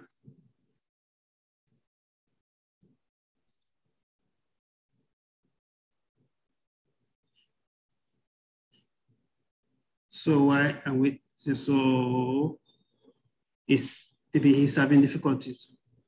Oh, okay, maybe that was an old hand. Okay. Senegal also asked for the floor beforehand. Maybe you didn't say it.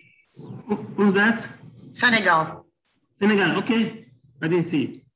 Senegal, Delegate of Senegal, please take the floor. Vous avez la parole. Mouzé. Merci, Monsieur le Président. Désolé, excellent. Continue. Thank you very much, Mr. President. Merci beaucoup, Monsieur le Président. Je vais m'exprimer en français, si vous le permettez. Bien sûr. Oui. Alors, merci beaucoup. À ce niveau de la réflexion, je crois que le débat est extrêmement important. Et je voudrais tout d'abord remercier les panélistes qui ont fait de brillants exposés sur la situation. À mon niveau, je voulais juste attirer l'attention sur 2 points et puis partager une expérience que le Sénégal a déjà commencé à expérimenter sur le plan de la question qui est actuellement débattu sur le forum. Le premier point sur lequel je voudrais attirer l'attention de tout le monde, c'est sur la question de la féminisation de la migration. Donc, c'est un élément extrêmement important. Aujourd'hui, la migration tend vers une certaine féminisation qui fait que aujourd'hui les femmes partent comme tout comme les hommes, et qu'aussi il y a une certaine catégorie de jeunes qui sont vraiment tournés vers l'immigration, surtout l'immigration irrégulière. Donc, à ce niveau aussi, il faut que les États membres réfléchissent ardemment sur les solutions qu'il faut apporter à ces questions-là, parce que quand la maman immigre avec de petits-enfants, la question de leur éducation se pose, la question de leur santé aussi se pose, et la question de leur intégration dans les sociétés d'accueil aussi devient une question centrale sur laquelle nous devons tous réfléchir. Maintenant, pour en revenir sur l'utilité et l'intégration du migrant dans le développement économique et social de son pays, je pense qu'à ce niveau, le Sénégal a fait une réflexion sur cette question en essayant de promouvoir une politique de retour et de réintégration du migrant. Qu'est-ce que cela veut dire? Cela veut dire que le migrant a déjà capitalisé une certaine expérience dans son pays d'accueil. Ça peut être une expérience liée à une formation qu'il a eue, s'il est un migrant qui est parti pour se faire former, ou bien le migrant a pu capitaliser quand même un certain nombre de ressources financières qui lui permettent de revenir et de réinjecter cette ressource financière au niveau de l'économie locale, soit dans sa région d'origine, soit dans son village d'origine. Et cela mérite un encadrement. C'est pourquoi le Sénégal pense que dans les projets de développement financés par l'État, il faudrait qu'il y ait une part importante qui est réservée aux migrants. En quoi faisant? Au lieu de faire des appels de fonds de l'étranger pour financer des projets de développement, on aurait pu organiser nos communautés migrantes à l'étranger autour de ce qu'on appelle une banque des migrants. Et cette banque des migrants pourra à ce niveau vendre des bons à chaque migrant qui désire l'acquérir. Donc, c'est une sorte d'épargne de l'argent que le migrant a pu obtenir dans son pays d'accueil. Et qu'au moment où l'État finance des projets, la banque pourra acheter des parts pour les migrants en les réinjectant dans l'économie locale, mais surtout en fructifiant la possibilité pour le migrant de rendre utile son épargne. Parce que ce qu'on voit dans nos pays, pour le cas du Sénégal, les migrants contribuent colossalement à l'économie locale, mais surtout à la prise en charge des besoins élémentaires des familles. Donc, c'est l'envoi d'argent pour les médicaments de la maman, c'est l'envoi d'argent pour soutenir la famille en matière de dépenses quotidiennes, c'est l'envoi de l'argent pour construction de la maison. Mais malheureusement, le migrant ne prépare pas son retour parce que puisqu'ils ne bénéficient pas de retraite pour la plupart d'entre eux, parce qu'ils sont dans l'informel, il faudrait au moins les accompagner, les encadrer à pouvoir préparer le retour. Et la préparation de ce retour-là mérite encore une fois de plus, comme je l'ai dit tantôt, l'imagination a créé des banques qui permettent à ces migrants de pouvoir y épargner une certaine somme d'argent et l'investir dans des projets de développement communautaire tels que l'agriculture, tels que l'élevage, tels que les nouvelles technologies de l'information et de la communication. Donc, depuis quelques années, le Sénégal a créé un guichet unique au Sénégal qui est exclusivement réservé aux Sénégalais de la diaspora et qu'une fois qu'ils reviennent au pays et qu'ils ont besoin d'investissement pour savoir quels sont les créneaux porteurs dans lesquels ils peuvent investir leur argent, on les aide, on les accompagne, on leur crée un certain nombre de facilités pour l'accès à la terre, pour l'accès aux matériaux, en leur permettant de pouvoir investir. Et cet investissement-là est rentable pour la bonne et simple raison que ça peut créer de l'emploi. Et si ça crée de l'emploi, ça peut empêcher d'autres jeunes de tenter une aventure périlleuse d'une immigration irrégulière et par conséquent de pouvoir les fixer au niveau des terroirs, au niveau des régions, au niveau des villages. Donc, c'est ce que je voulais partager comme une toute petite expérience qui est en train d'être expérimentée par le Sénégal.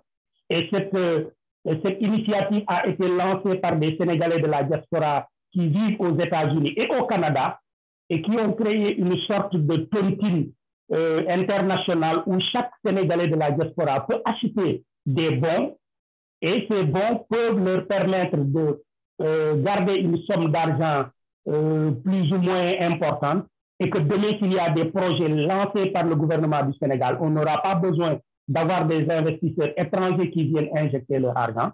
Ces migrants même pourront financer ces projets et attendre de retour une fructification qui leur permette au moins de préparer une retraite paisible et de revenir dans leur pays et vivre avec leur famille.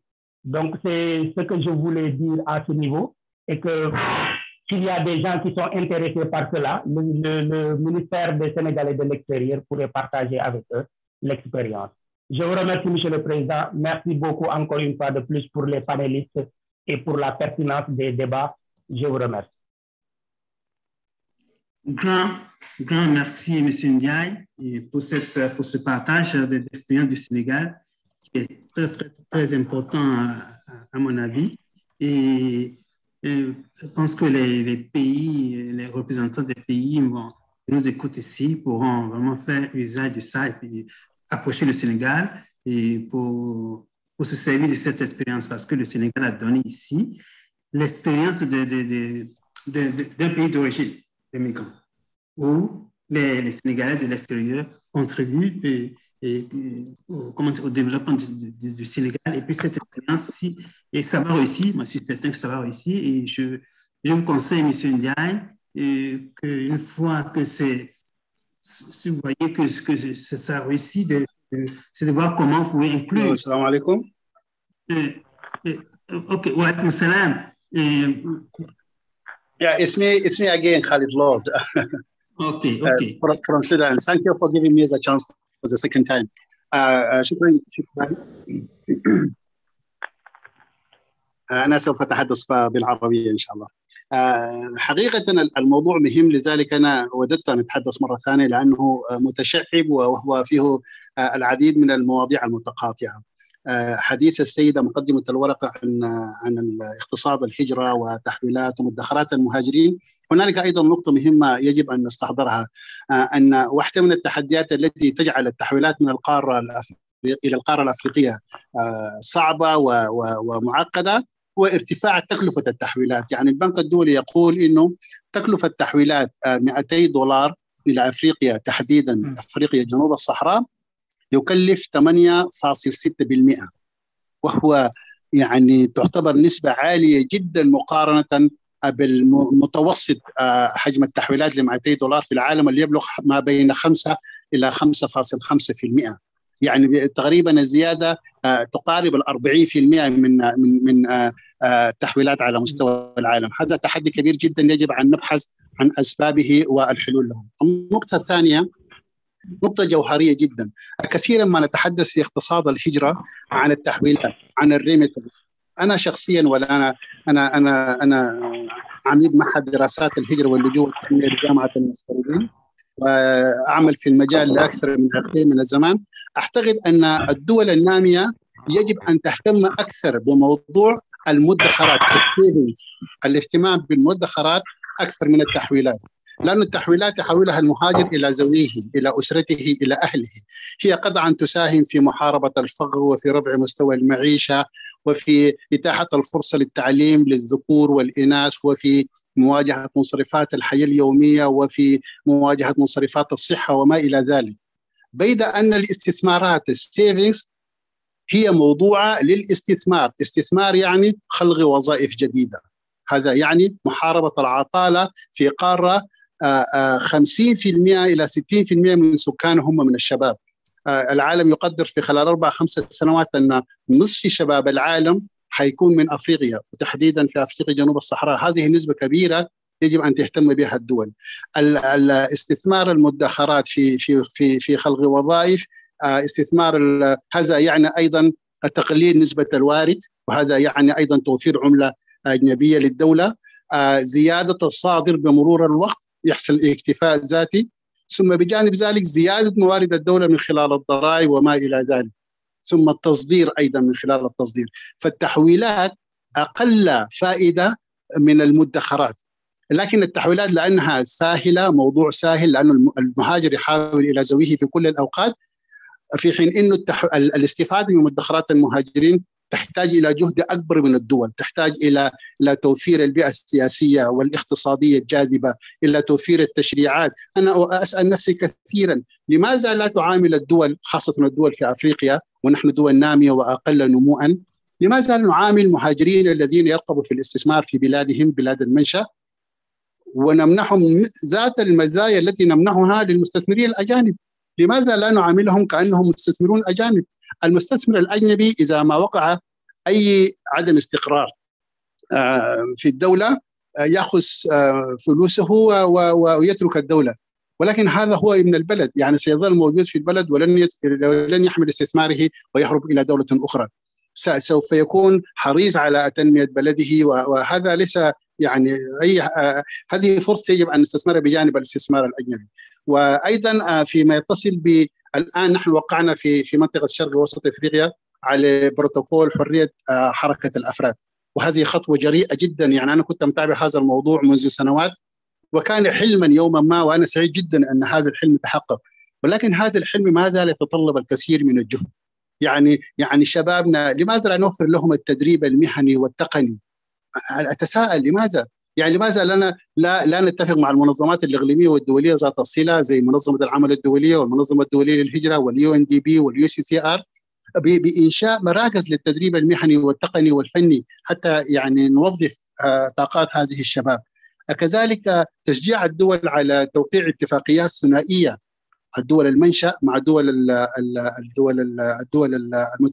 المستقبلة للمهاجرين.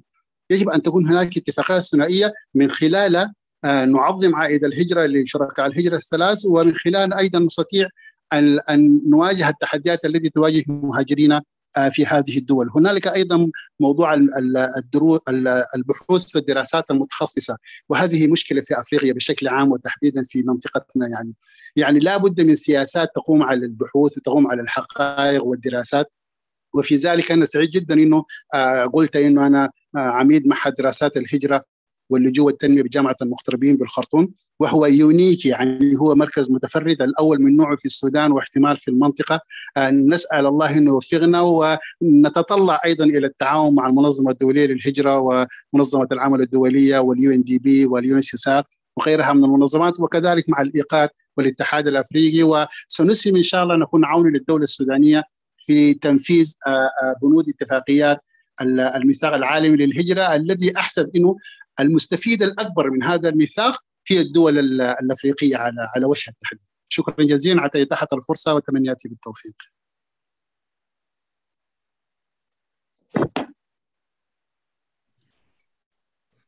Thank you very much, Mr. Khalid, for this elaborate contribution. Indeed, 7 is needed, as you pointed out. Yes, we all know that, and on that's why I would propose the practice shared by Senegal make a lot of sense. That need to be the use of this practice. It's very important for country of origin and other country as well. That's what I was saying earlier, that the Senegal may wish to already share this practice with the other country, or maybe inviting some other migrant based in this country of destination of Senegalese, where Senegalese are based, to actually share this practice with them and to be included, because Senegal has a good practice, and it's known for this practice, not just this one. There have been informal practices that Senegal has been adopted, and these ones being really, advanced, I would say. And it's very important for Senegal to share with the other country, because most of the country are not that organized and to be able to put in place this kind of practice. Migrant to be dealt with as a foreign investor. Also, as you point out, Khalid, also to join what Mr. Ndiaye is saying, if we adopt this practice from Senegal, that can help migrant to contribute as investor. Also, the cost of remittance, as was said earlier, is high. Yes, it is, but it's up to you, member state, to come together to negotiate this cost at the lower library. If you come together, that will happen. Because if you are not together, then this company will take advantage of you. So take the opportunity of this kind of forum to get together, to come together to negotiate. Not individually, but collectively. That's what you need.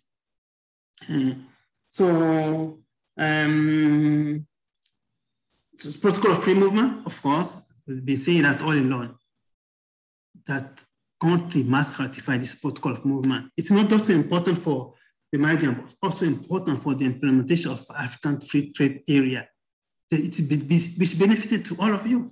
So please ratify this protocol so that all the UN agencies that you mentioned, Mr. Hali, they are ready for cooperation in the cooperation to help you implement all the objectives of the GCM, and including the protocol of free movement. So we are ready from my agency, the Office of Human Rights, the High Commissioner for Human Rights, to IOM, to ILO, etc. We are ready for cooperation. Just approach us, and we're ready for that. I don't know if my colleague Hakima wants to add something, because the time is running out. We're already 46 minutes. Hakima, do you have anything to add? Yes, I just wanted to say, I think the points that Dr. Khalid mentioned were quite useful. And as part of the recommendations I spoke about, reducing transactional costs was one of them. So it's good that you emphasize that as well. And I also mentioned the tax incentives for the diaspora, and the tax incentive is the same, because when donor aid is given, there's a tax incentive, but we don't see remittances as giving. And I think that's the notion that needs to change. And I know, I think you spoke about how we're putting emphasis more on remittances and less on savings and investments. But in terms of reducing of cost, the reducement of cost can be used for saving and investments. And you have to realize within remittances, when remittances is basically being given to families, it's basically all Africans, majority of Africans are basically philanthropists. They're paying somebody's school, they're working towards education, health, and those are gaps that have been created at member state level, at government level, that individuals and families are taking up. So that's what remittances basically equates to. So the more we improve certain policies, the more we improve implementation, the more we basically finance our financial growth, the more remittances can go towards other things, such as investments and savings as well. Thank you. Thank you, Hakima. So there's no hands up. Anyway, we are already at the end of this session.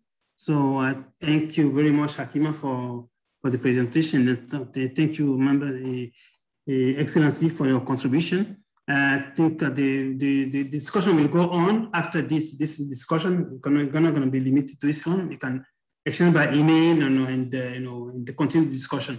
So I thank you, and over to the organizer for the next session, section 5. Sarah. Thank you, Chair. Thank you, Chair. Very well put. This is not the end of the conversation. This is not the end of the discussions that we are having, but this is a start, and this provides us an opportunity to stay connected and stay engaged with such an important issue. Very quickly, we need to move quickly because we are coming towards the end of the day, end of the second day, and we would not want to tax the patience and the energies of all the participants. So we aim to finish in time. I'm now turning to the next session, which is going to be on the key findings from sub-regional reports. And I'm turning to the chair from the African Union Commission. It is not Madam Sise Mariama Mohammed. She's unable to attend because she's traveling. So instead of Madam Sise from the African Union Commission, I have Mr. Jeffrey Wafula from her division, who will chair the next session. Jeffrey, over to you.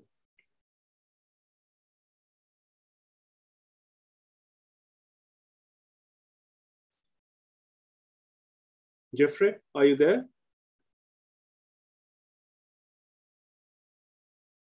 Yeah, Saurabh, thank you so much. Can you hear me? Yes, I can. Over to you. Thank you so much. And I'm sitting in on behalf of Madam Sise, who for technical reasons cannot join us. My name is Geoffrey Wafula. I would want to invite all participants, including the panelists. I just need to be guided, Swarab, whether we have any rec so far that has confirmed the participation for us to move forward. Do we have IGAD in place, who are also supposed to be our rapporteur, just for a house check? No, I think there is a change in the rapporteur, and I think that might have been communicated. I'm turning to my colleague Gideon.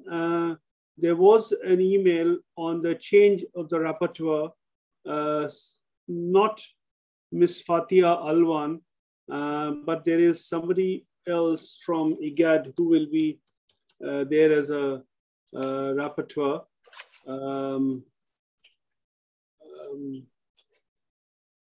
I think Charles Obila from IGAD has stepped in place of Madam Fatah. Okay. Madam Fatia. So Charles Obila from IGAD is here. Okay. Okay. So thanks. Can I also probably request if we have any confirmation from other recs? Do we have any confirmation in this meeting of SADC, ECOWAS, UMA? Any? Please raise your hand. We can see you from our end, so that we request you to take the floor. Apart from IGAD, that has just been confirmed. Any confirmation?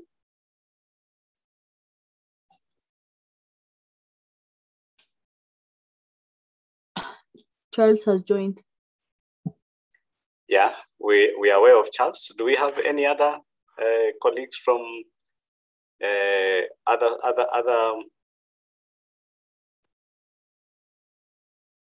recs? Okay, as we await, let me allow and invite my colleague Charles to kindly give us a brief on their regional consultations. Charles, you have the floor. Thank you very much, Geoffrey, and to all participants, ECA, the government of Morocco, AUC itself. Thank you very much for convening this meeting, to all the member states also. It's really a pleasure to be able to take part in the discussions. I've been listening in since yesterday to some of the sessions, not all of them, but I think, yeah, in a broad sense, there are a lot of similarities between what we discussed during the last RCP on the 18th and 19th of August, and the discussions that I've had from the last 2 days. So perhaps I'll just give a teaser. It's not like a comprehensive report. I will not be able to touch that in the interest of time, but also knowing that most of you have been here for longer, so I don't want to keep people waiting for long. We convened our follow-up and review meeting under the framework of the regional consultative process on migration, which is a structure that we've had since 2008 when it was first adopted. And of course, this ties in basically to the policy organs or the policy framework that we have at the continental level, mainly the regional migration, the African migration policy framework, where one of the structures that is identified is coordination structures and promoting dialogue within the continent. So we've had the RCP going on for the last close to, I would say, 13 years. And we've discussed various thematic issues from labor migration, IDPs, refugees, to migration governance, migration policy formulation, and many. But for this year, because of the focus itself, the focus on the implementation of the GCM, and the fact that most of our member states, particularly in the IGAD region, migration is both a lifeline and a lifestyle. We felt that it was significant that we also share experiences and bring the different member states together to dialogue on the GCM implementation. Of course, we all admit that it is very early on. It's only now that governments are really trying to tease out the priorities and set up the relevant structures for the implementation, be it institutional structures, be it the guiding frameworks and what have you. So that is still ongoing, and therefore we are seeing migration governance evolving, but also migration as a topic itself gaining traction more and more. So perhaps I will take you briefly over a few points. I have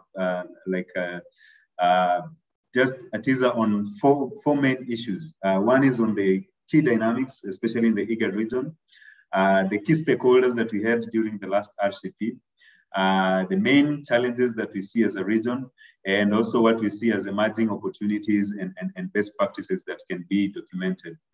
I would start with the first being the membership of the regional consultative process. Of course, for us being a regional economic community, member states become very relevant. And for IGAD region, we have 8 founding members of IGAD, but currently we have 7 active member states. The 7 active member states are Uganda, Kenya, Ethiopia, Djibouti, South Sudan, Sudan. I think I've mentioned, and Somalia. I've mentioned, but it's not last, but it's definitely not the least. And we also have Eritrea, but Eritrea, since 2009, they suspended themselves from IGAD and they've never been back. But we hope that at an opportune time, they'll also rejoin IGAD as our 8th functional member.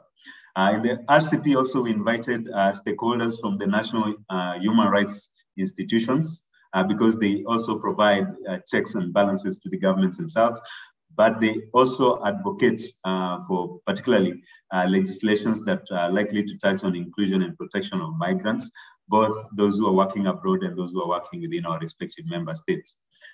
We also had the participation of civil society organizations, again, as champions and also fast respondents when it comes to addressing the needs of migrants and in the region.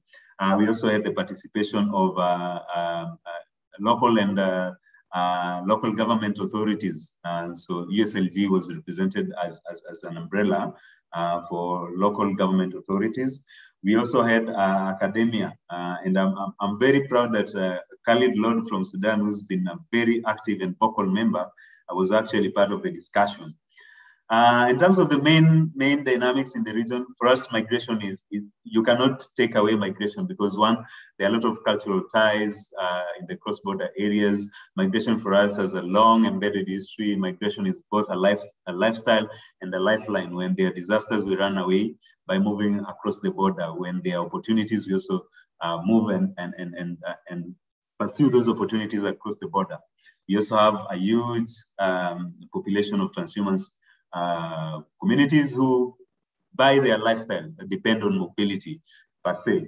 But we know that over the recent past, there have also been forced displacements, mainly as a result of, say, conflicts and political drivers, but also more and more because of natural disasters. And most of these may not qualify ideally as refugees, but rather as those who need protection, special protection, more and more either as IDPs within their own member states, but also as climate affected population across the border. We also have what we call the phenomenon of mixed migration, which is very pronounced, where you have different people with different definition and categories using the same routes to move. They move along the same corridors. Yeah. So the phenomenon of mixed migration is growing and growing. And in as much as majority of the mobility remains within the IGAD region, we also have movements beyond the IGAD region, mainly towards Southern Africa through the East African community. And we also have double memberships. 3 of our member states are actually member states of the East African community.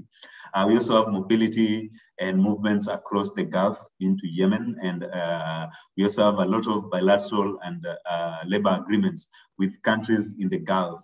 So a lot of our labor migrants are also in the Gulf. And then finally, we also have a lot of movements through Sudan, Egypt, into Libya and across the Mediterranean. And of course, there are a lot of issues and challenges, particularly on, say, protection and assistance needs that need to be factored in. Then coming into the main dynamics that we see as a region, one is migration itself is gaining a lot of prominence, both in terms of dialogue and awareness.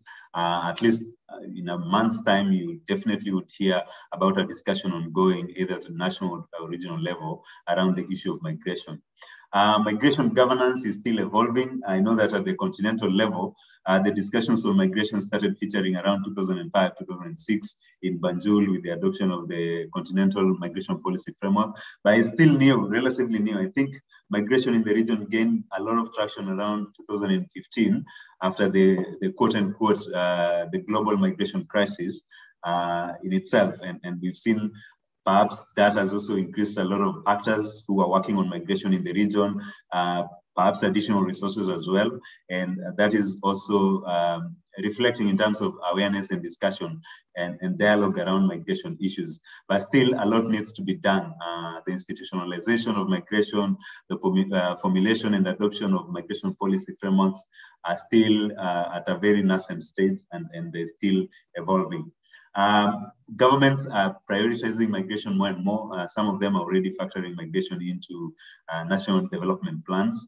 Others have prioritized migration policy formulation, the broad comprehensive migration policy framework, but they're also sector specific, like diaspora policies, labor migration policy, also in terms of skills development, targeting particularly migrants or those who are going abroad and linking the labor market, say, to major transit and destination regions. We've also seen a lot of growing interest around the negotiation of bilateral labor agreements and what have you. So there's a lot of traction around that. But in terms of the key regional developments, we are seeing a lot of, formalization of national coordination mechanisms on migration. We are seeing a lot of appetite for migration policy development. There's also appetite for migration statistics, and in most of the previous discussions, this has come out. Particularly at the regional level, we're also seeing a lot of interest on harmonization of migration statistics. So it's something that perhaps we also need to factor in. There's a lot of improved awareness and dialogue around the issues of migration. And we are seeing a lot of more actors, more resources, but coordination still needs a lot. There's a lot of need on coordination, both at the national level, at the regional level, and ensuring the whole of society approach, different stakeholders, non-state actors, state actors, academia, CSOs, and also cascading the discussion to really the specific context where migration happens, like at the subnational level, mainly in cities and urban areas. We're also seeing a lot of expanded scope for regulated mobility. There's a lot of discussion around the protocol on free movement, the continental CFTA. We are seeing a lot of discussions around bilateral and multilateral labor agreements. But in as much as there's emphasis on that, we are seeing that there's limited ratification and domestication. And if you ask more governments, they will tell you that perhaps what needs more is, what is lacking is maybe resources and what have you. So the resource gaps and also the issue of capacity gaps in terms of human and technical resources is something that we also need to address. The other thing that we're seeing in the region is intensified needs on return and reintegration. Particularly in the context of COVID. You know, COVID really showcased on one side, we celebrated our migrants as being the frontline workers, providing either health assistance or distributing or supplying food as home deliveries and what have you. But most of them lost their jobs. So there was a huge caseload of stranded migrants or those who are in detention camps, and this has been intensified. But we've also seen a lot of, forced returns. Those who are not prepared to return, but are forced to return home because they've lost opportunity, and we need to do that. The other thing is we've also realized that there's need to skill our migrants better because of the changing world of employment. The world is moving more towards digital world, and we are still, perhaps if you look at our labor market, we are mainly supplying those in this semi-skilled and unskilled labor markets. So we need to do more on that. In terms of the challenges, there are quite a number, and there are many. One is the intensified drivers of migration, be it climate change, be it lack of employment, be it the huge population bulge, especially among the youth. Because our population is significantly young, so that means over the years, even if we reduce our fertility, the population is bound to grow because of that momentum created by the youth themselves. We're also seeing that in as much as there's a lot of discussion around protocols on free movement, these are yet to really translate into tangible benefits, because majority of them still need to be ratified and domesticated. Remittances, in as much as they are a lifeline for our region, the cost of remittances, even within the region, are very high because of one is the checks, particularly the security checks in terms of money laundering and transnational crime, but they tend to create a lot of security checks which maintain the cost of remittances at a very high level and or drive remittances underground where they are informal in a way.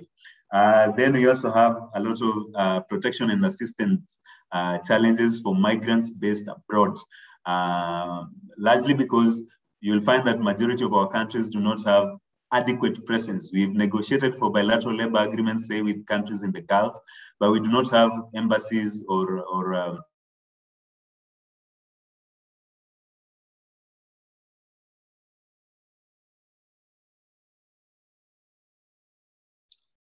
Charles, we've lost you.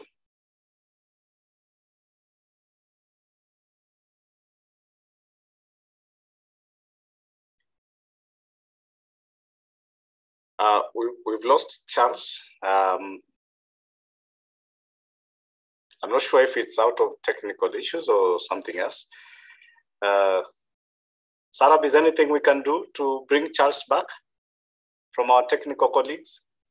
I'm sure the technical colleagues would be working on it. It could be a temporary glitch, or he has switched it off or he has dropped off. I'm not sure, because sometimes it switches off. Sorry, I think you lost me for a minute. Charles, you're back. Thank you. Thank you, Charles. Welcome. Welcome back. Thank you. Yeah, please go ahead. You have around, can we agree around 5 minutes to finalize? I will actually summarize in 3. Yes. Thank you. Okay, and then the other challenge that we have is issues of policy coherence and limited coordination among different stakeholders. We have a lot of policy implementation gaps, data gaps, the issue of missing migrants, or rather migration journey becoming more and more dangerous because of trafficking and smuggling and a lot of abduction, both on land and over the sea. And then what we see more as opportunities for the region, we are seeing a lot of also efforts by governments specifically to really set up coordination mechanisms and institutionalize migration governance. So that is gaining traction. We are seeing particularly the more dialogue, particularly around the regional consultative processes as platform for multi-stakeholder engagement and experience sharing. There's generally advocacy or appetite for block negotiations, and I think this is something that the African continent needs to look into when it comes to the issues of labor migration.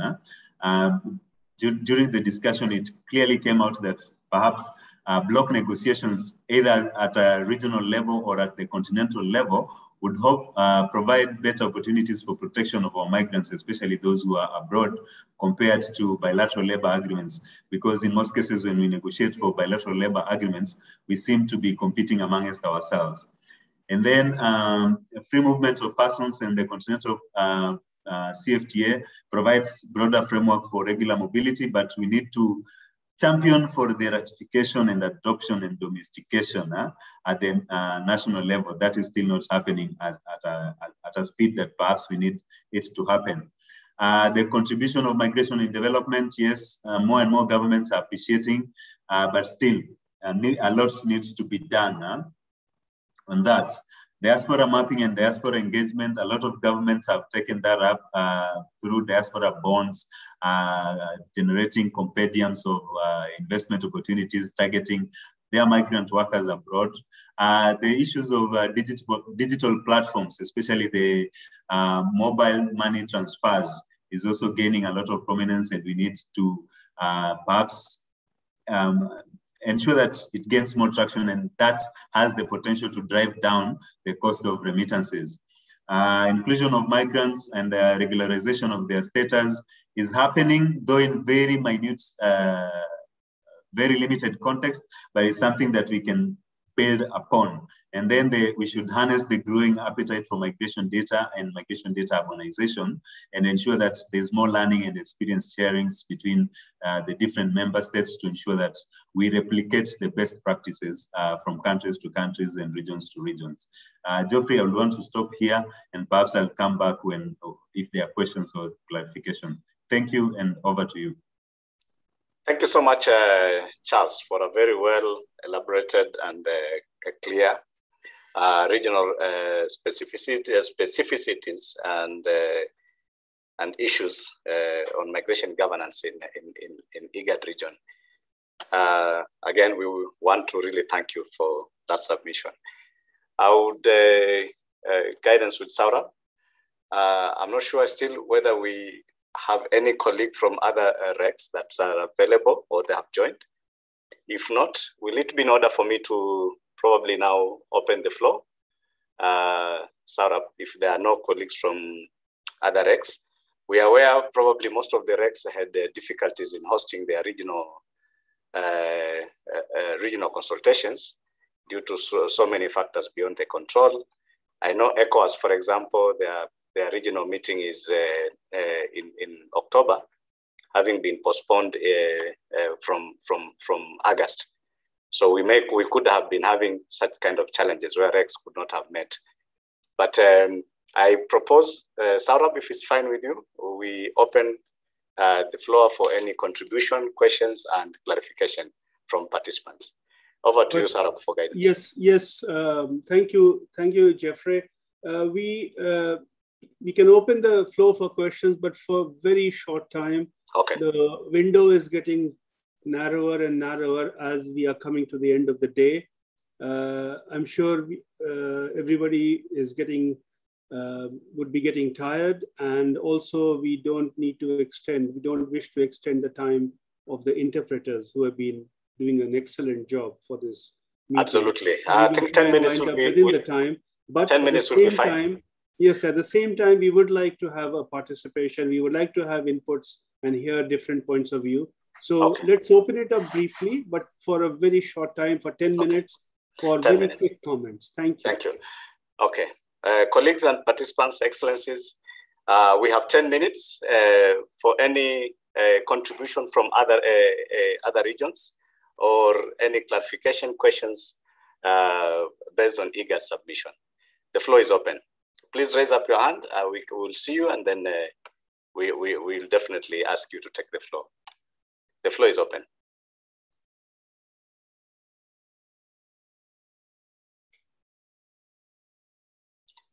Do we have any questions? We have South Sudan is requesting the floor. Okay. Any other? We can take first two, and then we'll bring the second round. South Sudan? Sudan is also, Ambassador James, I see you. Good to see you here. Yes, please, you have the floor. Jeffrey, how are you? Long time. Long time, my brother. Welcome. You have the floor. Thank you so much. Thank you. Thank you. Thank you. It has been a while, of course, due to many factors, including the coronavirus, COVID-19. Absolutely, Excellency. You have the floor. Thank you. I just want to pose a question to IGAD regarding the migration in the region, where IGAD is almost on the same page with the East African community. It's just to talk about the level of migration within this region, with the Western countries, where we have a very huge diaspora. My question is just simple. It is in line with what Senegal has raised before. We have got a large number of diasporans who have unnoticed returned back to the region, where the host countries have done nothing about this. Is there any policy where, IGAD or East African Community, for that matter, can raise with these host countries? Thank you so much. Thank you so much, Excellency Ambassador James. I suggest that we have the next presentation, then we'll invite IGAD to respond. Did I see Sudan?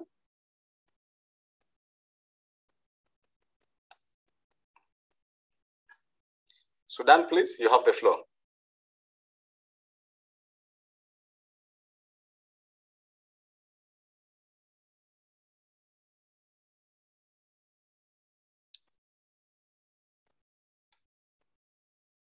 Okay. As we wait for any other participant to take the floor, Charles, please, you have the floor to respond to Ambassador James' question. Please, Charles. Thank you very much, Geoffrey, and thank you very much, Ambassador James. And that is a very critical question. The honest answer at the moment is we do not have a specific framework on return and reintegration at the moment. However, return and reintegration is identified as a key priority within both the Continental Migration Policy Framework, but also the IGAD Regional Migration Policy Framework. There are specific projects that we are currently piloting with this, also with the assistance of the technical partners, IOM, ILO. There's also GIZ that is supporting different efforts. But these are really localized efforts, and most of them are preceding, say, a regional framework or a regional instrument to guide that. So they are projects, but they're really projects without a framework. That would be my short answer. Thank you, and back to you, Joe. Thank you so much, Charles. Thank you so much for that clarification. Do we have any other participant that would want to wish to take the floor?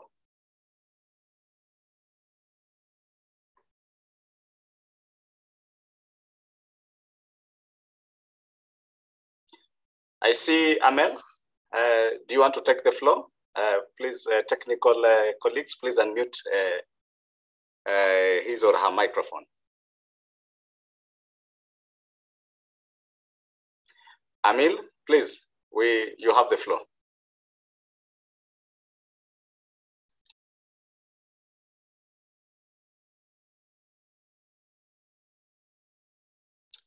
Amil Farah.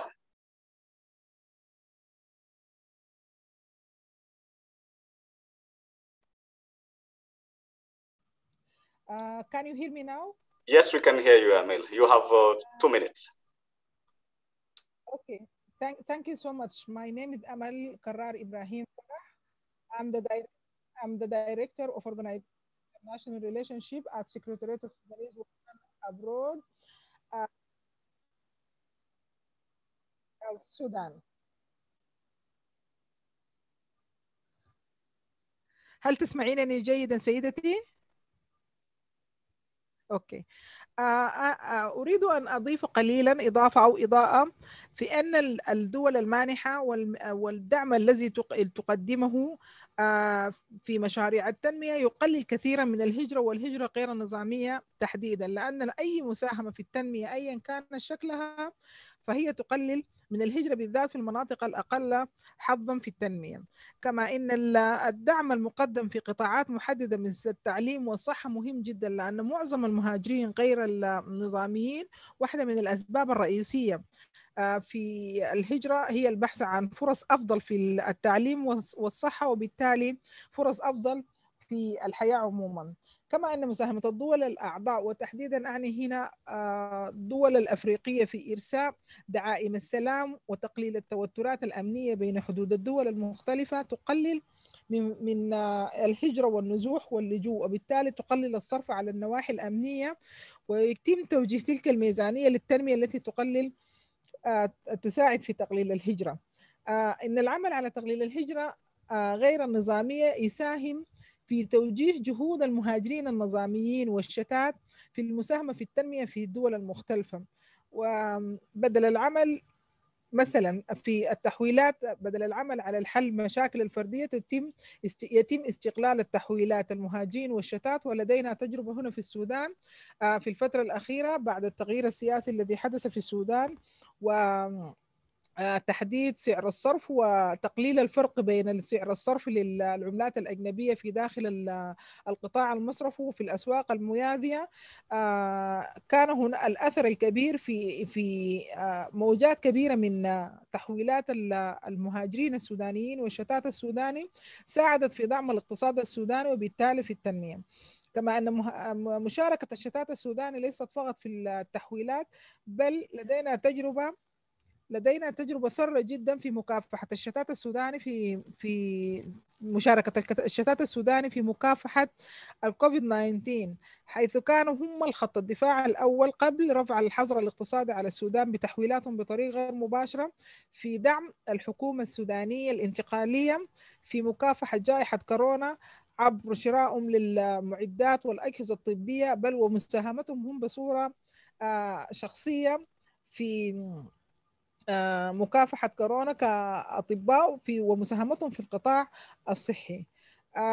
السودان أيضا عبر جهاز تنظيم شؤون السودانيين بالخارج لديه تجربة ثرة جدا في الإعادة عودة المهاجرين وتحديدا المهاجرين غير النظاميين في العودة الطوعية وإعادة إدماجهم المختلفة بالشراكة مع منظمات عديدة. يعني على سبيل المثال المنظمة الدولية للهجرة ومنظمة العمل الدولية ومشاركة منظمات الإقليمية ومنظمات وطنية داخل السودان في إعادة إدماجهم ومشاريع تنمية في المجتمعات المستضيفة لهم لتقليل الهجرة غير الشرعية.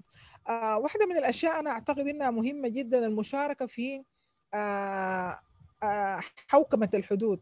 هي يعني تقلل نسبة الهجرة غير النظامية بصورة كبيرة، وبالذات الدول التي لديها امتداد بتاع حدود طويل مع السودان. المشاركة في القوات المشتركة، المشاركة في التنسيق والتنظيم بين الدول المختلفة يساهم في تقليل الهجرة غير النظامية وتقليل الأثر الذي يقع على المهاجرين غير النظاميين من يعني الخسارة الاقتصادية، قد تصل في بعض الأحيان الخسارة إلى خسارة الأرواح وتعرضهم لمشاكل كثيرة خلال هجرتهم غير النظامية. أنا أتمنى من المنظمات الإقليمية والدولية إنهم يساهموا. نعم. Can you hear me now? ألو.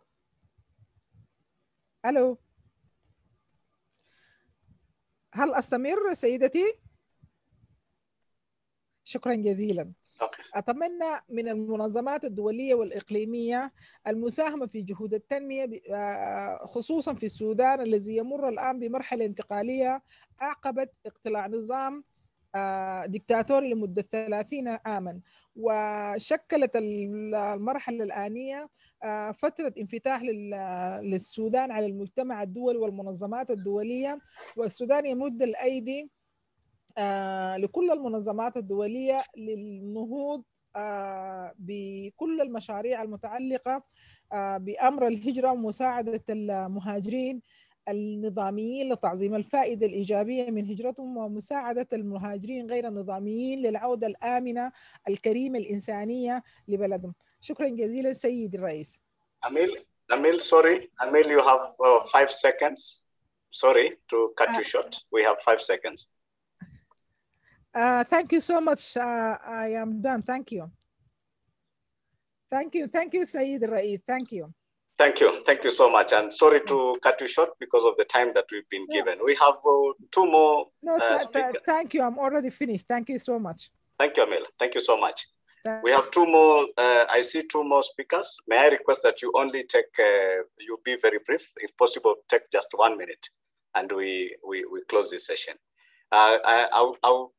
I'm inviting Dr. El Sadiq from Sudan. Please, you have the floor, followed by Dr. Khalid Lodi. 1 minute, please.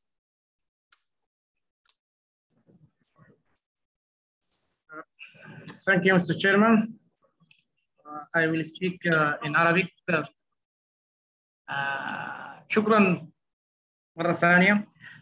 في الحقيقة نشكر الأخ شارلز على هذه التقدمة للملخص حول التقرير الإقليمي، وأود أن أتحدث عن أننا نحن في السودان نقسم الهجرة إلى 4 أقسام رئيسية، اللي هي قسم الهجرة النظامية العادية، والهجرة غير النظامية اللي هي الهجرة غير الشرعية، بالإضافة إلى هجرة اللاجئين. كما تعلمون السودان يستضيف لاجئين من دول جوار مصر، وكذلك الهجرة النازحين internal displaced people أتبان الحرب في دارفور وفي جنوب السودان آنذاك. هذا التقسيم جعل من أن العاملين في الهجرة يضعوا ضوابط وسياسات ولوائح ونظم كثيرة لتنظيم هذه الهجرات. والهجرة النظامية ليس لدينا إشكالية في التعامل معها، لأنها عندها جهة للسودانيين أفردت لها الحكومة جهاز مختص بشؤون السودانيين العاملين بالخارج، وهو ينظم هذه الهجرة، ولديه طرقه ووسائله. وده بيقودنا للحديث عن التحويل بتاع المدخرات بتاعة المغتربين. نحن لا نجد إشكالية في إنه في التحويل المهاجرين النظاميين، لأن المشكلة في الإقليم أن هناك العديد من الأموال خارج الجهاز المصرفي، لأنه هؤلاء المهاجرين يهاجرون بطريقة غير شرعية. لذلك هذه كما ذكر شارلز أنها تخلق لنا عمليات لغسيل الأموال وغيره من الطرق الغير شرعية للتعامل مع التحويل خارج الجهاز المصرفي، يجعل من أن يكون هناك عدد من الجرائم التي ترتكب عبر هذه التحويلات. وكذلك نحن في الإقليم كما ذكر زميلي خالد لورد في الجلسة السابقة، فأننا في أمس الحوجة إلى التدريب على البرامج التحويلية اللي هي أن تحول هذا الشخص من سواء كان non skills or have skills to change his لتغيير وضعه من بتدريب مهني في المكان الذي كان فيه في الخارج، وعند حتى يتمكن من العودة. نحن أيضا لدينا برامج. Please finalize, Dr. Sadiq. Please finalize. Yes, I conclude.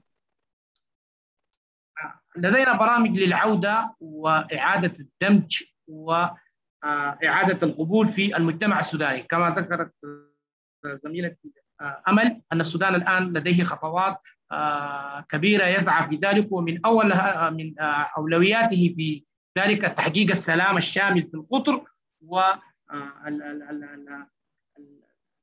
وتحسين الوضع الاقتصادي، وهذان مشكلتان جذريتان من أسباب الهجرة. وشكرا جزيلا.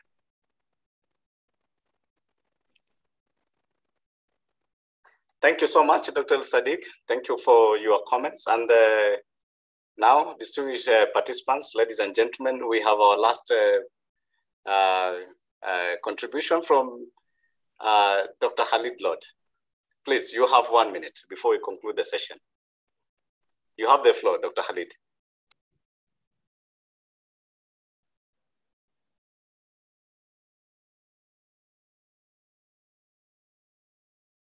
Dr. Khalid?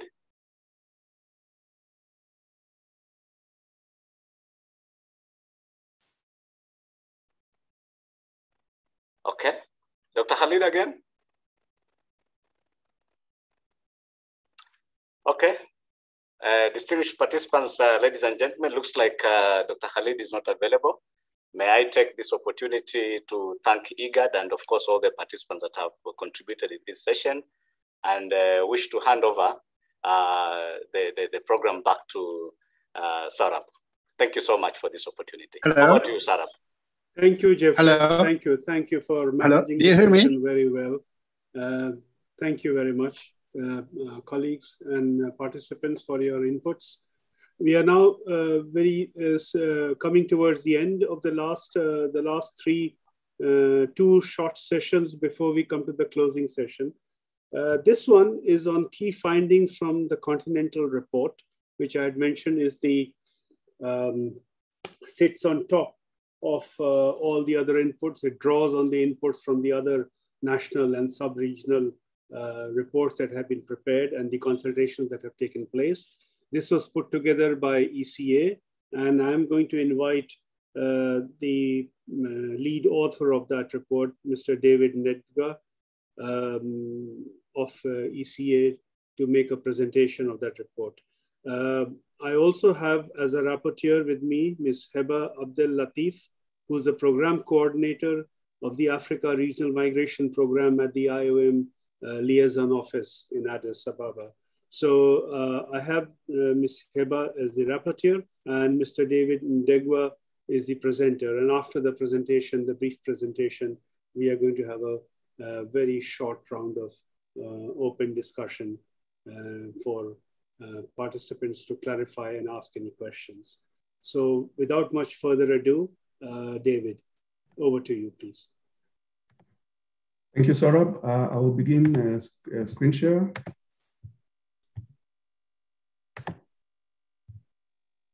Excellencies, distinguished guests, colleagues, ladies and gentlemen, I'd like to begin by sharing the findings of the Continental Report and by once again pointing out that this report was prepared as part of the three-tiered approach where ECA was supposed to prepare the Continental Report.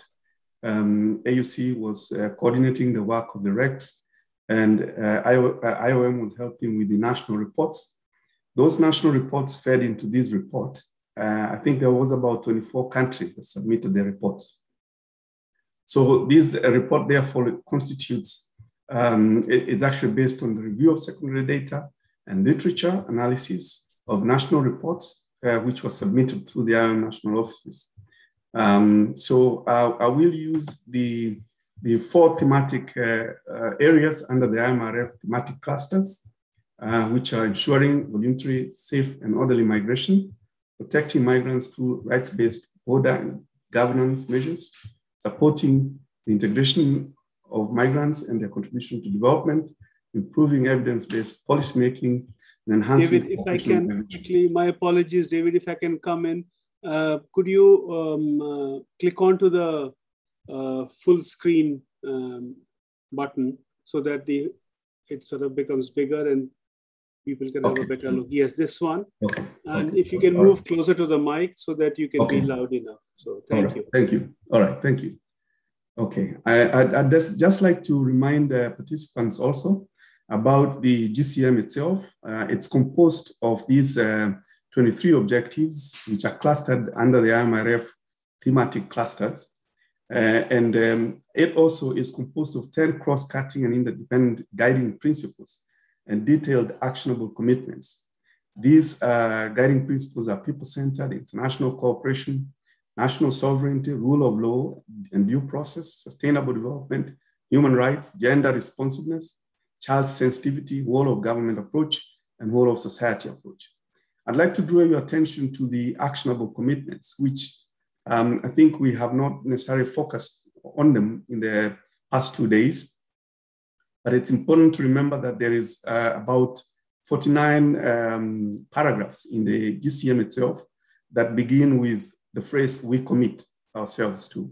So it's important to remember that when we're talking about the implementation of GCM, most of that is going to hang on how much the member states actually ensure the implementation of those actionable commitments. Now, with regard to the first GCM cluster, IMRF cluster, ensuring voluntary migration, orderly and safe migration, the objectives I have pointed out earlier are objective 2, 5, 6, 12, and 18. I will summarize them very briefly.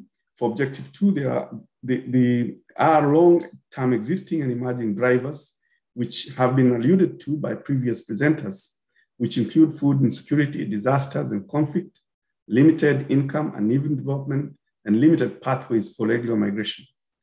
Migration is mainly intra-African, as has been pointed out earlier, based on a report that was prepared by IOM and AU in 2020, which was the first African migration report. There is an estimated, most of the migrants are moving within the continent. And UN Department of Economic and Social Affairs data for 2020 showed that from 2015 to 2015, we had 23.5 million migrants, which rose to 28 million in 2020. 47% of those were female migrants, which points to the increasing number of female migrants. And I think that's an important issue to remember when we're considering the gender dimensions around protection, about decent work, and other services that need to be provided to migrants. 86% of migration occurs within the African continent, and it's not related to conflict. So I think this is contrary to the popular perception, as was pointed out in the IOM-AU report. For Objective 5, the obstacles to the pathways for regular migration remain, and these include restrictive visa practices that still remain with many countries, except a few like Rwanda, allowing visa-free access, fears about mass migration among populations, particularly in countries where the countries of the destination in Africa, delays in the ratification of free movement treaties, and especially the right of residence provisions and inadequate infrastructure and connectivity to facilitate migration. For Objective 6, the main tools that member states are using are the bilateral labor agreements and memorandums of understanding on labor migration. And I think the clauses in there are the ones on which states rely to ensure that there is ethical recruitment and decent work. But as we all know, the recruitment process involves many middle labor brokers. And so there are issues that have arisen out of the recruitment processes, especially for Africans going to work in the GCC countries. For Objective 18, in terms of skills development and mutual recognition, member states' approach has been through the establishment of technical and vocational training institutions, national and regional qualification frameworks that provide for the recognition of prior learning. However, the gap in Africa is that most of those who move usually have uncertified qualifications, and they have obtained their work experience from on-the-job training. And so this is a big gap. And I think what we need to do in terms of implementing Objective 18 to ensure that they are not left behind in terms of the recognition of skills and qualifications. With the second thematic area, which is protection of migrants, the objectives are 4, 8, 9, 10, 11, 13, and 21. Under the free movement, which falls within the Objective 4, these objective still remains to be achieved. And this is because most of the Africans do not have valid travel documents. World Bank's ID4D estimates that up to 40% of Africans do not have proof of legal identity. Member states have carried out reforms of their national vital registration systems, and they have also conducted national digital identification and civil registration exercises and issuing of passports. So what that points to is increasing numbers of people getting valid travel documents, but the target is still very far from being achieved. So what needs to be done is to ensure that the vital registration systems, issuing of birth certificates and other forms of identification that are required for being able to apply for passports is increased to a higher level in member states. For Objective 8, many lives are lost on main migration routes. And we have seen these in the case of those who are trying to cross the Mediterranean. And the main routes are the Western Mediterranean routes, the Central Mediterranean route, Eastern Mediterranean route, and the Southern African route, with two other routes, which are from West Africa to Spain, and the other one through the Gulf of Aden, through Yemen to the Middle Eastern countries. And another one that takes people through the Sinai border with Egypt into Israel. So these routes all have various risks, and we have reports of people losing their lives in the seas and also in the open areas some of them in jungles heading towards Southern African countries, and drowning in Lake Malawi in the 2000s. For objectives 9 and 10, member states have established national task forces and action plans to combat smuggling and trafficking of migrants, and taken steps to strengthen their border management to enhance prevention and detection. However, most African countries have also enacted anti-trafficking laws. They have operationalized international toolkits and guidelines for preventing and combating trafficking, established referral mechanisms, and provided support to trafficking victims.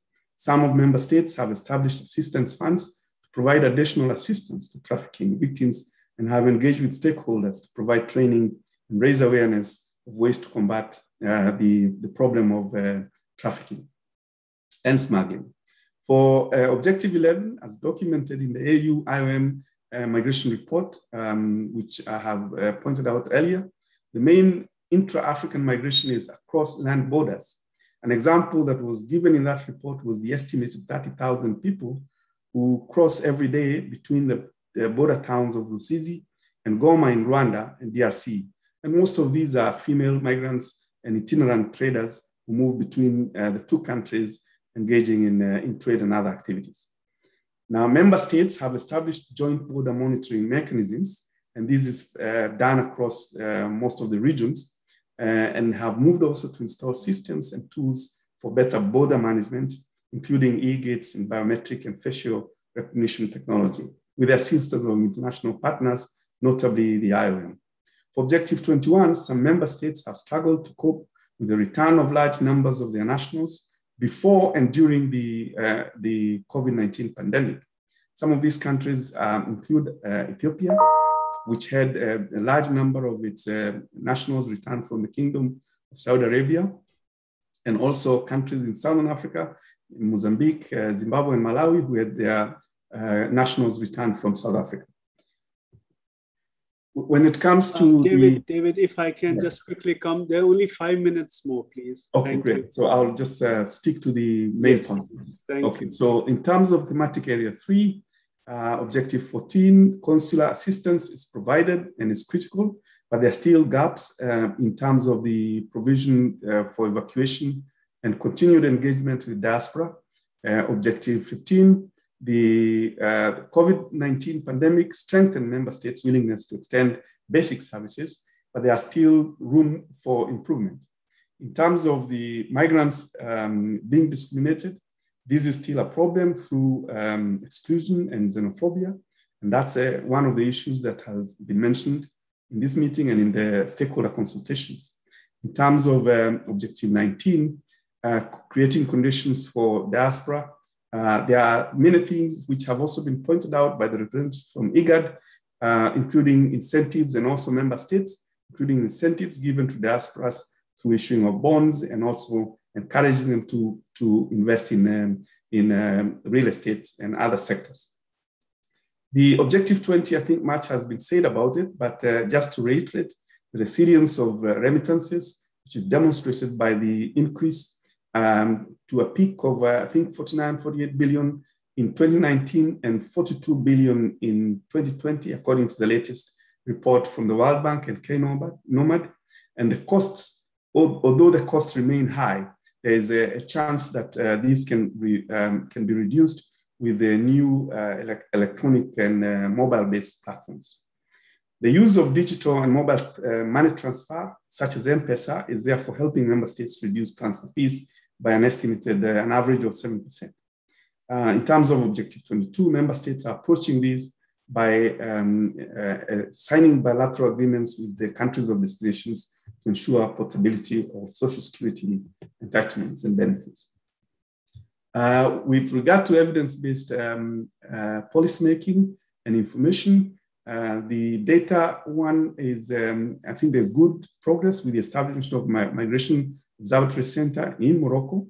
And however, the current data is mainly stock data, and there's not much disaggregation by age groups to allow for analysis further into different segments like children and so on. In terms of Objective 3, there are gaps in information with regard to risks associated with migration, both for regular and irregular migrants. And so it's important to establish information sharing and pre-departure information sharing for those who are migrating. For Objective 7, the 209 OIM study indicated where migrants face high vulnerabilities, and those are indicated there to include places like in private dwellings, regular migration routes, safe houses and prisons, and other places. Objective 17, in terms of discrimination, racism, and xenophobia, these remains intractable, and there is a chance that with the GCM, this is going to reduce. Objective 23, all African countries participate in the RCPs, as mentioned by IGAD representative, and also there's major achievements in terms of free movement under the African Continental of Free Trade and the Free Movement Protocol. Now, to summarize these, Chair, I'd just like to highlight some few good practices, and these are that in their efforts to ensure that migration is voluntary, safe, and orderly, member states are mainstreaming GCM into the national development plans and strategies, which is actually the best approach because it allows the actual actionable commitments to be able to get down to the ministerial and other levels of government and actually reflect in their work plans. To ensure the protection of migrants through rights-based border governance, joint border monitoring committees by member states are a good practice example. And some member states, such as Ethiopia, have worked with international partners to assist their nationals to return and resettle successfully. In terms of supporting the integration of migrants and their contribution to development, a key good practice is that Africa has become a leader in innovative mobile transfer applications such as M-Pesa, which is helping to reduce the cost of remittances.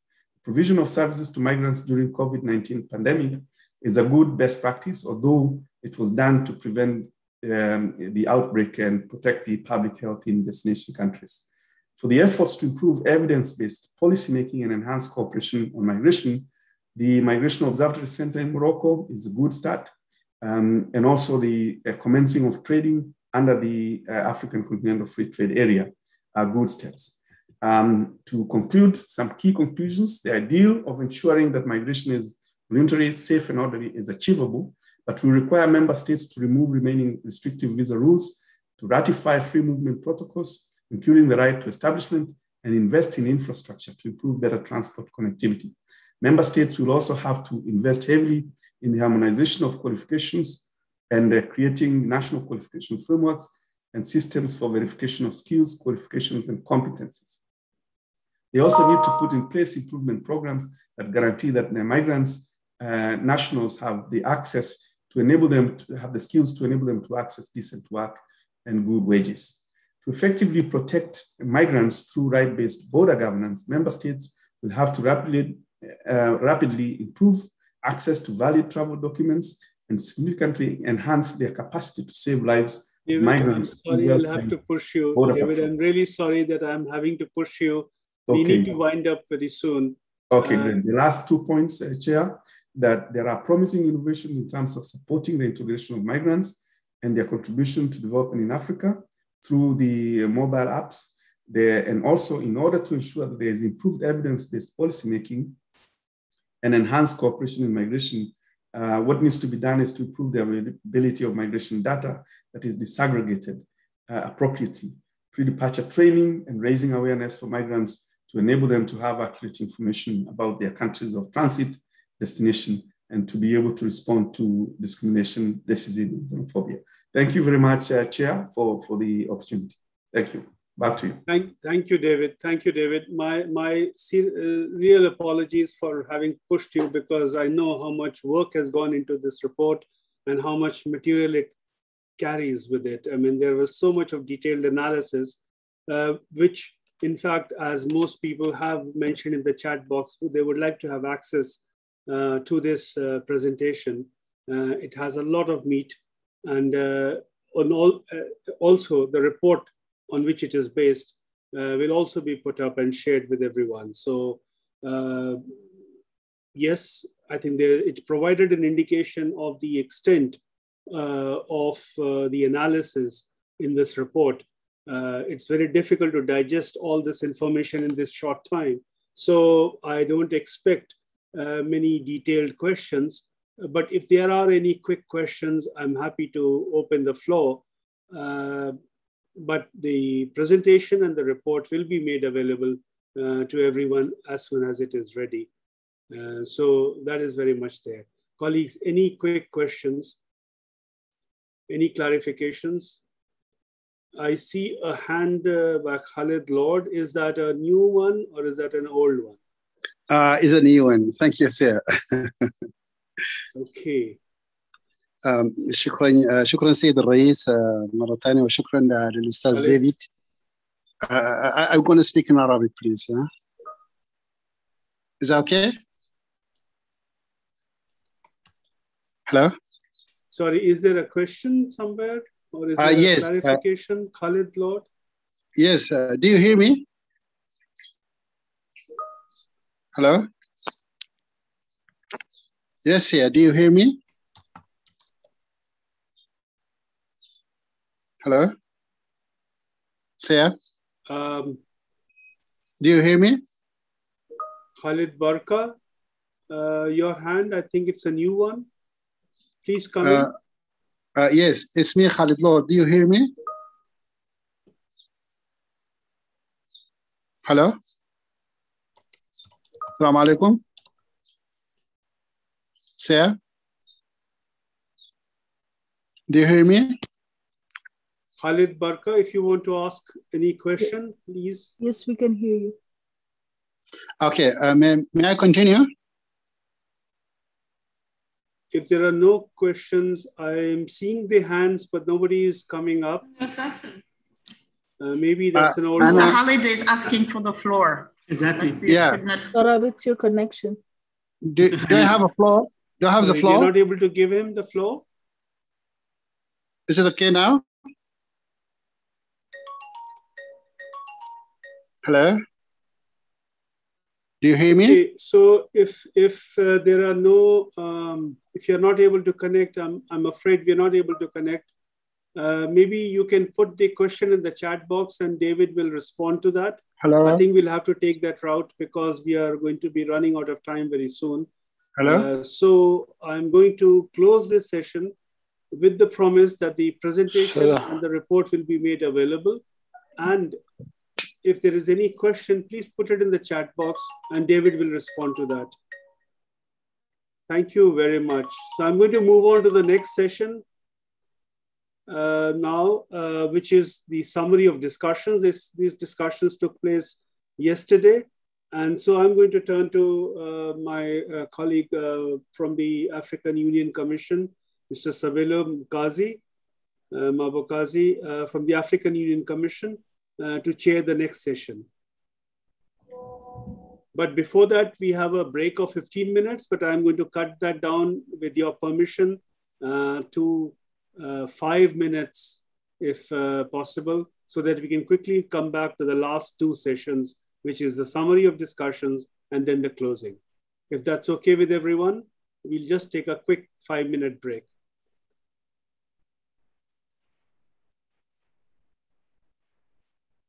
I don't see any objections. So let's take a 5-minute break and we'll be back in exactly 5 minutes for the penultimate session on the summary of discussions.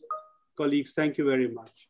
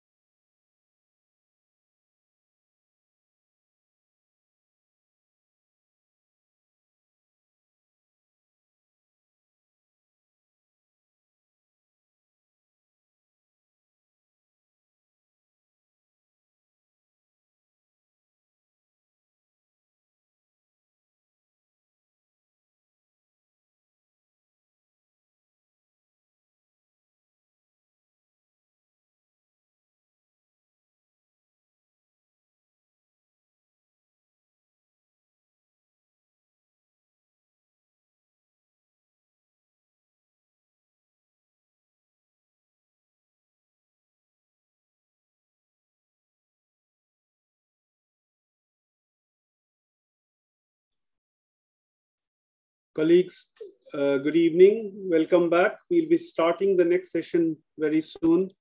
The chair is joining the panel and will be with us very shortly. It is a summary of discussions. The chair is Mr. Sabelo Mavakazi from the African Union Commission, and he'll be joining us soon, and then we can get started. So far, we are very much on time, and we hope to finish on time as well. Thank you very much. There is one, while we are waiting, there is one housekeeping announcement. I'm going to ask my colleague, Helena, to please make that announcement. Helena, over to you. Or you can put it in the chat box as well, but maybe why don't you speak to everyone and then you can put it in the chat box. Helena?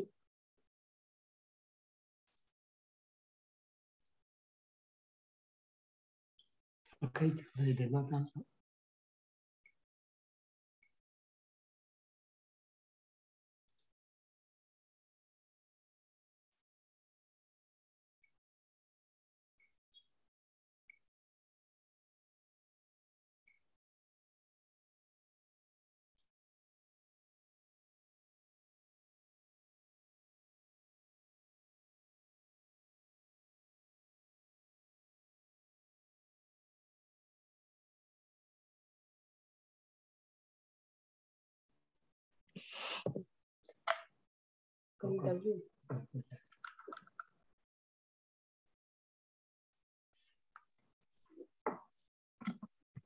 Your Excellency Chair, do you hear me?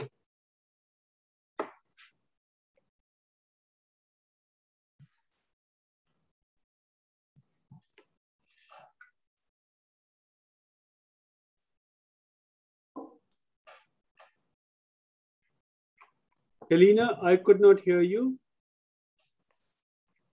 Hello. This is Ambassador James from South Sudan. Do you hear me, Chair? Yes, I can hear you now. I requested, because the facility we are using is closing down, I requested to take a leave. What facility? Sorry. Where I'm sitting, the office is to close down because of this time difference. So I requested that I may take a permission to leave. Please. Thank you so much. Please, yeah, I can have all the summaries on my email. Yes. That would be. We valued your contribution today, the whole day. I mean, it was very useful. Thank you very much for your participation. Thank you so much. I wish you all the best luck. Helena, can you come in now?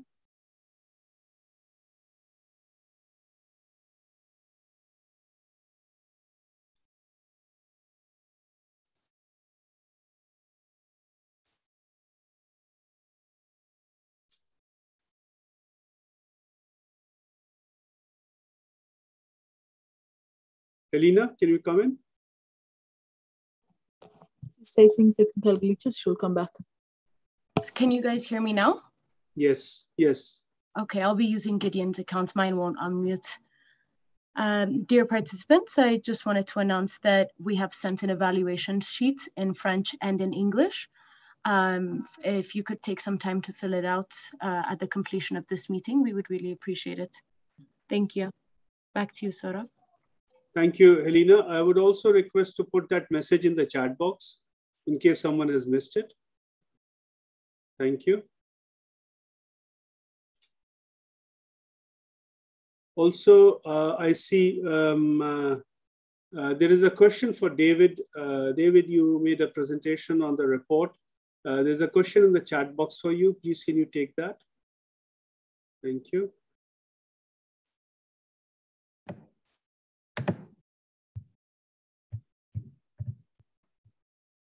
Thank you, Saurabh. I'll just look at it and respond to it.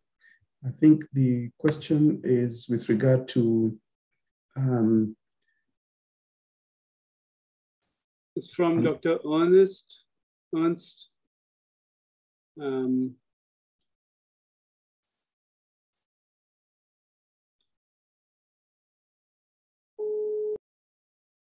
one question is from James, I think, Rodgas, right?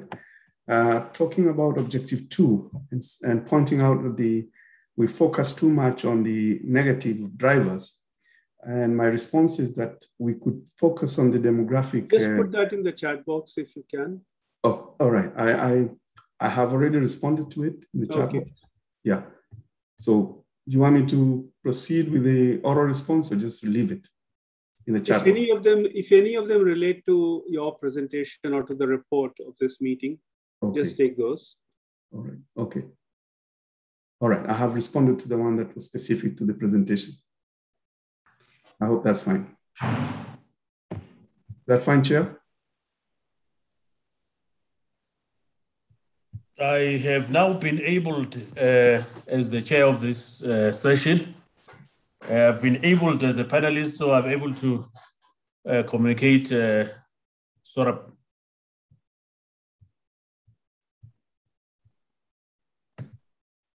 Sabelo, please welcome. Yes, good to see you. Okay, so I'm going to get off. You're called Saurabh Sinha, but you are not. Please introduce yourself. Thank you. I'm called Saurabh. I don't know why. Yes, no, my name is Sabelo Mbogazi. I'm here as introduced earlier on. I'm here at the African Union Commission as the head of labor, employment and migration. So thank you very much for this opportunity. We have been part of the meeting and part of all the proceedings up to this point. To all the organizers and the coordinators of the this SGM, review of the Global Compact on Safe, Orderly and Regular Migration. We are now starting, as requested, session 7, which is summary of discussions. A summary of discussion, which should be a straightforward exercise. And therefore, we also see that in this session, there is no repertoire like in all other sessions, Saurabh. So that's fine. The session has been given 25 minutes, 5 minutes maximum per presentation.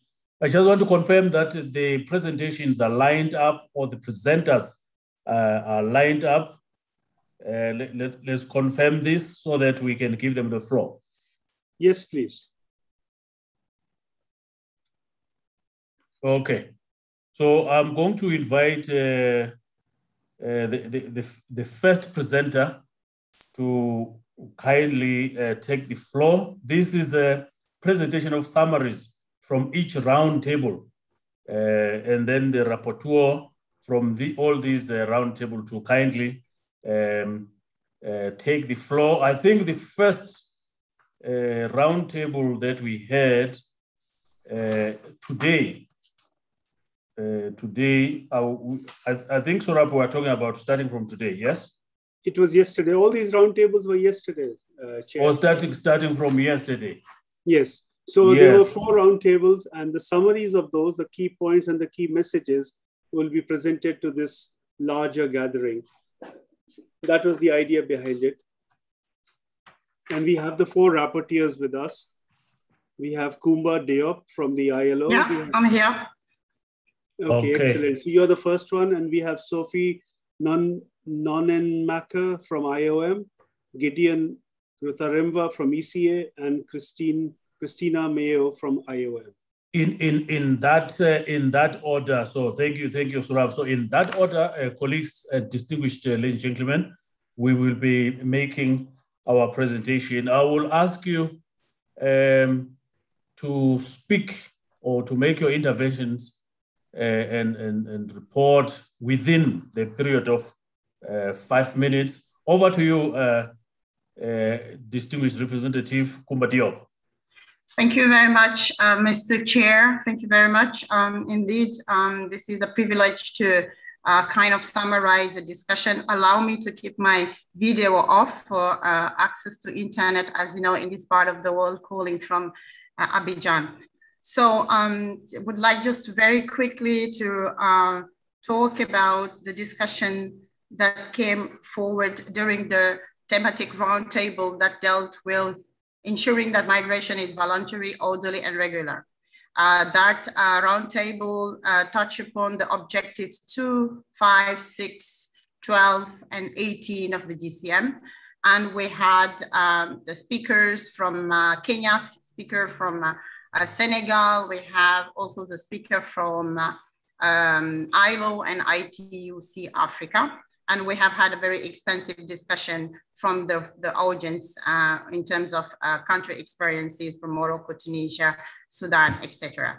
So I would like to go straight to the key conclusions and recommendation, and I'm very confident to come up with this recommendation because these are very much in line with what has been already presented in terms of the main issues. And I would like to come up with 5 main clusters of recommendations. The first one is about decent work creation, the need for decent work creation in countries of origin.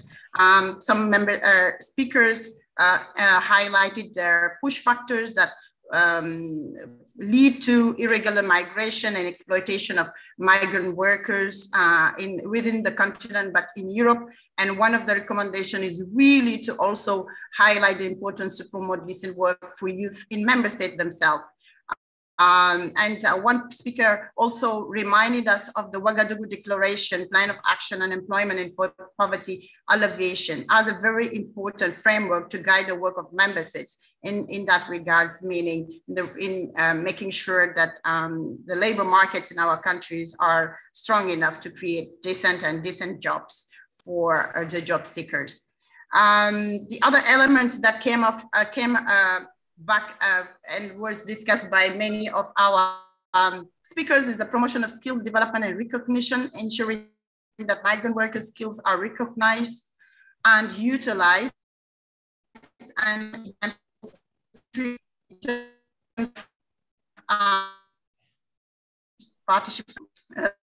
partnership development. We also had a plea from the private sector to include employers' organization and private sector actors into this skills development and recognition. Some of the participants talked about it, the promotion of qualification frameworks and skills partnership at the national and continental level came back. And also the need for countries to invest in early recognition of migrant skills and qualification. Senegal gave a very interesting example in that sense. The other second group is the protection of migrant workers. Participants talked a lot about the ratification of the EU Free Movement of Persons protocol that is an entry point for further protection of migrant workers in the region if ratified and domesticated by countries, so a call for ratification. Put also emphasis on the protection of migrant workers' rights at all forms of rights, labor, human, economic, through the ratification and domestication of international and labor conventions. It came up very strongly. And some of the examples from Tunisia and Senegal about member states reviewing their national legislation to promote the rights of migrant workers. The advocacy for the adoption of bilateral labor agreements, and participants also talked about the 2 initiatives by the AU, the Declaration on the Protection and Promotion of the Rights of Migrant Workers, and also the AU BLA template and model, which are 2 instruments that should help member states to come up with very well negotiated and developed bilateral labor agreements, but also the importance of the implementation of those BLAs. And I think IGAD also mentioned the importance of having African countries coming up with a common position on BLA's negotiations. Then the promotion of fair recruitment processes, and one highlight came from the private sector, highlighting the importance of digitalization of recruitment processes to gain efficiency, and a call from the trade unions, ITUC, to have an harmonization of the system between the trade unions and the employers' organization when it comes to fair recruitment processes. The other one is labor migration governance, the cluster, the importance to link migration with development potential and reap the full benefit of migration for African countries. There are a lot of good statements that come up with the report for this discussion. Just wanted also to highlight the importance for member states to formulate and implement evidence-based and right-based gender-responsive migration policies. In the discussion, there are a lot of countries who raise the issue of African member states not having migration policies and the importance to come up with an integrated and comprehensive. The last one, the three last ones in terms of recommendation, and I'm just scanning through, is addressing irregular migration through practical intervention. I think from the country experiences we heard during that session, we had Senegal, Morocco, and Tunisia who came up with very interesting examples of regulating campaigns for migrant workers, extension of duration of residence permits, etc. Then the issue of the role of actors, the coordination and mechanism, the whole of government approach. Again, the case of Senegal with the interministerial committee put forward by the government is an example. The need to promote social dialogue on labor migration governance and strengthen the cooperation among the actors, social partners, civil society came up very strongly. The increase, the involvement of the private sector. I think we got a presentation from their employers organization, which also called for more involvement of the private sector in the implementation of the GCM objectives. And the importance to build the capacity of stakeholders. And lastly, one area that came up in the discussion was the need to also look into the informal economy and the formalization of the informal economy, the protection of migrant workers working in the informal economy. That came up very strongly in the discussion as an area of focus for the realization of the GCM. So I just wanted to stop here to say also that some of these recommendations came up very strongly in the early presentations, and we're just happy that these are in line with what has been discussed during the 2 days. Back to you, Mr. Chair.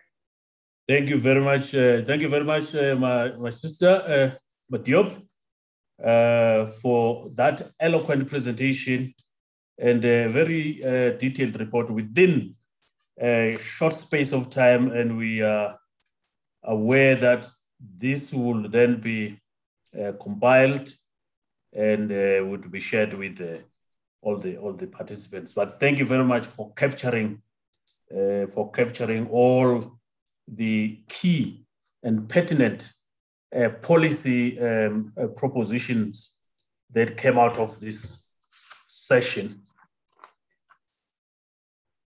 Madam Sophie, we are now moving to the thematic roundtable on protecting migrants through rights-based border governance measures.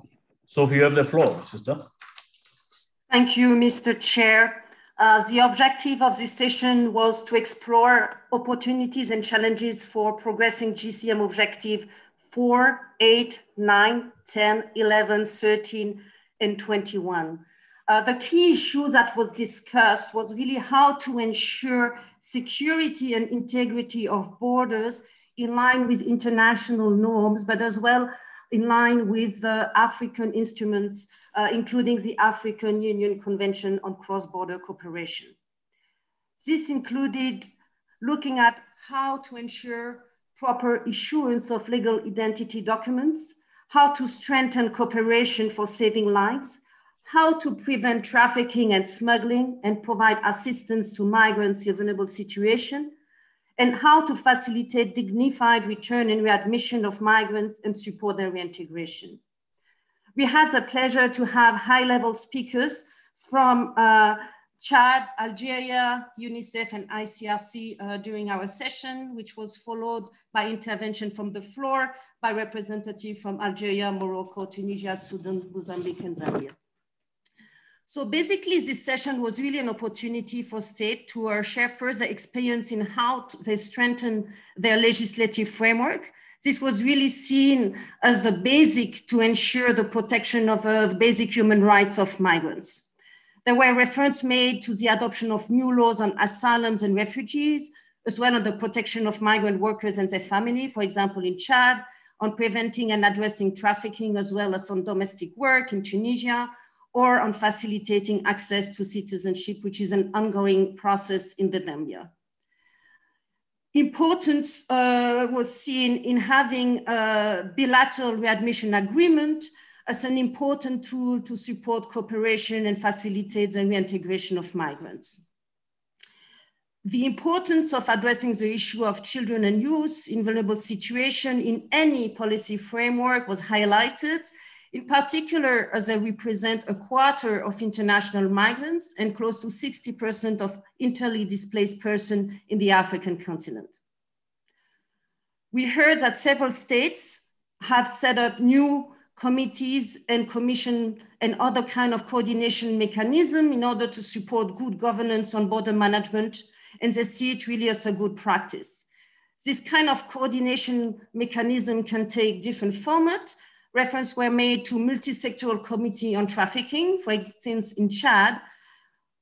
Reference also was made to interagency cooperation mechanism for the identification of migrants on shipwrecks, for example, in Tunisia, or cross-border system to manage and better locate missing migrants between Zimbabwe and South Africa, as well as between Algeria and Spain.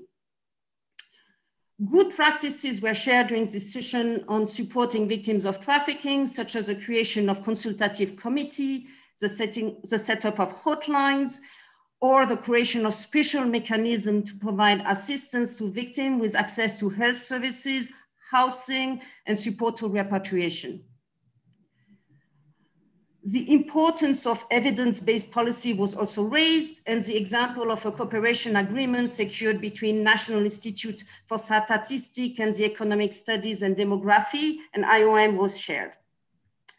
And finally, and very importantly, there was really a general agreement between participants on the importance of international cooperation for managing migration. And this not only between states, but also with other stakeholders, in particular to support countries facing challenges due to the important numbers of returning migrants, as well as internal displaced persons on their territories. International cooperation and partnership was also seen as paramount to facilitate regular migration. This type of collaboration and cooperation can take various forms. This can include financial support, as well as capacity building support, in particular in the form of training programs for law enforcement officials, or supporting the building of border posts, or again, collaboration for the management and identification of the dead and collection and compilation of critical data regarding missing migrants. So finally, two sets of specific recommendations were made. The first one is in relation to better protection of children and youth through right-based government measures. So suggestion was made to strengthen national child protection system in promoting child-sensitive cross-border and regional cooperation, to have pre-screening processes in place and adapted reception systems, and that service provision is offered with collaboration with CSOs, NGOs, and proper case management systems are into place. The importance of access to services for migrants, including health and education, irrespective of migration status, was also flagged. It was also important to say that data needs to be sex and age disaggregated in order to better understand the specific issue faced by children and young people on the move. Last line.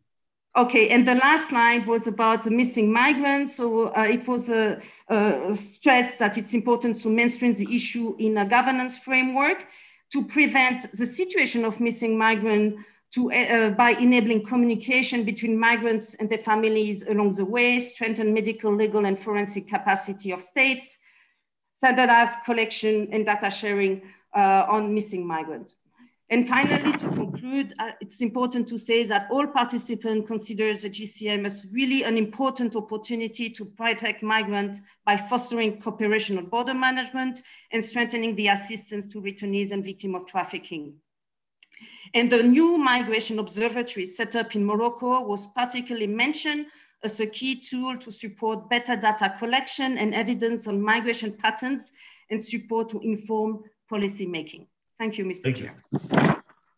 Thank you very much, my sister Sophie, and you are very much for going over, because you mentioned the Africa Migration Observatory that the AUC is setting up in Morocco.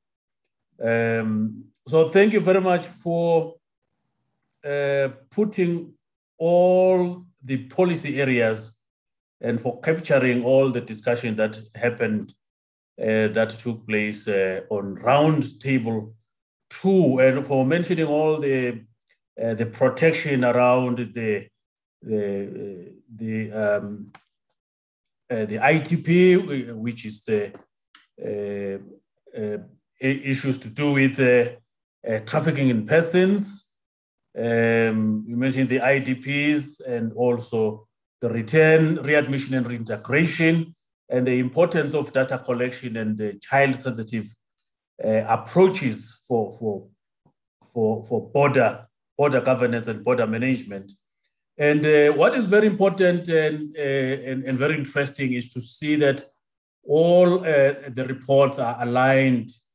They speak to the objectives of the Global Compact for Migration. So that this takes us to the next presentation, which will be done by my brother Gideon, supporting the integration of migration and their contribution to development. You have the floor. Thank you so much, Sabero. I think this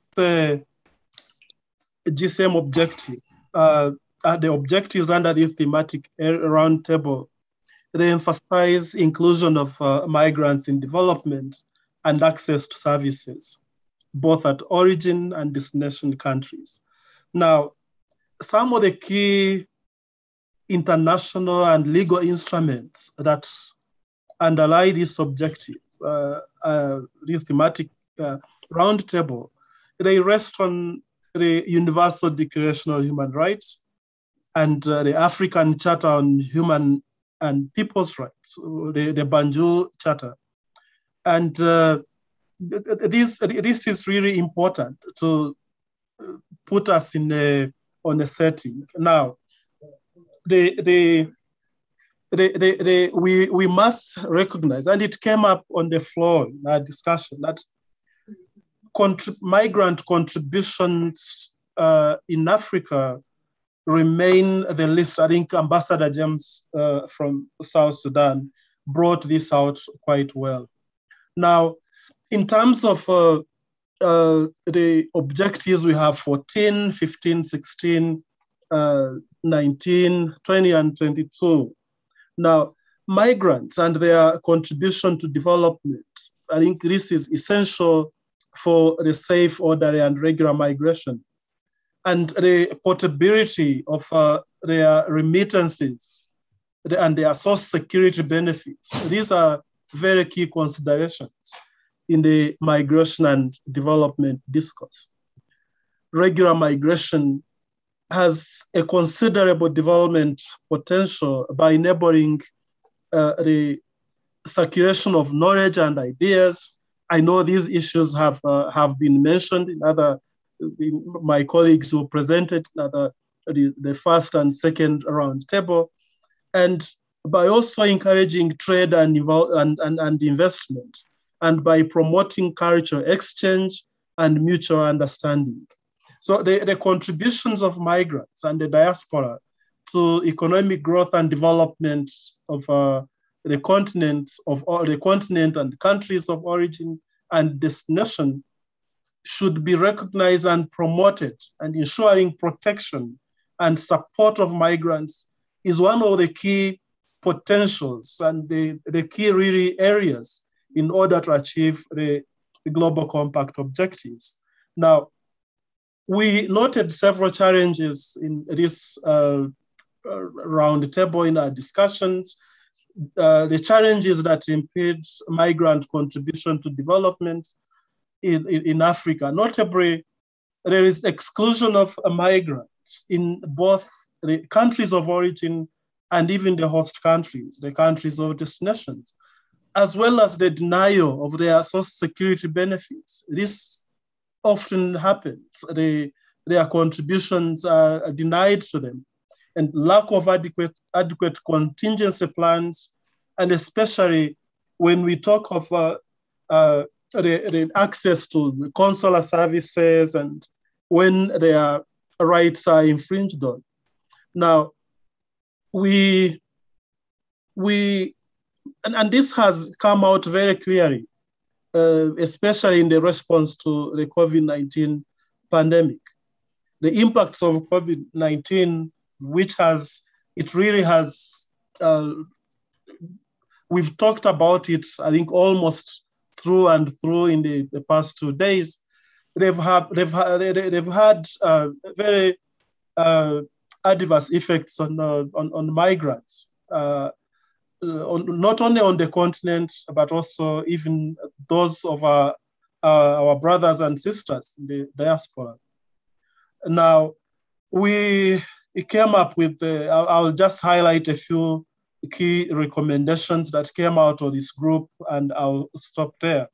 One is supporting measures to ensure that migrants and their families retain the benefits of their remittances by implementing appropriate legislation and regulations, which reduces the barriers to sending and receiving their money and their remittances, and promoting cost-effective transfer mechanisms that avoid establishment of monopolies or encourages competition between the remittance handling agencies. We also talked about ensuring support and empowerment provided to these migrants and their families. For example, through training on their rights, as well as adequate investment in migrant skills and training, entrepreneurial skills, ICT, sensitizing the migrants on financial literacy. Member states should also ensure that key policy frameworks and protocols, these are there, and many of them, they've assented to them, but they are not ratified, they are not implemented. We have a lot of good policies. We need to ensure consistency in our programs by ratifying and implementing these policies. And finally, strengthening national and regional information systems and databases to support planning and policy strengthening on migration-related issues. Thank you so much. Thank you very much, my brother Gideon, for recalling those the legal frameworks, but also for going into the countries of origin and the countries of transit and countries of destination, and you laid bare the dynamics, but also highlighted the contribution of the migrants. Safe to say that you were speaking directly to the migration policy framework, which the AU is implementing, that emphasizes that the migrants or the developmental aspects of the migrants, as opposed to what we see and what other policies we see that are emphasizing the securitization of migrants. We emphasize, or the migration policy framework emphasizes the development aspect of the migrants. We are moving straight, without further ado, to the next round table. And we would like to invite my sister there, Christina Major, improving value-driven and evidence-based policymaking and public debate and enhancing cooperation on migration. You have the floor. Thank you very much, distinguished chair. Indeed, this thematic roundtable focused on 5 global GCM objectives 1, 3, 7, 17, and 23. The roundtable was presided by a high-level panel from Tunisia, Niger, UNFPA, and IFRC, followed by interventions from the floor. I will read some of the key findings and discussions during the course of the session and the recommendations that ensued. It was particularly noted that there's a general dearth on solid migration data. Data collection remains a challenge, particularly data to understand challenges of those in vulnerable situations. The pandemic has moreover accentuated data gaps. COVID-19 has impacted the ability to collect data as a number of data collection exercises and censuses were put on hold. Moreover, obtaining information on irregular migrants represents an obstacle for having a complete picture on migration. The Africa Migration Report recorded at least 24.5 million migrants in 2020 that were displaced. Today, conflict is no longer a driver of forced migration alone. There are many other factors: social instability, climate change, diminishing natural resources, and economies that struggle from COVID-19 and will ultimately drive more migration and displacement across the continent. There's a clear complementarity between the 1994 International Conference on Population Development and the GCM. Migrants, moreover, face challenges in accessing services and obtaining protection from states to guarantee their dignity and their human rights. The various multi-stakeholder consultations held over the course of the year highlight that challenges remain in providing a safe, orderly, and regular migration and to shift the narrative. Many challenges remain to fulfill the GCM objectives. The Convention for the Elimination of Racial Discrimination forbids states to discriminate on the basis of race and color, and this includes rights to health, housing, and education. Yet we know that barriers continue to exist, which are both formal and informal. These may entail restrictive national laws, arrests, deportation, and barriers related to gender, language, and processing documentation. Furthermore, without disaggregated data monitoring progress towards these, this furthermore remains a challenge. The GCM is important as it represents a framework for international cooperation on migration in all its dimensions while considering national context.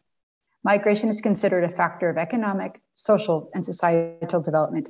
The COVID-19 pandemic is continuing to be a challenge requiring more solidarity, particularly as noted on the cross-border mobility of migrants and the socioeconomic impact on migrants. I would like to read some of the recommendations that came out of the discussions. The first, strengthening international cooperation is essential for an effective management of migration flows. Through partnerships, it is possible to work together to inform work on migrations. Examples were given to do this through some of the 17 UN networks on migrations that exist at country level, as well as 3 regional UN networks that exist on the continent. Second, in terms of data, there is a critical role in assisting the generation of data, rendering it available to understand the profile of migrants. This can be achieved mainly from censuses and surveys. Furthermore, while working with national statistics offices, this can assist to ensure that migration questions are now included in the census. Third, all migrants, regardless of their status, need to be able to exercise their human rights through the access to basic services, access to information on services, and their rights, and protected from harm. Disaggregation, enhanced collection, and use of administrative statistics is also recommended to help fill such gaps. Fourth, national societies of the Red Cross and Red Crescent are well placed to assist migrants, representing the world's largest humanitarian networks with over 2 million volunteers in Africa. They are uniquely positioned to assist migrants in all stages of the migration journey. They are auxiliaries set up by the government and act as independent, neutral, and impartial in line with the principles of the movement. They furthermore have an unparalleled outreach at the community level in all areas that remain remote or inaccessible. And fifth, last, it is fundamental to empower local communities and growing migration needs in Africa on information that brings potential to the communities. It is furthermore important to adhere to the objectives of the GCM to ensure that migration can be carried out in a safe and orderly manner and not criminalized for those who wish to move. Chair, I cede the floor back to you. Thank you. Oh, thank you very much. Thank you very much, my sister, Christina. And let me take this opportunity to express sincerest gratitude to all the rapporteurs for managing and to skillfully take time to link the recommendations with the objectives of the GCM.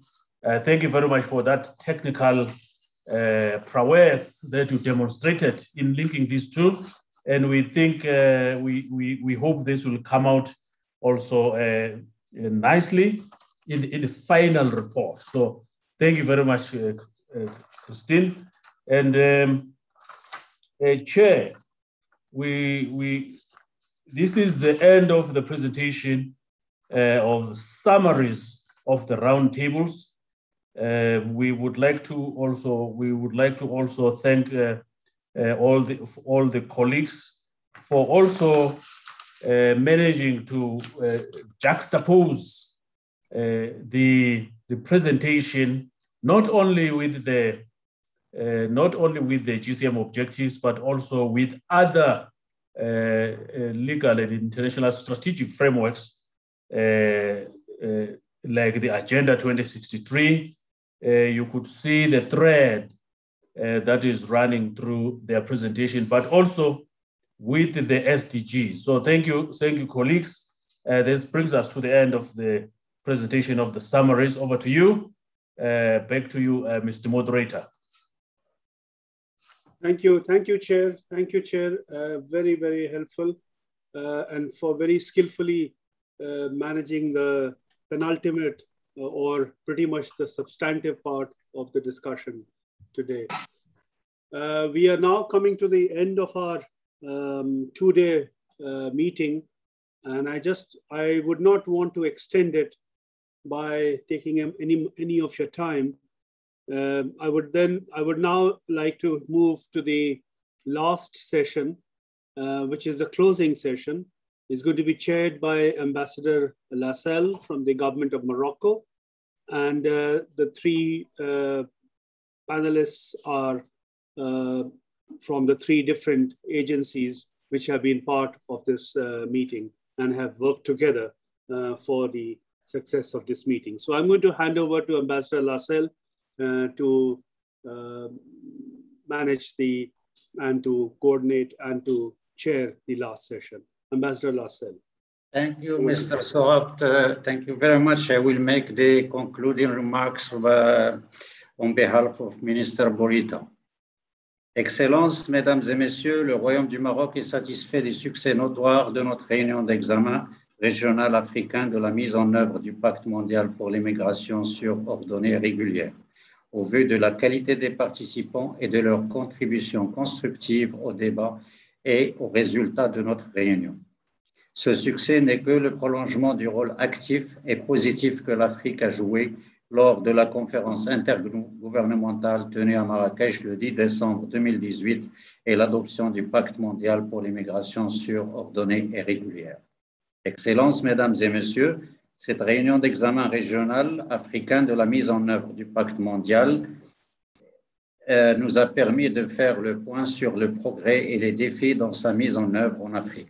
C'est l'occasion pour nous de féliciter les États africains ayant mis en œuvre les recommandations du pacte. Cette réunion a mis en relief l'importance de veiller à ce que la migration soit volontaire, ordonnée et régulière. Cette prise de conscience collective est nécessaire pour permettre aux États-pays africains impliqués dans la question d'honorer les 23 engagements du pacte. Cette conférence nous a ainsi éclairé sur la nécessité d'être plus engagés dans la protection des migrants par des mesures humaines fondées sur les droits humains des migrants. Cet examen régional a également mis en exergue le rôle de l'intégration des migrants et leur contribution au développement. Rappelons à cet effet que le nexus entre la migration et le développement n'est plus à prouver, d'où la nécessité d'encourager la participation effective des Africains de la diaspora en tant que partie importante de notre continent, afin de mettre en œuvre des politiques permettant de relever le niveau de vie des peuples africains et ainsi résoudre les causes profondes de la migration pour prévenir tous les drames qui y sont liés. Par ailleurs, le potentiel de la migration doit être mieux appréhendé pour avancer dans la réalisation des objectifs de développement durable, tenant compte des défis imposés par la pandémie de Covid-19. Cette réunion a mis également en lumière l'intérêt de l'élaboration des politiques publiques communes afin que le débat public sur la migration soit fondé sur des valeurs et des preuves afin de démystifier les préjugés et stéréotypes souvent négatifs sur la migration et les migrants. Je voudrais à ce stade féliciter M. David Ndegwa pour la présentation des éléments principaux sur la position africaine commune. Excellences, Mesdames et Messieurs, le Maroc se félicite de la réussite de cette réunion qui participe à une bonne préparation du Forum d'examen des migrations internationales en 2022 et ce, dans une logique tant globale qu'afrocentrée, pragmatique, tout en étant humaine. Étant un vecteur de solidarité, la migration est un phénomène représentant une opportunité pour renforcer la coopération sud-sud et permettre au continent africain de jouer le rôle qui est le sien dans la communauté internationale et mieux défendre et promouvoir les positions africaines communes sur les questions d'intérêt pour le continent et ses peuples.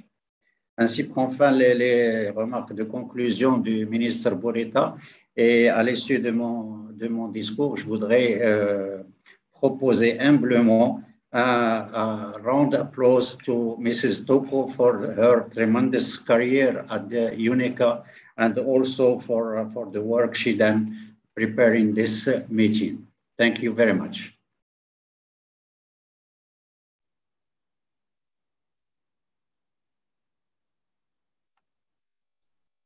So, ayant fini this discussion, je voudrais maintenant donner la parole à Monsieur Edlam Yemero, Directeur AI, Gender Poverty and Social Policy Division, UN Economic Commission for Africa. Mr. Yemero, you have the floor. Mrs. Yemero, I'm sorry for that. So please, can you take the floor? Thank you very much, Chair. I hope I can be clearly heard. Excellencies, distinguished delegates, colleagues, all participants present here with us, it gives me really great pleasure that we have come to the closing of a series of engagements that have been part of Africa's review of the implementation of the GCM. From the outset, I do wish to express sincere thanks to the Kingdom of Morocco for generously and ably hosting the regional review of the GCM. We have been engaged with the Kingdom of Morocco since 2019 on hosting the review, and I'm really glad to see that it has finally come to fruition and concluded so successfully.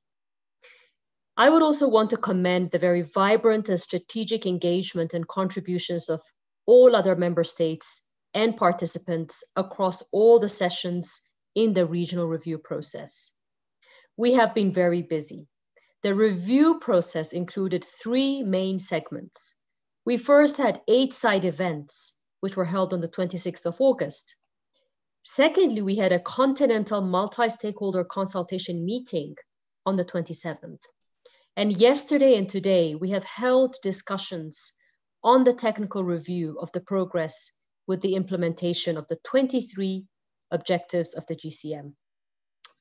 I can confidently say that we have met the 4 objectives of the regional review process, which were as follows. A first objective for us was to enable governments and stakeholders to take stock of progress in implementing the Global Compact. In this regard, countries have shared in detail the status of national progress with the implementation of the GCM in Africa. Experts and other stakeholders have presented their own assessment of progress with the implementation of the GCM. In addition, the Continental Report on the implementation of the GCM has also provided some very critical insights. A second objective was to provide an opportunity to discuss the challenges, opportunities, gaps, and regional priorities related to the GCM. In this regard, the challenges, opportunities, gaps, and emerging issues related to the implementation of the GCM have been very clearly elaborated throughout our deliberations, including the implications of the COVID-19 for both migrants and governments alike. The regional review has also made clear the need for increased resources and strengthened capacity towards the GCM's implementation. In this respect, I would want to thank the coordinator of the United Nations Network on Migration, His Excellency Antonio Vitorino, and his team for their efforts to extend resources in support of African member states in the implementation of the GCM through the Migration Multi-Partner Trust Fund. Our third objective in this review process was to provide a platform for the interaction among stakeholders, member states, and other actors to exchange lessons and good practices and also promote peer learning. Certainly, we can say that there has been a vibrant exchange and engagement among hundreds of stakeholders and government representatives from 18 countries that took part in our deliberations and review process. Many good practices have been shared and can inform policy and practice going forward. Numerous practical recommendations have also been shared with us, and we must all ensure that we draw on these in the implementation processes going forward. Our final objective was to formulate key findings and recommendations that will constitute Africa's contribution to the International Migration Review Forum. Certainly, the contributions of government representatives and stakeholders in our events over the last few days since 26th August will be reflected in a report which will serve as the outcome of our deliberations. This report will eventually form part of Africa's submission to the International Migration Review Forum, scheduled to take place early next year. Excellencies, distinguished delegates, ladies and gentlemen, we have heard of the commendable progress made towards the safe, orderly, and regular migration across the continent. Countries have made remarkable progress and taken considerable action towards the 23 objectives of the GCM, as shared with us particularly today. Even so, it is clear to us that still more needs to be done. And as continental efforts to harness migration as a development enabler continue, allow me to highlight just a few points that have been raised throughout our deliberations. Distinguished delegates and colleagues, allow me to highlight that migrants and their families must be supported to retain the benefits of their remittances by implementing appropriate legislation and regulation. In order to reduce barriers in sending and receiving remittances, promoting cost-effective transfer mechanisms, and avoiding the establishment of monopolies while encouraging competition among remittance handling agencies. There is also a need to ensure that migrants and their families are supported and empowered through training on their rights, as well as adequate investments in skills training, entrepreneurship, ICT, sensitization on the matters of financial literacy, and so on. Member states also need to implement strategies aimed at enhancing constructive dialogue and conducive civic education between citizens abroad and other stakeholders to create better understanding for mutual engagement. Furthermore, there is a need to strengthen national and regional information and data systems, a critical area of need, to support planning and policy strengthening on migration-related issues. Finally, allow me to re-echo a core recommendation made by many of you. Member states must ensure that the safety and dignity of migrants is at the core of decisions made in migration policies and governance frameworks, as should stakeholders and all other actors. At ECA, we remain strongly committed to continue strengthening our collaboration with member states, regional economic communities, the UN family, and other stakeholders and actors in support of continental migration policy frameworks and agreed implementation actions. An important policy priority for the practical implementation of the GCM is its integration within the African continental migration policy architecture, including the Migration Policy Framework for Africa and the AU Protocol on Free Movement of Persons. This review that we're concluding today is the last of a series of regional discussions, as we have all heard, that will feed into the first International Migration Review Forum. And we very much look forward to working closely with all of you towards that. Finally, I would like to acknowledge the immense contribution of our partners, IOM, AUC, the UN Network on Migration, and the wider UN family, as well as, of course, I must mention my colleagues at ECA and the many, many teams that have worked behind the scenes to ensure the success of this meeting. I thank you very much.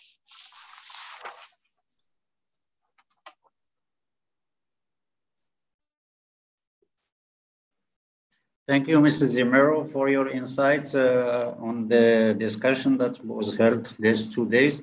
And I will give the floor now to my sister, Sise Mariama, from the AUC. Madam Sise. Thank you, Ambassador. I will... Sabero is here, my friend. Yes. Thank you, Ambassador. Thank you very much, Ambassador Lasala. I will stand in for Madam Sise, the Director.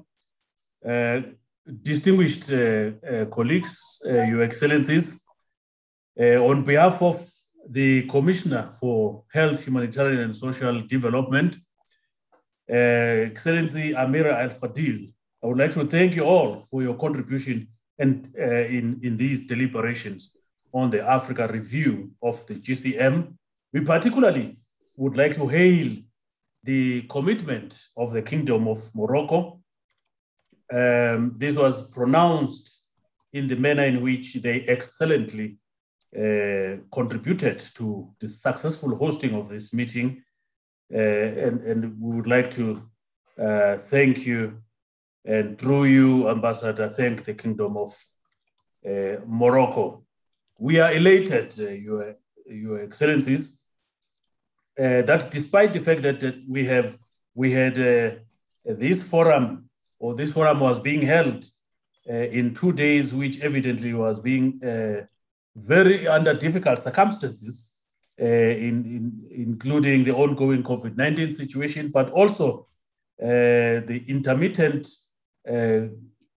connectivity. But participants exhibited, an admirable level of tenacity, patience, and commitment, and further provided useful inputs into the GCM conversation in Africa. We believe that this will go a long way in enriching the way we will continue to implement the GCM in Africa in the build-up to the International GCM Review Forum.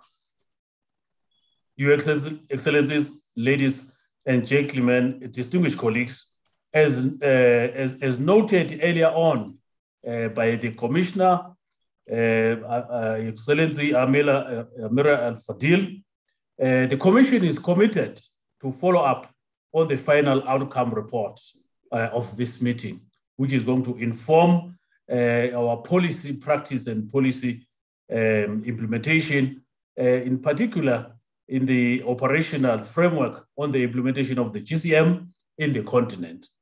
The Commission will also work with the partners to support our member states to identify and address all gaps identified during the meeting in the implementation of GCM. Furthermore, this meeting also provided us with an opportunity to embrace the spirit of leaving no one behind, but also the spirit of the Africa we want. As we close, distinguished ladies and gentlemen, I wish to reiterate the commitment of the African Union in strengthening the coordination of the GCM implementation architecture in the continent. The African Union Commission has developed what we call the plan of action for the implementation of the GCM, which is which has categories of the implementation at a national level, regional level, and a continental level. And therefore, the Commission will work with other partners, especially the ECA and the IOM, and all other partners to strengthen the coordination at these levels, the national, regional, and continental levels. The meeting has shown us clearly that we can work together away from our traditional mandates to realize our common objectives. This should be the spirit moving forward.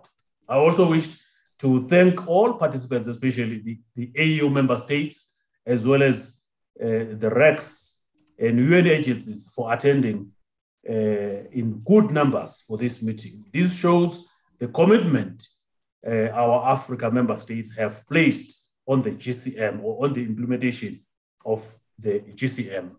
But in particular, we would like to once again thank the government and the Kingdom of Morocco for hosting this meeting, as well as the representation at the highest level. Your Excellencies, distinguished colleagues, lastly, I wish to thank our technical colleagues, the IOM and UNECA, and as well as the ILO, together with other members of the UN Migration Network family, for successfully hosting this meeting and for contributing excellently to this meeting. All other partners and stakeholders from different organizations and institutions, we appreciate your attendance as well as your contribution.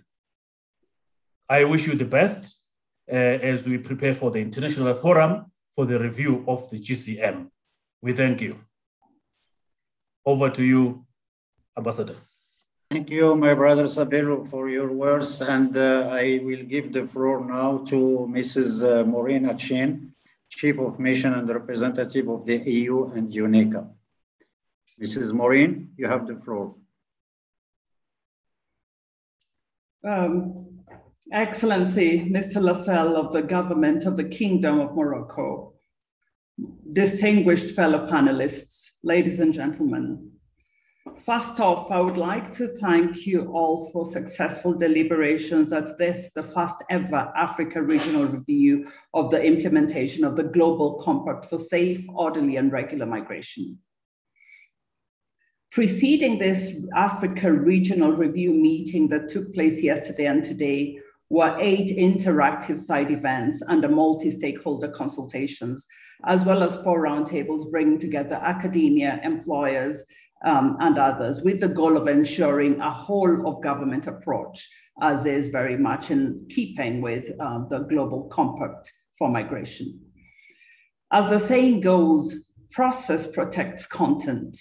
Thus, I commend the many stakeholders from governments, UN agencies, civil society organizations, associations, and migrant associations and academia who have shared their experience, expertise, and wisdom during the review meeting, as well as during the multi-stakeholder consultations and side events. This broad-based participation is very much in keeping with the spirit and intent of the GCM. I would like to also take the opportunity to commend all who continue to work tirelessly to ensure an inclusive approach to the GCM implementation, follow-up, and review in Africa. Excellencies, ladies and gentlemen, from our deliberations over the course of the past 2 days, it's fair to say that there have been noteworthy progress in the implementation of the GCM in Africa. In this regard, I will structure my closing remarks around 3 broad points as follows. 1, there are tangible actions in various African countries that are the direct result of the existence of a global compact on migration. And I'll name a few here. There's legislative and policy reforms and multi-stakeholder coordination. There are 9 African countries that today are serving as GCM champion countries. There are UN migration networks that are critical to ensuring coherent support on GCM implementation, and these exist across 17 countries. There are new migration governance platforms that are promoting multi-stakeholder consultations on migration. thereby enhancing whole of government, whole of society approaches to migration governance. Second, these 2 days of deliberation are a clear indication that there is expanded knowledge and understanding of the complex migration dynamics at play on the African continent and their interactions across a range of policy sectors. In the case of Africa, most critically with the AFCFTA. This is very much in line with the GCM objective, which necessitates an appreciation of all 23 objectives in full rather than in isolation. And this brings me to my third point. Several speakers during the course of the 2 days have pointed to the fact that some of the GCM goals have not been given much priority in the African context. This is true. The objective of reducing vulnerabilities is one that matters enormously to Africa. And this is an objective that continues, sadly, to lag behind. As several speakers have noted, the realities of migration in Africa continue to be misunderstood, with the result that sometimes solutions to migration challenges on the continent do not always take account of Africa's priorities. A clear thread in this Africa Regional Review meeting is around the need to ensure that going forward, prioritized actions are fully reflective of 3 things. 1, the policy directions that Africa, through the African Union and increasingly its member states, has set for itself. And 2, that these actions are reflective of the realities of migration in Africa, rather than the product of fears and myths that continue to define the perception of African migration in the global public mind. And 3, that our actions continue to be driven by credible data and evidence. Excellency, the GCM remains a watershed moment in multilateralism on migration.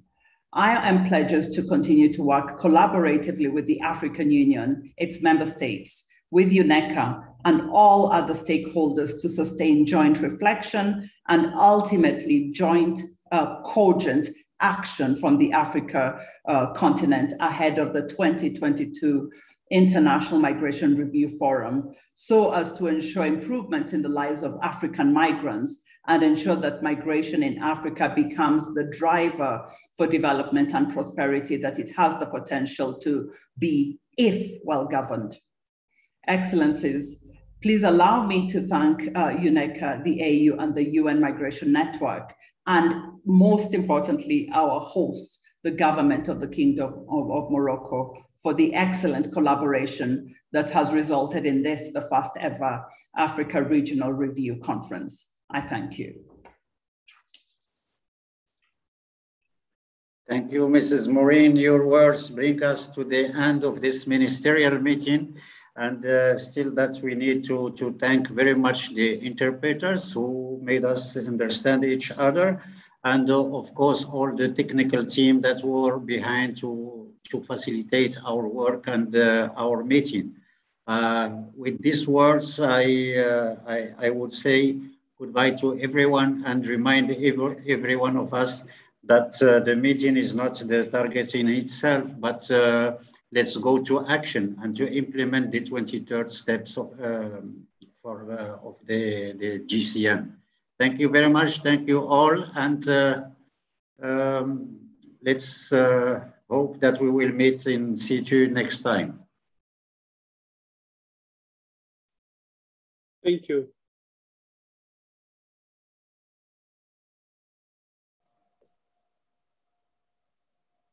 Thank you.